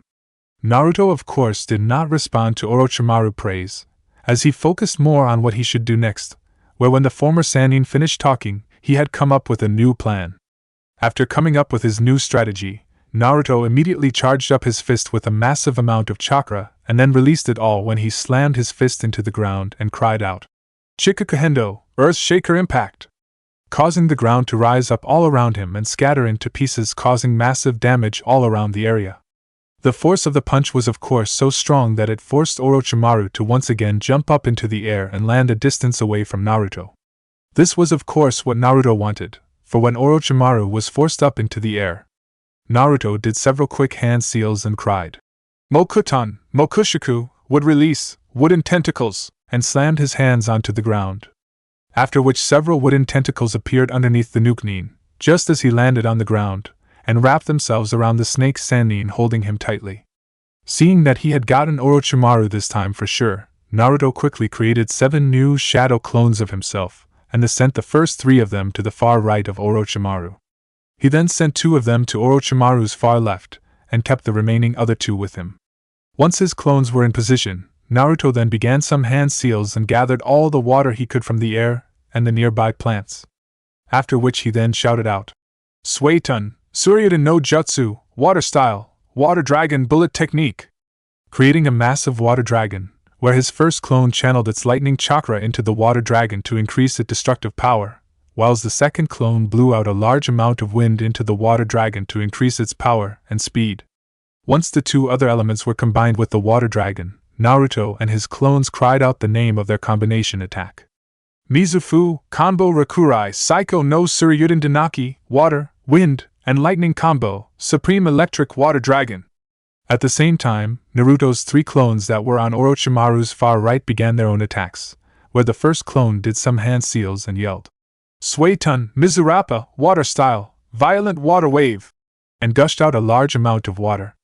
As the first clone did this, the second clone channeled his wind chakra and blew out a large burst of wind into the water wave to increase its power and speed, while the third clone channeled his lightning chakra into the water wave to increase its power. After the 2 clones combined their 2 elements, with the first clone's water attack, the 3 clones cried out the name of their new attack. Mizufu, Kanbo Rakurai, Raisuha, Water, Wind, and Lightning Combination, Electric Water Wave, H. Also at the same time the 2 Naruto clones on Orochimaru's far left began to do their own hand seals, where the first clone cried out, Suiton, Teppadama, Water Style, Gunshot. After which second clone then channeled its lightning chakra into the water bullets when the first Naruto clone fired. After the 2 Naruto clones finished combining their attacks, they then cried out the name of their new attack. Raisui Renkei, Raisui Bakudan, Lightning Water Collaboration, Lightning Water Bombs. As the 3 separate combination attacks came towards him, the former Sannin was of course surprised to say the least. Not only because Naruto could do combination attacks, but also he revealed he had lightning affinity, meaning that he had 4 nature affinities, something that Orochimaru thought would be impossible for a boy, let alone anyone, to have. Within seconds of the 3 separate attacks being fired, they collided with their target, where a massive explosion of wind, water, and lightning erupted, forcing Naruto to cover his eyes with his arm from the shockwave of the explosion. When the explosion ended, Naruto's clones puffed away, while Naruto fell to his knees, breathing heavily with some sweat failing from his forehead, as he was just about tapped out. The battle itself had taken everything he had, he was just about out of chakra, his body was aching from all the hits he took from Orochimaru, and he was tried from fighting for so long, and so hard. When he looked over to where Orochimaru was, there was a small crater from the explosion, and in the center laid Orochimaru, face down in the ground unmoving. Seeing this, a tired smile appeared on Naruto's face. He had done it, he had won, he'd beaten Orochimaru, the infamous snake Sannin. Pa, you wanted to see what I could do, Hebi team. Pa, well you got it. Pa, you made the mistake of underestimating me and you paid the price for it, said Naruto, as he looked at Orochimaru's body, after which he slowly picked himself up and was about to leave to regroup with his teammates. But before he could leave and rejoin with his team, he suddenly heard a dark chuckle out of nowhere. Kukukukuku, I would not be so sure of that, Naruto-kun. After Naruto heard this, the next thing Naruto knew, Orochimaru sprung out of the ground from underneath him and wrapped his body around the blonde boy like a snake coiling around its caught prey. Naruto of course tried to struggle free, but he was too tired from his long battle with the former Sannin to resist much and did not have enough chakra to even try. Orochimaru had wrapped himself pretty tightly around the young Senju, squeezing him tightly and preventing him from moving. Kukuku, I afraid that you're the one who underestimated me, Naruto-kun, the snake Sannin said, as he looked Naruto directly in the face. But how? Naruto hissed, as he struggled to breathe, where he looked to Orochimaru and then to the one that was lying on the ground. Tsk. Naruto-kun, you should know better, the former Sannin said, as if he was talking to an infant, where he then had Naruto look over at the Orochimaru in the small crater. When Naruto turned around, he saw that the Orochimaru in the crater was in fact a shadow clone, which poofed away in a puff of smoke. When Naruto saw this, he silently cursed himself for being duped so easily and falling for a trick that he himself would have played. If you're going to kill me, then get it over with, because there's not a chance in hell that I'm going beg for me life, Naruto said defiantly, as he glared angrily at the snake Chunin, as he would rather die than give the man the pleasure of seeing him beg for his life. When Orochimaru heard this, the elder man just smiled in amusement and said, "Kill you? Now why would I do such a foolish thing like that? It would be such a waste, to kill someone as skilled as you, Naruto-kun. I dare say you've more potential than even Sasuke-kun has. Then what do you want with me? Why did you attack my team and me? And what the hell did you do to Sasuke?" Naruto demanded, as he glared at Orochimaru. "To put it simply, Naruto-kun, I came here to test Sasuke-kun and you and see how strong you both were, where if you passed, I would present you with a little gift, just like I did with Sasuke-kun. And given how well you fought me and what you showed me, I must confess you've surpassed even my wildest exceptions of you, which is why I will present you with my gift as well. You can keep your so-called gift, I want nothing from you." Naruto spat out angrily. "Oh come now, Naruto-kun, I know you don't mean that, for I know what you truly crave deep down inside you," Orochimaru said. "And what is that?" asked Naruto, not believing a word that the man said. "I know that deep down you want to step out of your mother's and your forefathers' shadows. You want to be recognized for yourself, and not as the son of Tsunade the Senju, or the descendant of the Nidame, and Shodai Hokages," Orochimaru answered. "So what of it? That doesn't mean I will take anything from you," Naruto answered. "Oh, but there is more. I also know that deep down, you fear that you can never live up to people's exceptions of you, let alone match or surpass your mother and your ancestors, and that the pressure of being their heir will break you. You fear that you'll always remain in their shadows and never step out of it.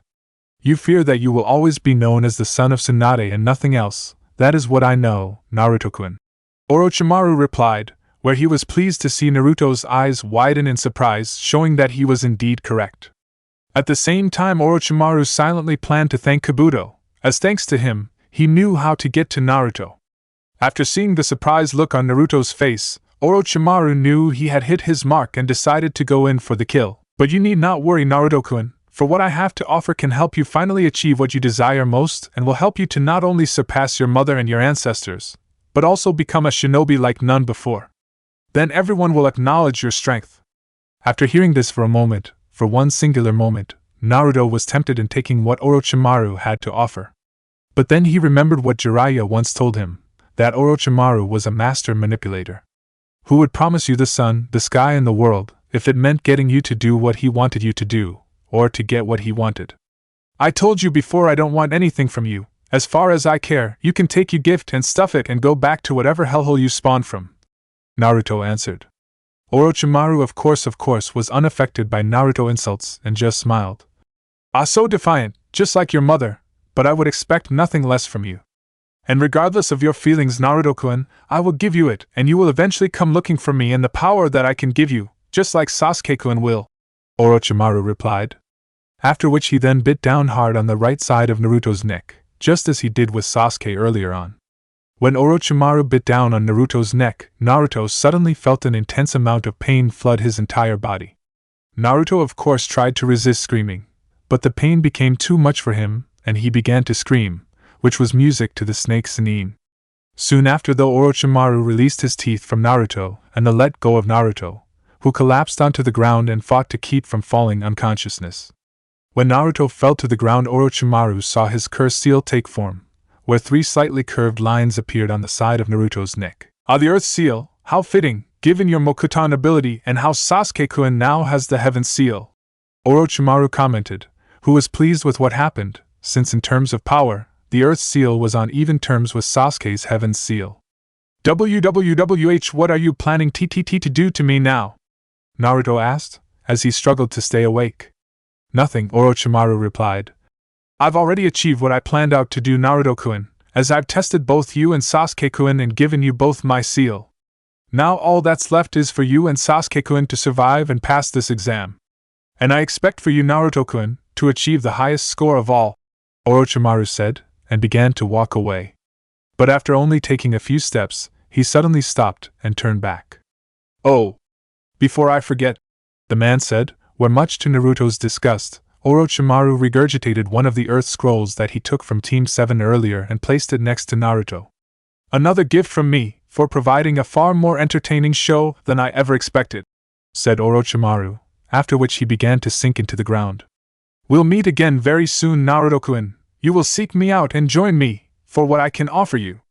After Orochimaru sank into the ground, Naruto finally lost his battle to stay awakened and fell into the sweet oblivion that was unconsciousness. With Tsunade and Shizen currently in a small casino that was a few days away from Konoha, Tsunade of the Densetsu no Sannin was sitting down playing a slot machine, with her loyal apprentice Shizen and her pet pig Tauntaun standing next to her. Although Tsunade had mainly given up on gambling after she gave birth to Naruto, she did play a little on the slot machines, with some spare change. For the past 6 months Tsunade and Shizen had been Kiba no Kuni, Fawn Country, treating a disease that had been spreading from a large town in the country. It had taken much longer than either women had expected, since the disease had been difficult to treat and was very contagious. But eventually, Tsunade once again proved why she was hailed as the world's greatest medic of her time and cured the people of the disease. Once the disease was cured, Tsunade and Shizen began their journey to Konoha, seeing as Tsunade was eager to see her son again after so long. Even though Naruto had written to them once a week, she still wanted to see her son, especially since she had recently heard that Naruto would be entering the Chunin exam this year. This was of course no big surprise to her. She knew that Naruto was more than ready to handle himself in the exam and was sort of eager to see how well he would handle himself. She also knew that Konoha's council most likely insisted that Naruto be part of the exam, since he was her son and was the new heir of the Senju clan, which of course would bring about a lot of publicity for the village. As she continued to play, she suddenly hit the casino jackpot where hundreds of coins started to spill out of the machine. When Tsunade saw this, she suddenly started to worry, as when it came to gambling she had the worst luck in the world and would always lose. That is, unless something bad was going to happen, where Tsunade would win, and the bigger the prize the worse the situation. Hence, after winning the casino big jackpot on just a slot machine, Tsunade knew something bad was going to happen or was happening now. This fear of the worst only grew when she suddenly felt a pain in her chest, as if someone had stabbed her in the heart. Tsunade only felt this pain once before in her life, which was during the incident of Oni no Kuni, Demon Country, when Naruto and Cheyenne were being attacked by the Aim Shinobi.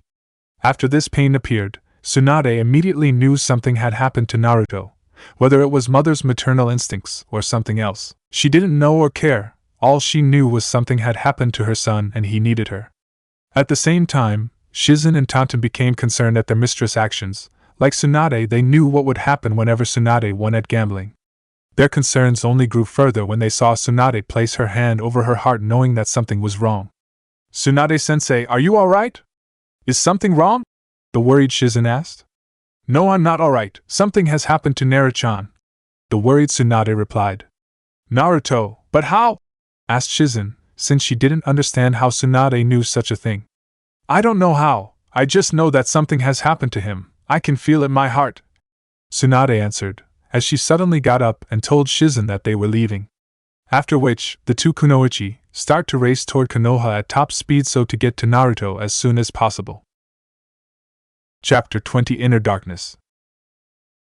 Pervious on hope of the Senju clan, as Tsunade continued to play, she suddenly hit the casino jackpot where hundreds of coins started to spill out of the machine.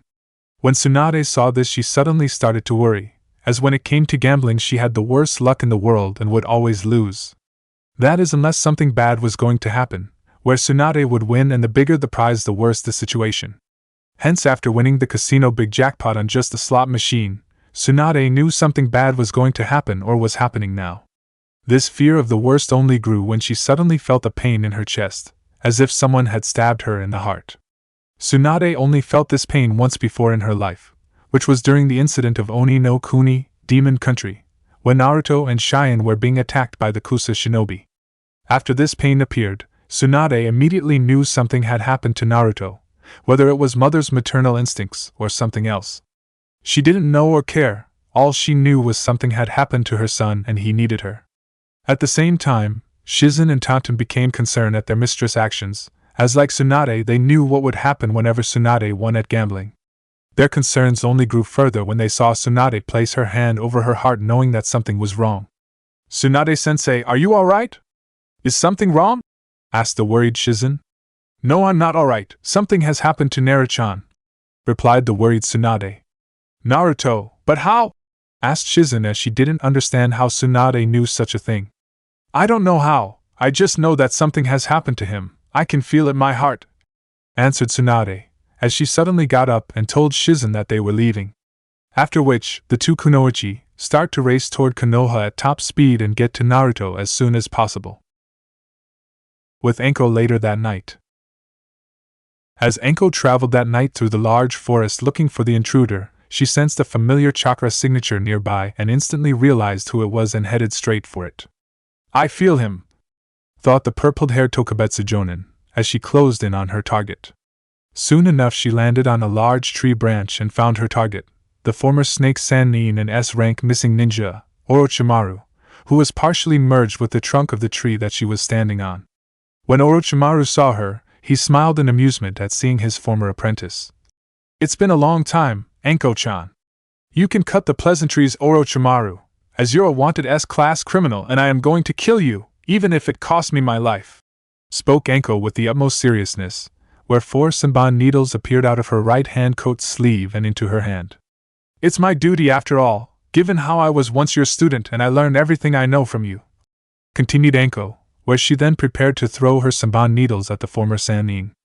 Orochimaru of course just smiled at this, where he then spat out his tongue, which stretched to an impossible length and headed straight for Enko, who quickly jumped up into the air to avoid it, and landed on the trunk of another tree opposite the one that Orochimaru had merged with, where she channeled her chakra to her feet to keep from falling off the tree.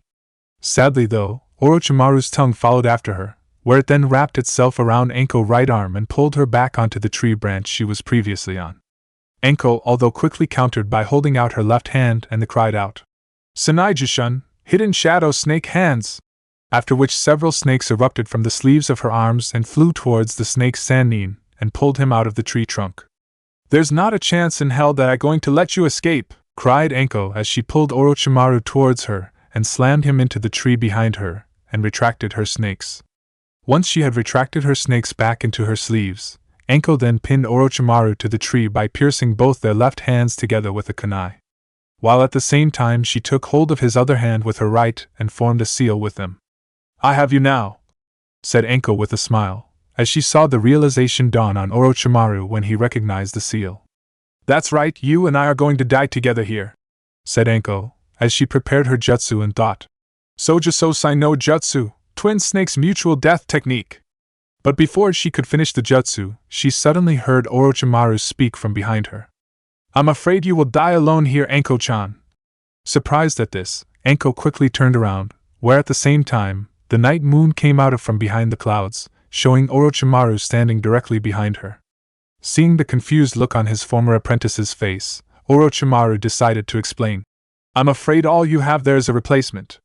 Hearing this, Enko quickly turned around and saw that the Orochimaru that she had caught was indeed a clone, where when she turned it immediately reverted into mud, revealing it as a Doton, Kage Bunshin, Earth-style, shadow clone. You shouldn't use the forbidden technique that I taught you, Enko-chan, since you're one of Konoha's Tokubetsu Jonin now, said Orochimaru with a smile as he slowly walked to Enko. Angered by how she had been tricked by the former Sannin, Enko quickly pulled the kunai she had stabbed herself with and threw it at Orochimaru. But before it could hit the Sannin in the head, he caught it with ease between his 2 front fingers. It's useless, Enko-chan, you don't have the power nor the skill to defeat me, said Orochimaru, where he then did a single one-handed hand seal and activated Enko's curse seal, causing the young woman to fall to her knees in pain. After Enko fell to her knees, Orochimaru slowly walked up to her and lifted her head up slightly so that he could look her directly in the face. Why did you come? Asked Enko as she tried to fight the pain. I must say, I'm disappointed, Enko-chan. We haven't seen each other in years, but you have treated me so coldly, taunted Orochimaru. Have you come here to kill the Hokage? Asked Enko, as she held her left shoulder. Oh no, as sadly I don't have enough followers to attempt that, replied Orochimaru with a smile. I actually came here to observe and test 2 young genin here, both of whom show much promise, where I then placed my curse seal on them, said Orochimaru. You haven't changed a bit. They died before they ever serve you, stated Enko. That is indeed very possible, as their odds are 1 in 10 against them, but I'm certain they will both survive, like you did, replied Orochimaru. Humph. Sounds like you want them both badly, sneered Enko. Ah, jealous? Asked Orochimaru as he cupped Enko's face. You just can't forgive me for using and tossing you aside, can you? At hearing this, Anko glared angrily at her former sensei, as she remembered how he used her. In many ways, both boys show ever more potential than you did, explained Orochimaru. For you see, one of them has inherited unique abilities of the Uchiha clan, while the other had inherited several unique abilities from his family, such as the Shodaime Hokage's Mokuton bloodline, and both their physical conditions are excellent. At hearing this, Anko's eyes widened in surprise, as she quickly realized who the other person Orochimaru was talking about. You mean the Senju kid? Oh yes, Naruto-kun especially shows a great deal of potential, even more so that Sasuke-kun, as I don't think I've ever seen so much raw potential and power in one person before. Either he or Sasuke-kun could become the very heir that I am looking for, answered Orochimaru. Getting a little greedy, aren't we, going after two genin at once? Taunted Anko. Perhaps, but it would be such a waste not to, replied Orochimaru with a smile, after which he then stood up and started to walk away from Anko. Should either one or both of them survive, things will become very interesting very soon. As Orochimaru walked away, he then suddenly turned around. Also, whatever happens, don't cancel the exam. 3 of my followers are in this exam and I look forward to see how they fare. Should you cancel the exam, then Konoha's fate is sealed, and I will destroy it. Once Orochimaru had said this, he then turned away from Anko and disappeared in a whirl of purple flames, leaving Anko alone. At dawn, with the Kiri team currently jumping through the treetops, Haku and her team were making their way to the tower in the center of the forest, after finally getting the scroll they needed. As they made their way to the tower, they noticed the signs of a fierce battle, where some of the large trees around them were damaged as well as large holes down in the ground. When they dropped to the ground to investigate further, they saw that 4 massive trees had fallen on top of each other, showing signs that their bottoms had been blown up. They even saw several large dry patches in the grass where the moisture seemed to have been drawn out of the grass and plants. Not only that, but they saw that the earth had been turned up or destroyed in several places and large amounts of water in others areas of the ground, along with wooden spikes, tentacles and a destroyed wooden dome. What the hell happened here? Asked Chojuro as he looked around the area. By the looks of things, a fierce battle was fought here, answered Saito, as he looked around the area with the others. Could it have been the battle you sensed earlier, Saito? Asked Haku, as she turned to her teammate, who was a senior-type shinobi, although his skill was limited, where when he sensed a powerful battle going on, he couldn't tell who it was between or who was winning, he could only tell what direction it was happening in and that it was a distance from them. More than likely, replied Saito simply. But if the battle was over, who was it between and who won it? Asked Chojuro. I do not know, but let us be thankful that it is over and they are gone. As given the state of this area, the people who fought here were very powerful and highly skilled, said Saito. But still, Chojuro has a point. If the battle is over, then where is the losing side? Where are their bodies? Asked Haku. Perhaps the beast here ate their bodies after the battle ended, suggested Saito. I don't believe so, as I see no blood or animal tracks, stated Haku. Does it really matter, Haku-san? Stated Saito. The battle is over and whoever fought here is gone. I suggest we continue on to the tower, before a rival team shows up and attacks us for our scrolls. At this, Haku nodded, as she knew Saito was correct, where she then turned to Chojuro, who had broken from them to look at something. Before either she or Saito could call him back to tell him that they were leaving, the blue-haired boy called them over to him to look at something. When they came up to him, they saw him looking a large deep slash mark on the large tree. Look at this! What sort of technique can make a deep slash mark like that on a tree like this? Asked the boy. Since as a swordsman in training, he knew that it would take some serious skill for a swordsman to make a slash mark like that on a tree like this with a sword. As given the angle and shape of the slash, it was clearly from a sword, or at least a technique involving a sword.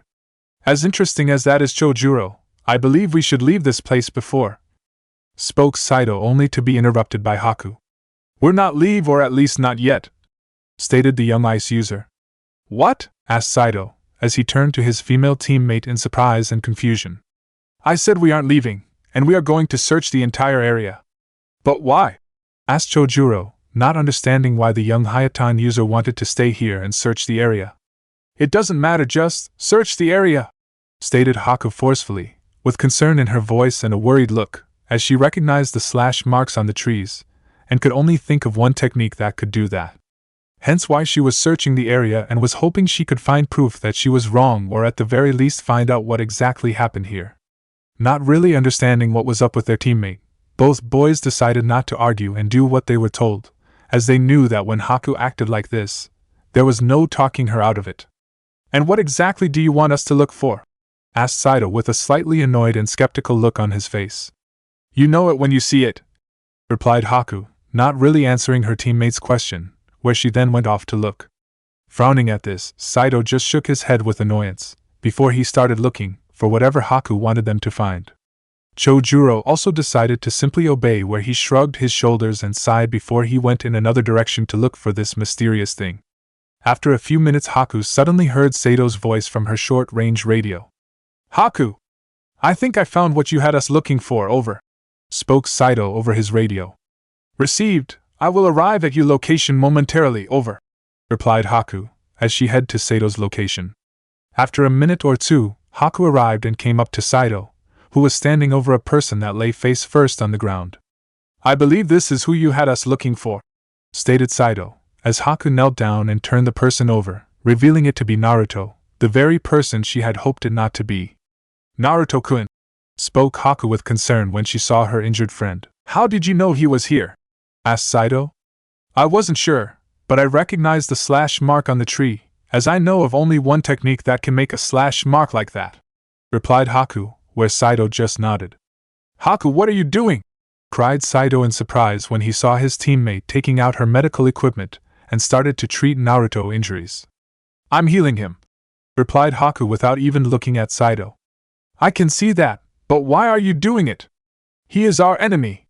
"To you perhaps, but not to me, as he is a dear friend," answered the female ice users. "Haku, stop this," stated Saito forcefully. "No, I will not," replied Haku, as she continued to treat Naruto's injuries. "Haku, you will stop this said Saito, where he then went to grab Haku's hand, but before he could even touch her, he found a set of Saban needles pointed at his jugular. For when he tried to grab hold of Haku's hand, the young Hayatan user turned around, and before her teammate knew what happened next, a set of needles appeared in Haku's hands, where she brought the needles to her teammate's neck. After which Haku then stared directly into Sato's eyes with a cold, angry look in her eyes, one that Saito had never seen before in the normally kind and friendly ice user. When Saito saw this look in his teammate, a cold chill ran down his spine, showing that his teammate was indeed a true student of the famed Kirigakyu no Kaijin, demon of the hidden mist, and wasn't the strongest member of their team for nothing. "But Haku, why?" asked the slightly nervous Saito. "Because both Zabuza-sama and I owe Naruto-kun our lives, for if it were not for him, both us would have been killed at Nami no Kuni, Wave Country. It did not matter to him that we were his enemies. All that mattered to him was that he didn't believe that we deserved to die. It was also because of him that we were able to return to Kiri, so I will not allow any harm to come to him and will help him no matter the cost, for I know in my heart that he would do the same for me," stated Haku. After which she lowered her Saban needles and returned to treating Naruto's injuries. Upon Haku removing her Saban needles from his neck, Saito quickly took a step back from his teammate and began to rub his neck. After which he turned and saw his other teammate Chojuro standing not far from him and Haku, holding Naruto's katana in his hand, which he found when he was looking around the area. "Is there something wrong?" asked Chojuro with a worried look, after seeing Haku threatening Saito with her Saban needles. "Ahem, no there isn't," replied Saito, not wanting to get on Haku's bad side any more than he already had. "Well, I thought you guys should know that I found this katana, a bit away from here, and thought this might be what you were looking for. But I'm guessing you already found what you were really looking for," said Chojuro, as he held the katana up, after which he looked at the injured Naruto. "Is that?" "Yes," replied Saito, "that is Senju Naruto." "What happened to him?" "Obviously he was involved in the battle that was fought here, and he clearly lost," answered Saito. "But who could have done this to him?" "I thought he was one of the strongest genin in the exam?" asked Chojuro. "Well, he clearly fought with someone who was much stronger than him," stated Saito in a monotone-like tone, as he looked down at unconscious Naruto. "But who could have been strong enough to beat him this badly? Could it have been that Gaara guy from Suna or that Yujito girl from Kumo? Since according to those info cards that Kabuto guy showed us, they could be strong enough to take on and beat Senju. That is indeed possible, although it's just as likely that he was defeated by another equally powerful genin, who wasn't mentioned by that Kabuto person," replied Saito. "But what concerns me is that the person or group that defeated Senju did not kill him, since given his condition, it would have been easy." Chojuro could not dispute, since it was true, although as he thought about it, he suddenly remembered something. Wait. What about the rest of his team? Where are they? Shouldn't they be around her somewhere? I have not seen any sign of them anywhere. It is highly possible that they abandoned him when they realized that they were going to lose," said Saito. "I do not believe that to be true," spoke Haku without looking at her teammates, as she continued to heal Naruto's injuries. "Why is that?" asked Chojuro, not understanding what Haku meant. "Sasuke-san and the others are not the type of people who would run away from a fight even when they were losing, nor would they abandon a teammate. I know this to be true, as when Zabuza-sama first fought Hatake Kakashi and his team and captured him, Kakashi-san ordered them to run away, but they refused, stating they wouldn't abandon him. After which they worked together to free Kakashi-san. So what do you think happened to them?" asked Chojuro. "I believe they were forced to retreat, once they realized that they couldn't beat whoever they were fighting. Naruto-kun most likely stayed behind to hold their enemy off and give Sasuke and the others time to escape, since he was the strongest of their group and had the best chance of holding the enemy back and surviving," explained Haku. "And how would you know this?" asked Saito, for although Haku's theory was not impossible, he still found it hard to believe that Haku could know all this. "Because I know how Naruto-kun would react when faced with his comrades being in danger, as at our fight on the bridge in Nami no Kuni, he put himself in harm's way to save his comrades," answered Haku. At this Saito just nodded, for although he wasn't entirely convinced, he accepted the theory nonetheless, at least until after Naruto woke up and told them what happened. "So how is he?" asked Chojuro. "Well, he has a few bruised ribs and several other cuts and bruises, but other than that nothing life-threatening. But still we should find a safe place to stay, until he wakes up," stated Haku, where her teammates just nodded. Even though Saito still had his reservations about helping Naruto, he wasn't going to argue with Haku again, given what happened earlier between the two of them. Chojuro was also of equal mind of this, since he had seen what happened, and had no wish to get on Haku's bad side. Once both Saito and Chojuro had lifted the unconscious Naruto up, the two of them followed Haku, who led the way to a large cave they had passed by not too long ago, when they were heading to the tower. Hidden in one of the large trees as Haku and her team carried the injured Naruto away, the three hooded cloaked aim genin hide in the one of the trees looking down at the group. "Damn it, just when we had him, why the hell did these guys have to show up?" cursed one of the aim genin. "Better yet, why are they even helping him? I thought this was battle royale between all the teams. Not to mention, it's not like Kiri and Konoha are allies. If they were Suna Genin or another Konoha team I might understand, but not this," said the other aim genin. "Obviously this group is different, as I remember them talking to Senju and some of the other Konoha genin, and they seemed rather friendly with one another," stated the other aim genin, who was clearly the leader of the group. "So why don't we attack? We can take them," spoke one of the aim genin. "No, not yet. Let's follow them to where they are taking him and plan what we should do from there. Since right now, they would be on guard, and if we attack them it could result in a full-out battle, and we know nothing of their abilities or skills, hence we could find ourselves at a disadvantage," explained the leader of the group. "The best thing we can do right now is follow them to their hideout and plan out an attack from there." At this the two other aim genin just nodded, where together with their other teammate they stealthily followed Haku and her team from a safe distance. At the Forest of Death Tower dash.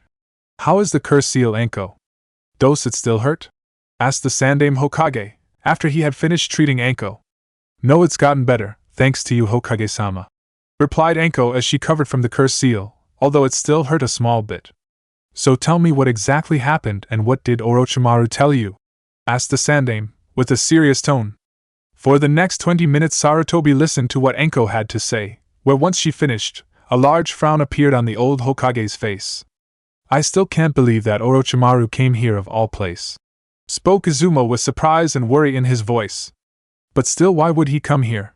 It doesn't making any sense," said Kotetsu. At hearing this, Anko then suddenly remembered what Orochimaru said to her in the forest. He wants Uchiha Sasuke and Senju Naruto, am I corrected?" interrupted the Sandaime before Anko could finish, where Anko just nodded, confirming the Hokage's worst fears.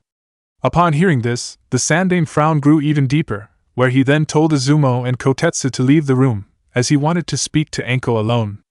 Both Chunin nodded and left the room, after which Sarutobi turned to the nearby window and looked out at the forest before him, where he let out a deep sigh, before he spoke to Anko again. Tell me, Anko, did Orochimaru tell you anything else about Naruto, as I am sure you can guess why he wants Sasuke? Asked the Sandaime without look at the young woman.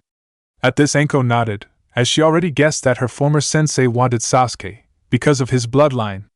Since he had always been obsessed with learning all the jutsu in the world, and the unique abilities of the Sharingan would be an invaluable asset to him in achieving his goal.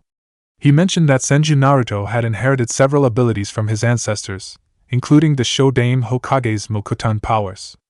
At hearing this, Sarutobi let out another tired sigh, before he turned to Anko. What I am about to tell you, Anko, has been declared a S-class secret, known by only a select few shinobi and the members of the Konoha Council. Should you tell anyone that has not been cleared, before it has been officially announced, you'll be severely punished.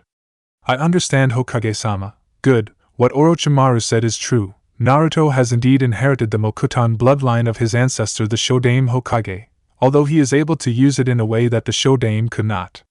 Since Naruto is able to manipulate and control plants with his bloodline as well. Not only that, but he has also inherited his mother's precise chakra control and is able to use her superhuman strength to a remarkable degree. He also seemingly has a high affinity to water, much like the Nidaime Hokage, and is able to create large amounts of water without a large reserve of water nearby. Although he is not yet at the same level as the Nidaime, since he must use the moisture from not only the air, but also the surrounding plants, when using powerful water jutsu that require a large amount of water. But given time, I'm certain that he will overcome that inability.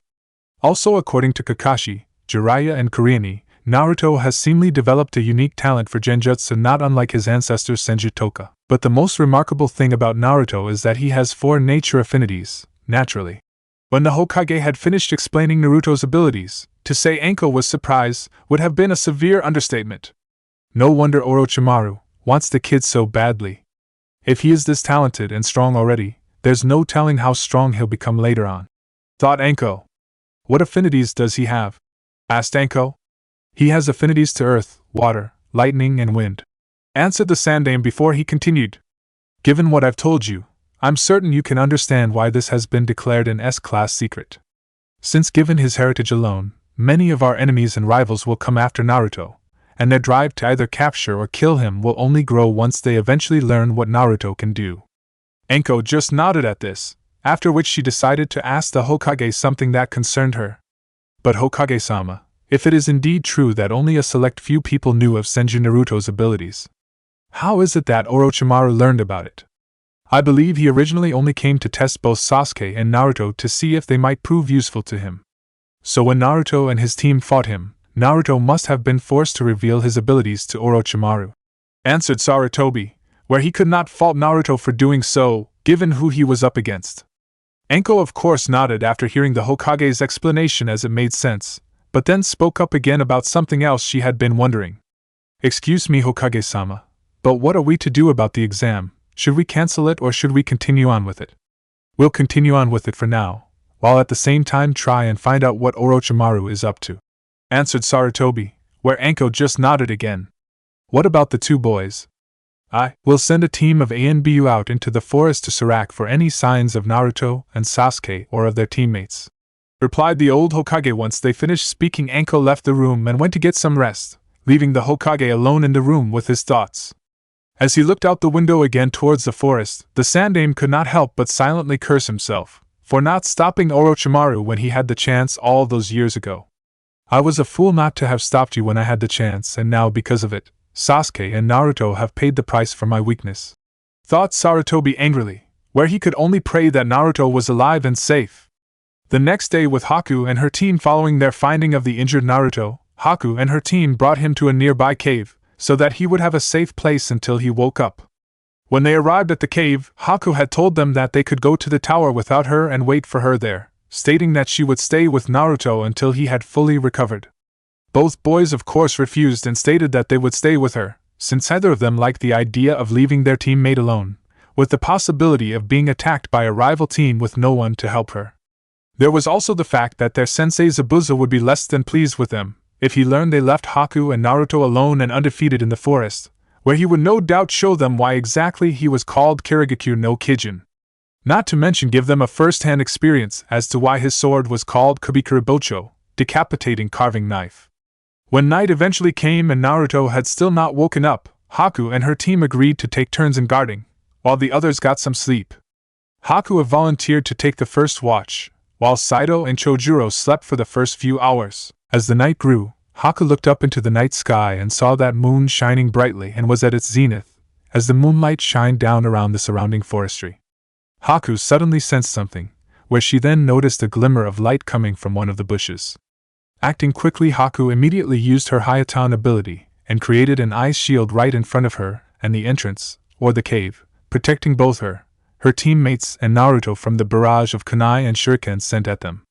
As soon as Haku had erected her ice shield, both Saito and Chojuro immediately woke up and grabbed hold of their swords and stood next to Haku, as they quickly realized that they were under attack. Seeing that their sneak attack had failed, the three cloaked aim genin jumped out from the bushes that they were hiding behind, after which one of the genin walked forward and spoke. "If you value your lives in any way, you'll hand over Senju Naruto to us, as our business is with him, not you." "Why do you want Naruto-kun? What do you intend to do with him?" asked Haku, with a frown, as she already had an idea. "That is of no concern to you. Hand him over and you'll live, if not then you'll die here," replied another one of the aim genin. "No!"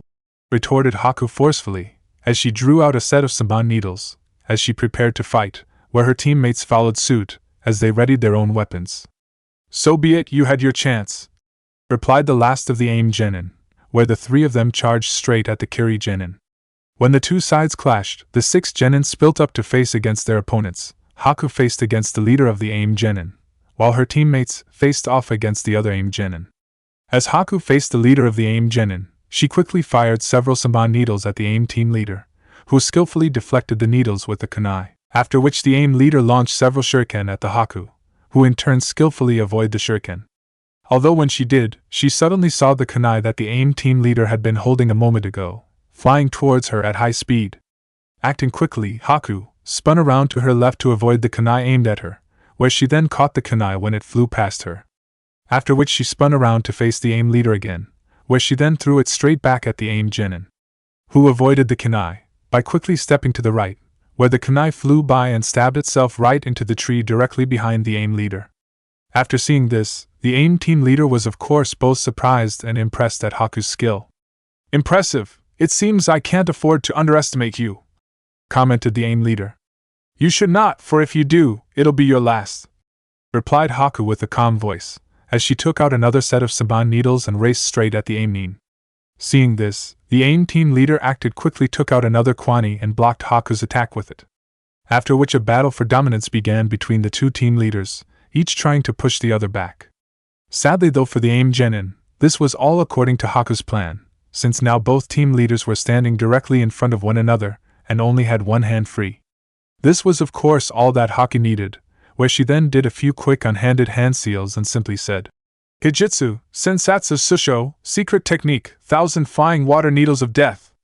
After which she gathered some water from around the surrounding area, where 1,000 long water needles started to form all around them.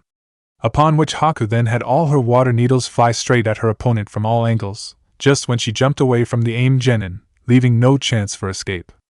But when the attack ended and Haku landed back on the ground a few feet away from the aim nin, the enemy ninja reverted into water, revealing that Haku had been fighting a Mizu Bunshin, water clone. Seeing that she had been tricked, Haku quickly turned around and saw the aim genin she thought she had been fighting, standing over the still unconscious and defenseless Naruto. When the female ice user saw this, she knew that she wouldn't be able to make it in time to save Naruto as she ran, since they were too far away. She also knew that neither of her teammates could reach Naruto in time either, since both were busy fighting with the other two aim genin. Realizing this, Haku knew of only one way that she could reach Naruto in time and save him, where she did a several one-handed hand seal and disappeared in a whirl of ice. With the aim team leader as Haku battled with the aim nin's water clone, the real team leader snuck around the battle, while the water clone and the rest of the aim nin's team kept Haku and her team busy and away from the defenseless Naruto. After sneaking into the cave, The AIM leader stood over the unconscious Naruto and smiled. All too easy, thought the genin, but before the AIM nin could deliver the fatal blow, the cave suddenly began to get very cold and a mirror made out of ice appeared right between the AIM nin and Naruto. After which, Haku emerged out of it and punched the AIM nin hard, right in the face, sending the young genin flying out of the cave. Recovering quickly, the AIM team leader glared at Haku coldly, as she walked out of the cave to face the real AIM nin, since if Haku hadn't interfered Naruto would be dead now. Damn it, it's bad enough she is a Hayatan bloodline user, but she incredibly fast, especially with that technique she just used, thought the AIM team leader. Why are you fighting so hard to defend him? Asked the annoyed AIM genin. Because he is my friend, replied Haku, as she readied herself, as she wasn't going to let her opponent get the better of her this time. Friend, repeated the AIM team leader, with confusion. That's ridiculous. You're both from rival villages, besides in this exam, everyone that isn't on your team is your enemy. That is where you're wrong. Even though Naruto-kun and I are from different villages, it does not mean we cannot become friends, and regardless of this exam, I would gladly help him. For I know he would do the same for me if I were in trouble. Furthermore, I owe Naruto-kun my life, and I will do whatever it takes to repay that debt. Humph, nice speech, but if you're indeed so intent to dying to protect him, then I'll be more than happy to leave your corpses next to one another, stated that AIM team leader. After which two small hand-sized fans with spikes appeared out of the AIM nin's sleeves and right into the genin's hands. I hadn't intended to get this serious in the exam, but you've left me no other choice, spoke the AIM nin, after which the genin swung the fans and created a powerful wind current and sent it straight at Haku. Realizing what would happen if that attack hit her, Haku immediately created a large ice wall in front of her and protected herself from the deadly wind attack. When the attack ended, Haku saw the dozen or so deep gashes and slash marks on her wall of ice, which barely withstood the attack. Seeing this, Haku knew that she would have to be carefully with the AIM team leader, as it was oblivious that the young AIM nin was no ordinary genin and had been well trained and was highly skilled. For the next few minutes the battle raged between the two genin teams, but unbeknownst to both sides, a dark aura started to form around Naruto. As the fight dragged on, Saito and Chojuro were able to push the other two AIM genin well back, forcing them to keep their distance from the two Kiri genin. But even with the fact that they were being pushed back, the AIM genin weren't finished yet and found a way to bypass their opponents, where the first AIM genin threw a kunai at Saito, whom he had been fighting against. Saito had of course sidestepped the kunai, where it just stabbed the ground. But what the young Kirinin didn't notice until the kunai stabbed the ground was that tied to the end of the kunai was an exploding note. Seeing this, Saito had immediately jumped up into the air and barely avoided the explosion, where parts of his clothes had been slightly singed. But even still it gave the AIM nin the opening he needed to bypass Saito, where he ran straight for Naruto. At the same time, the second AIM nin who had been fight Chojuro used a smoke bomb, temporarily blinded the young swordsman in training, allowing the AIM nin to bypass him and head straight towards Naruto as well. Both Chojuro and Saito quickly recovered from the AIM nin's diversionary tactics and proceeded to chase after the two AIM nins. Sadly though, the two AIM genin had too much of a head start, where both boys realized that it was unlikely that they would catch up to them until it was too late. At the same time, Haku and the AIM team leader proved to be evenly matched, as both genin were at a deadlock with one another. As the fight dragged on, Haku turned around slightly and noticed the two AIM genin heading towards Naruto from opposite sides. Seeing that Naruto was in trouble, Haku prepared to use her ice mirrors again to transport herself to Naruto. But before she could, the AIM team leader cried out, "Oh no you don't!" and created a large gust of wind and sent Haku flying to the side. Seeing that they had a clear shot at Naruto, the two AIM genin threw several kunai with exploding notes tied to them at the cave that Naruto lay in. As soon as the kunai hit the inside of the cave, the notes tied to them exploded, causing the cave to collapse. "Naruto-kun!" cried Haku with horror, as she feared the worst when it collapsed. "Humph! Mission accomplished," commented the AIM team leader with a slight smirk of satisfaction. Haku of course was about to race over to the now collapsed cave in an attempt to search for Naruto, but before she could, she was stopped by Saito, who appeared next to her and held his arm out to stop her. "Haku, it's too late, he's dead. Even if he somehow survived the explosion, there's no way he could survive the cave falling on top of him." At this, Haku closed her eyes in sorrow, as she knew Saito was correct. Naruto was dead and it was her fault. she had failed to protect him. Soon enough, though, Haku's sorrow turned to anger, as she opened her eyes, and glared with vengeful rage at the cloaked AIM leader, since they were the ones who had killed her friend. Seeing this, the AIM team leader just smirked with amusement, unafraid of Haku's vengeful stare. "Oh, are you angry that I kill your little boyfriend?" mocked the AIM leader. "Well, if you like, I'll be more than happy to send you to join him in the afterlife." At this, Haku became even angrier and drew out another set of Saban needles and prepared to attack the AIM genin. "Haku, don't!" warned Saito, but it was to no avail, as Haku was fixed on the AIM nin, where she pushed Saito's arm away. "Well, are you coming or not? Since the sooner we start, the sooner I can send you to your boyfriend in the next life," taunted the AIM leader after taking a fighting stance. "I don't think that'll be necessary," spoke a familiar voice out of nowhere, causing both teams to start looking around. Quickly enough, Chojuro, who had joined Haku and Saito a moment ago, shouted out, "Look!" and pointed up to the top of a large tree near the cave. When everyone turned to look, they saw none other than Naruto standing proudly on a large, thick tree branch without so much as a mark on him, with the exception of his clothes being a little ruffled up by the explosion. "Naruto-kun, you're alive!" cried Haku with clear relief in both her voice and on her face. Naruto, of course, just smirked in return of this statement, but when he did, Haku finally noticed that something was off about Naruto. Since the smirk that Naruto gave her was not the same kind and friendly smirk that he would often give her and other people. This smirk seemed dark and almost sinister-like, and was only highlighted by the dark aura that surrounded him and the strange lines in a rip-like pattern that covered his body. "1. Impossible! How can you still be alive?" cried the AIM leader. "Humph! As if I would die so easily, you seriously underestimated me," retorted Naruto with a smirk. "Well then, let's see if you can dodge us," cried one of the two AIM nins as he and his partner appeared in midair behind Naruto, where they attempted to stab Naruto with their kunai. But before their attacks could hit, Naruto disappeared in a blink of an eye. "What the hell?" cried one of the AIM genin, as he and his partner landed on the tree branch that Naruto was on a moment ago. "He disappeared, but how?" spoke the other AIM genin in confusion, as he and his partner looked around for any sign of Naruto. "Looking for me!" cried Naruto, where he appeared right above the two AIM genin and delivered a powerful falling elbow strike down on top of the head of one of the AIM genin, sending him face first, right through the tree branch and speeding down into the ground, creating a small crater. After taking care of one of the AIM nins, Naruto, who was now standing on another tree branch, faced the remaining AIM nin, who had jumped off the branch that Naruto destroyed when he hit his teammate. "It's your turn now?" asked Naruto with the same dark smirk on his face.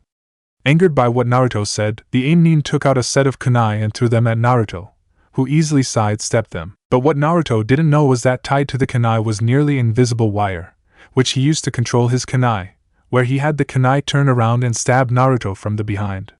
But once again Naruto disappeared in the blink of an eye and reappeared right in front of the AIM nin, where he delivered a powerful knee to the chin that sent the AIM nin up into the air. After which Naruto then reappeared over the AIM genin and cried out, "Satenkyaku, painful sky leg!" as he delivered a powerful falling axe kick on the AIM genin's back, sending him crashing to the ground much like his partner. After dealing with the two genin, Naruto landed on another nearby branch and brought his hand up and began to open and close it with the same dark smirk still plastered on his face, as he looked at it. He marveled at how powerful he was feeling, since he couldn't believe how much stronger he had become, as he taken down the two AIM genin with ease and was able to deal all that damage to them without having to use his superhuman strength. "So this is the power that Orochimaru was talking about. It's incredible, I've never felt so strong before. It's as if all my abilities have doubled," thought Naruto. At the same time, the AIM team leader grew concerned at how easily Naruto had defeated the others, not to mention the powerful dark chakra that was surrounding him. But despite this, the AIM leader was not about to fail and sent a powerful blast of wind at Naruto, where it destroyed a portion of the tree. Seeing this, the AIM team leader thought for certain Naruto was dead, only to be surprised when Naruto reappeared again few feet away from the AIM nin, with his katana in his hand and pointed forward as he charged at the genin. Reacting quickly, the AIM team leader caught Naruto's stabbing attack with the hand-sized fans that the genin was carrying and twisted the sword out of Naruto's hand with the two fans skewered to it. Naruto then quickly countered with a sharp kick to the abdomen, and sent the genin leader flying backwards a bit, before recovering. But before the fight could continue any further, Haku and her team appeared where they surrounded the Heir Genin. Knowing when a battle was lost, the Heir team leader quickly smashed several large smoke pellets into the ground, causing a large cloud of smoke to appear around Naruto, Haku, and the others. When the smoke dissipated, they saw the Heir team leader holding the other two Heir Genin. "We'll leave this battle for now, Senju, but mark my words, we'll meet again, and next time, you won't have your friends there to help you," spoke the Heir Genin before disappearing in a puff of smoke with the other Heir Genin. "As if I'm going to give you that opportunity," stated Naruto, as he picked up his katana and removed the two fans that were stuck to it, and then started to walk away from Haku and her team. "Naruto-kun, where are you going?" asked Haku with concern. "What does it look like I'm doing? I'm going after them, and when I find them I'm going to kill them," replied Naruto with a sadistic smirk that worried Haku, as this was not like him. "Naruto, there's no need for that, they've run away, they're not a threat to us," said Haku with concern at the way Naruto was acting. "They came to kill me, Haku-chan, that's more than enough reason for me to kill them. Besides, I haven't even warmed up yet, and I want to see what else I can do with this new power," answered Naruto as he smiled darkly. At hearing this, Haku knew that there was something wrong with Naruto, since Naruto hated killing much like her and tried to avoid it as much as possible. It was then that she realized that the markings on his body were not only increasing his strength, speed, and power, but were also affecting his mind. "Naruto, stop this! This isn't you!" pleaded Haku as she grabbed hold of her friend only to be pushed away. "No, you're right," replied Naruto as he lowered his head. Seeing this, Haku smiled, thinking that she had gotten through to her friend, but that quickly changed when Naruto turned around with an evil-looking smile. "I'm better than who I was, as with this power, I will finally acknowledge me, and not because of my mother." At this, Haku became scared, as the dark power that was surrounding Naruto grew. "No, Naruto, I won't let you go and turn into some kind of cold-hearted murder, I'll stop you," replied Haku, as she readied herself, as she hoped that when faced with the concept of fighting her, Naruto would return to normal. Sadly though, this did not work, for upon hearing this, Naruto just smiled. "Really? Well then go right ahead and try and stop me, let's see if you have become any stronger, Haku-chan," replied Naruto, as he readied himself. "Naruto-kun, what happened to you?" thought Haku, where she and her teammate prepared to fight Naruto.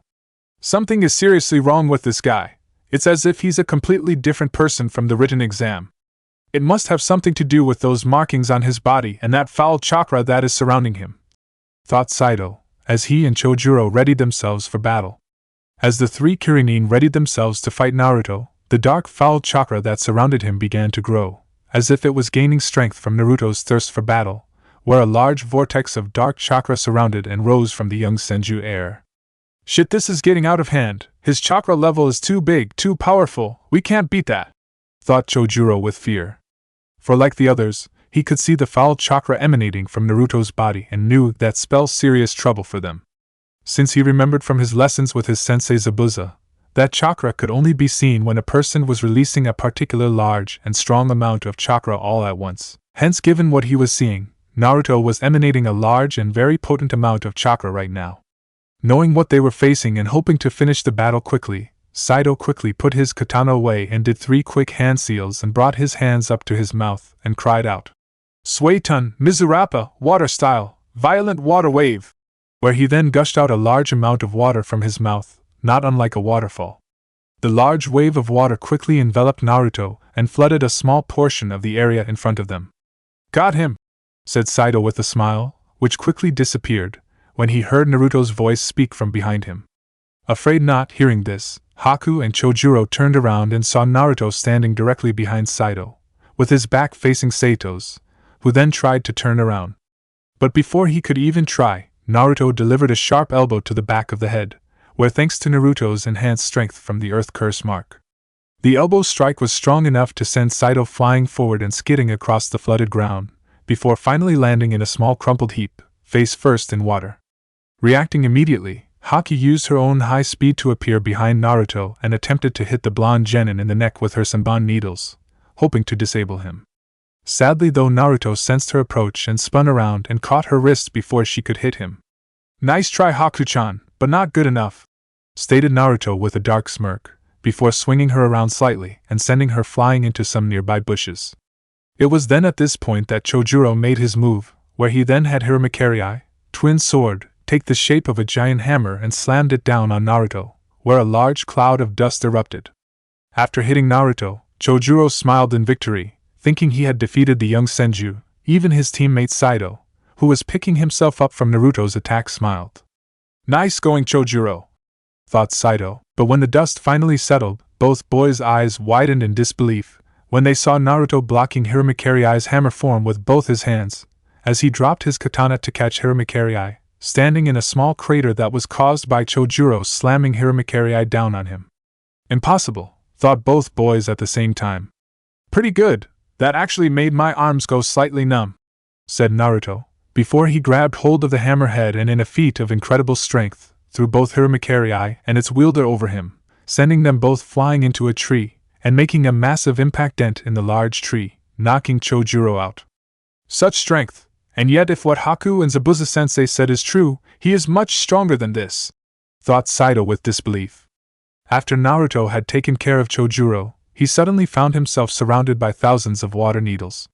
Seeing them, Naruto quickly realized that Haku had returned and saw her standing not far from his left hand a few meters away from him. It was then at this point that Haku activated her attack, and had all the water needles that surrounded Naruto converge on him. But within an instant, Naruto disappeared before the water needles could hit him, and then reappeared to the left-hand side of Haku, where he attempted slash at her. Fortunately though, Haku was able to move away and avoid the slash in time, thanks to the many years of training she went through as Zabuza's student. At the same time, Seisho watched with disbelief, as Naruto had not only avoided Haku's Sensatsu Susho, but also had snuck up on Haku and nearly cut her in two with his katana, which he had picked up, and did it all within a blink of an eye. What tremendous speed! He might very well be as fast as Haku, if not faster, thought Saito, since he knew that out of all the members of his team Haku was the fastest. After dodging Naruto's attack, Haku immediately took out a set of Saban needles and used them to block another strike from Naruto with his katana. As the two began to struggle for dominance, Haku quickly found herself being pushed back. But before Naruto could push her back fully, he suddenly heard Saito cry out, "Suetun, Teppadama, water style, gunshot!"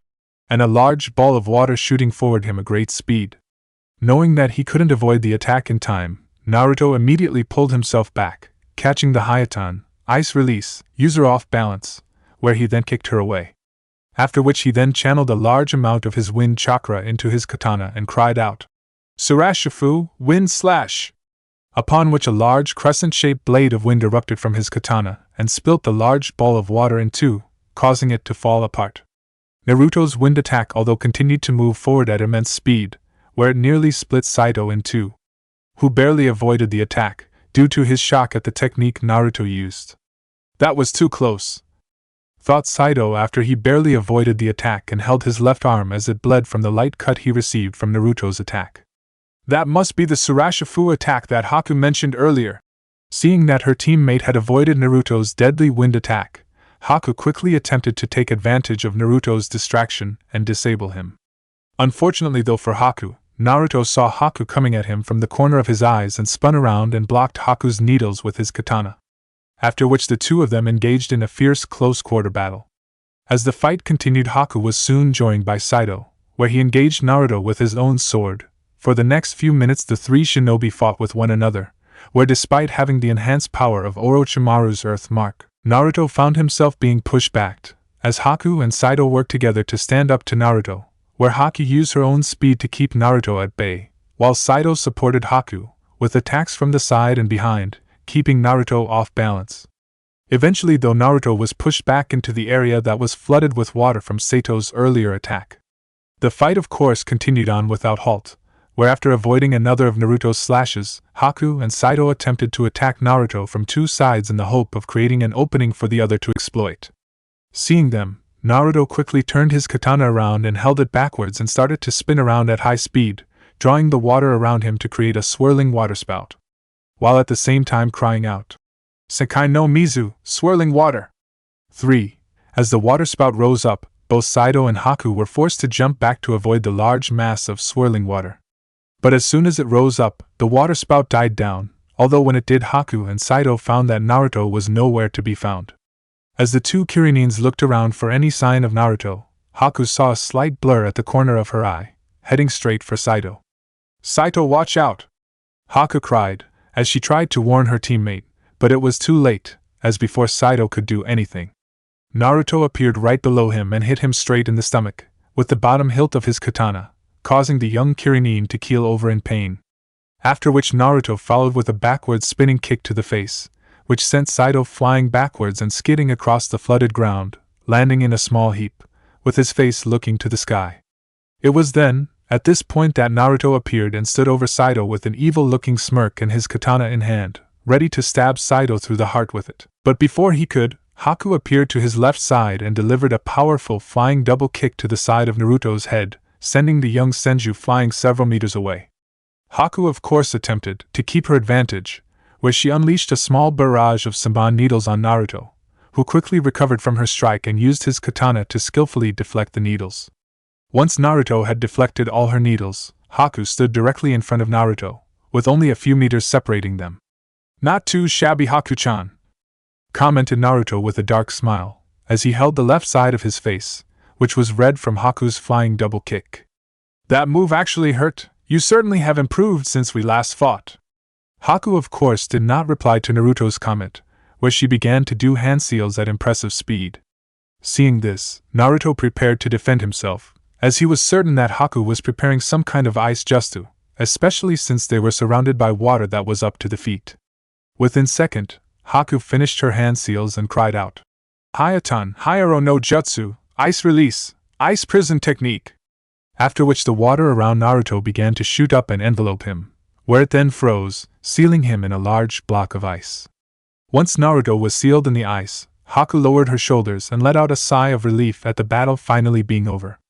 "I'm sorry, Naruto-kun, but you left me no other choice," said Haku, as she looked at her friend trapped behind inside the block of ice, where she hoped he could forgive her once they figured out what was wrong with him. But as Haku turned her back to Naruto and prepared to go help Saito, who was fairly bruised up from his fight with Naruto, she suddenly felt Naruto's dark chakra growing again. "No, it's not possible!"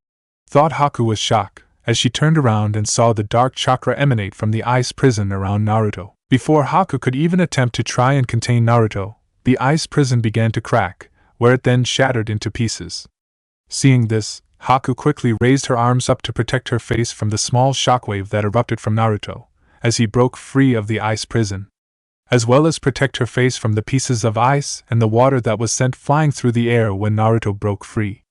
Once the shockwave died down, Haku lowered her arms and saw Naruto slowly walking over to her, emanating an even stronger amount of dark chakra around him than did before. It took a moment or two for Haku to get over her shock and the slight fear caused by what just happened, but she quickly steadied herself to continue the fight. But before the female ice user could even make any kind of attack or put up any kind of defense, Naruto suddenly disappeared within the blink of an eye and reappeared right underneath her, where he then delivered a power kick to Haku's chin, sending her flying right up into the air, not unlike what Lee did when he fought Sasuke before the Chunin exam started. After launching Haku into the air, Naruto once again disappeared and then reappeared right over Haku, who was still stunned and unable to move after what just happened. Upon which he then brought his right heel down onto Haku with immense force, sending her hurtling to the ground and making a small dent in it. "Haku-chan!" cried Saito, as he tried to get up, but held his stomach in pain from Naruto's hit earlier. Naruto then landed back on the ground and slowly walked towards Haku and picked the young girl up, and held her by the throat with a vice-like grip, nearly choking her. After which Naruto held up his katana ready to stab her right between her eyes. "Well, it's been fun, Haku-chan. You put up an interesting fight, but as the old saying goes, all good things must come to an end. Naruto-kun, please don't do this. This is not you. You're not like this. You're a good and kind person," croaked Haku, as Naruto kept his vice-like grip on her throat. "Please, Naruto-kun, remember what you said to me at Nami no Kuni. You and I are friends." At hearing Haku mention Nami no Kuni and them being friends, Naruto started to have flashbacks of the events on the bridge of Nami no Kuni. Flashback as Naruto held his katana over Haku's face, the young ice user spoke. "Why do you hesitate? Kill me. I've lost my purpose in living. I've failed Zabuza-sama. I am no longer fit to be his weapon." "What kind of fucked up crap are you talking about? You're not a weapon, you're a human being. You have your own life and your own free will. Why the hell would you want to die, simply because I defeated you?" asked Naruto, since what Haku was saying didn't make any sense. For the next few minutes Haku went on to explain her life in Mizuno Kuni, Water Country, and how when Haku's father discovered that she and her mother were bloodline holders, he gathered a mob and killed Haku's mother and then tried to kill her, but were killed themselves when Haku accidentally used her bloodline to kill them. After the incident, Haku roamed the cold streets of Kiri during the dead of winter until she was found by Zabuza and he made Haku his weapon, thereby giving Haku a purpose in living again. When Naruto heard this, several different thoughts ran through his head, as he was unsure what to say or think at what Haku had told him. I can understand why you feel that you owe Zabuza after he took you in, but that still doesn't make it right that he views you and treats you like some kind of weapon, spoke Naruto. But that is what I am his tool to use in whatever way he wishes, spoke Haku. Stop being such a baka, Haku, cried Naruto angrily, which surprised the young ice user. You're a human being, just like me, you're not a tool, you feel pain, you feel joy, you feel sorrow, and you have your own dreams just like me or anyone else. The only person that has a right to decide how you live your life is yourself, as it's your life, not his. As Haku heard this, the young ice user understood what Naruto was saying, but even still Haku was too loyal to Zabuza. If you say that I can choose how I live my life, Naruto-san, then I choose to serve Zabuza-sama as his weapon. As that is my purpose and my dream is to help him to achieve his dream, for he is my precious person and I would gladly give my life up for him, so kill me now and be done with it. Ag! Cried Naruto in frustration. Damn it, Haku, I won't kill you, simply because you think you should die. At this Haku couldn't help but smile kindly, despite the situation she was in, since the young ice user could tell that Naruto was a kind individually and that the two of them were a lot alike many ways. But as Haku and Naruto were talking to one another, the two shinobis heard a cry of pain, after which the mist slowly began to die down, where they then saw Zabuza and pack of dogs on top of Zabuza, biting deeply into his arms and legs, preventing him from moving. Also at the same time they heard a large chirping noise, where when they looked, they saw Kakashi holding his right hand, which was now covered in lightning. Shit's that Kakashi-sensei Raikiri, lightning cutter, thought Naruto in surprise at seeing the jutsus with his own eyes for the first time. As he had heard about it from his godfather, as it was one of Kakashi's strongest moves and was the advanced form of his only originally jutsu, the Chidori, 1000's birds. He had also heard from his godfather that Kakashi had given the technique this name after he cut a bolt of lightning with it. Upon seeing that Zabuza was in trouble, as well as seeing that Naruto was monetarily distracted, since he was looking towards Kakashi, Haku quickly took advantage of Naruto's distraction and spun around, kicking Naruto off his feet and making him fall onto his back, after which Haku then quickly got back onto her feet. But before she raced off towards Zabuza, Haku turned to look at Naruto sadly, who was still on the ground. I'm sorry, Naruto-san, if we had met at another time and in another place, I believe we could have been friends. But we're friends, Haku, spoke Naruto. End flashback. It was then after remembering this, Naruto realized what he was doing and let go of Haku, dropping the girl onto the flooded ground along with his katana. After which, he fell to his knees and held the side of his neck, where the cursed seal was, and screamed out in pain. No! I won't let you control me and make me hurt my friends! Screamed Naruto in pain, as he started force the curse markings back by sheer willpower. Soon enough, the curse markings retreated back into the seal, after which Naruto started to fan heavily, since forcing the curse markings back had taken a lot out of him.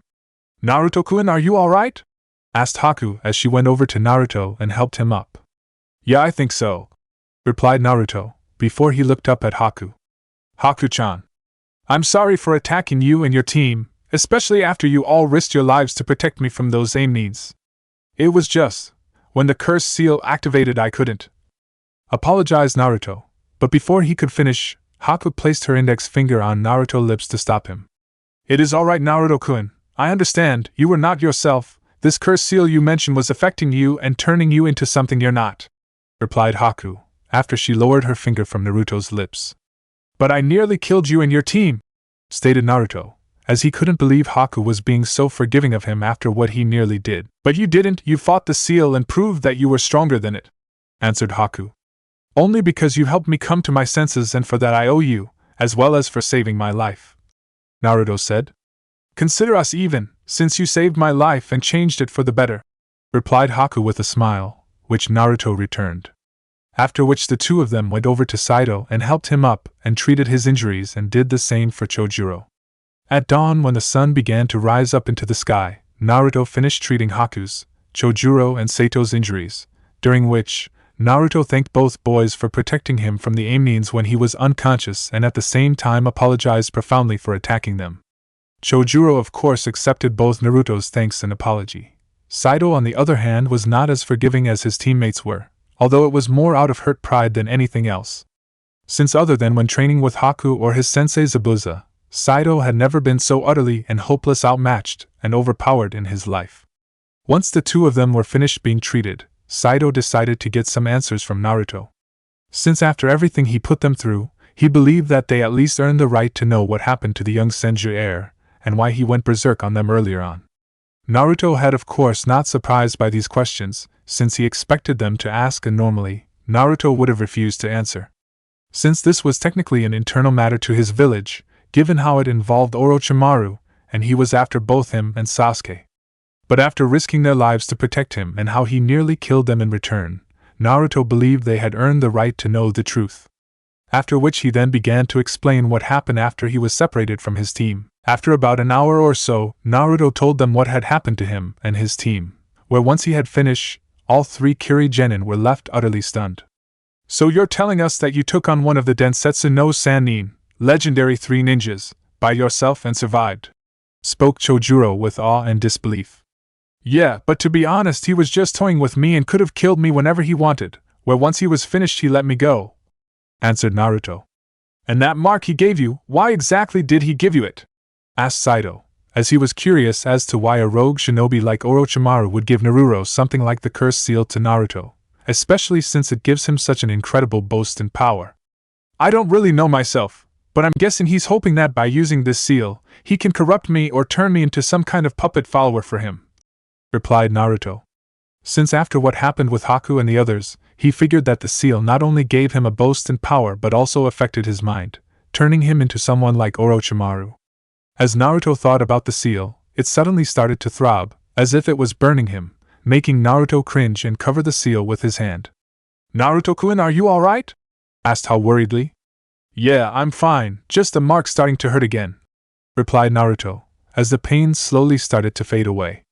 Haku of course frowned at this, and became even more concerned, as she wished she could do something to help Naruto. But unfortunately she knew very little about sealing, and even if she did, she doubted she could do anything to help her blonde-haired friend. Since Naruto had some skill in Fuinjutsu, and even he didn't know anything about the seal or what to do about it. So what do you plan to do now? Asked Chojuro.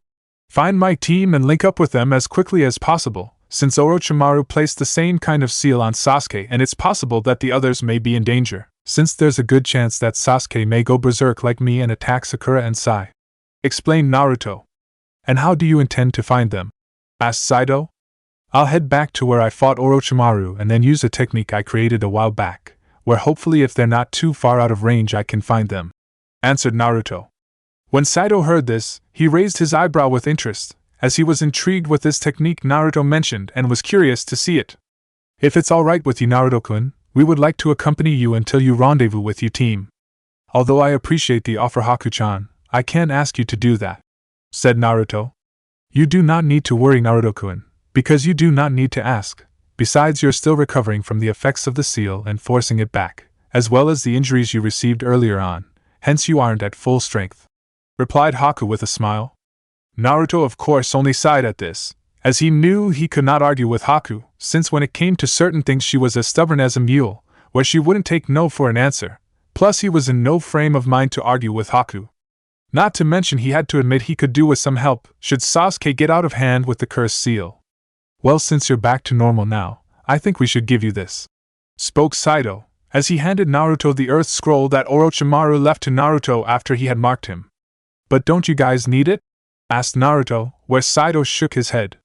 We have the other scroll needed. Besides, you need it more than we do, since you have to get 3 more scrolls, said Saito, where Naruto just nodded his thanks.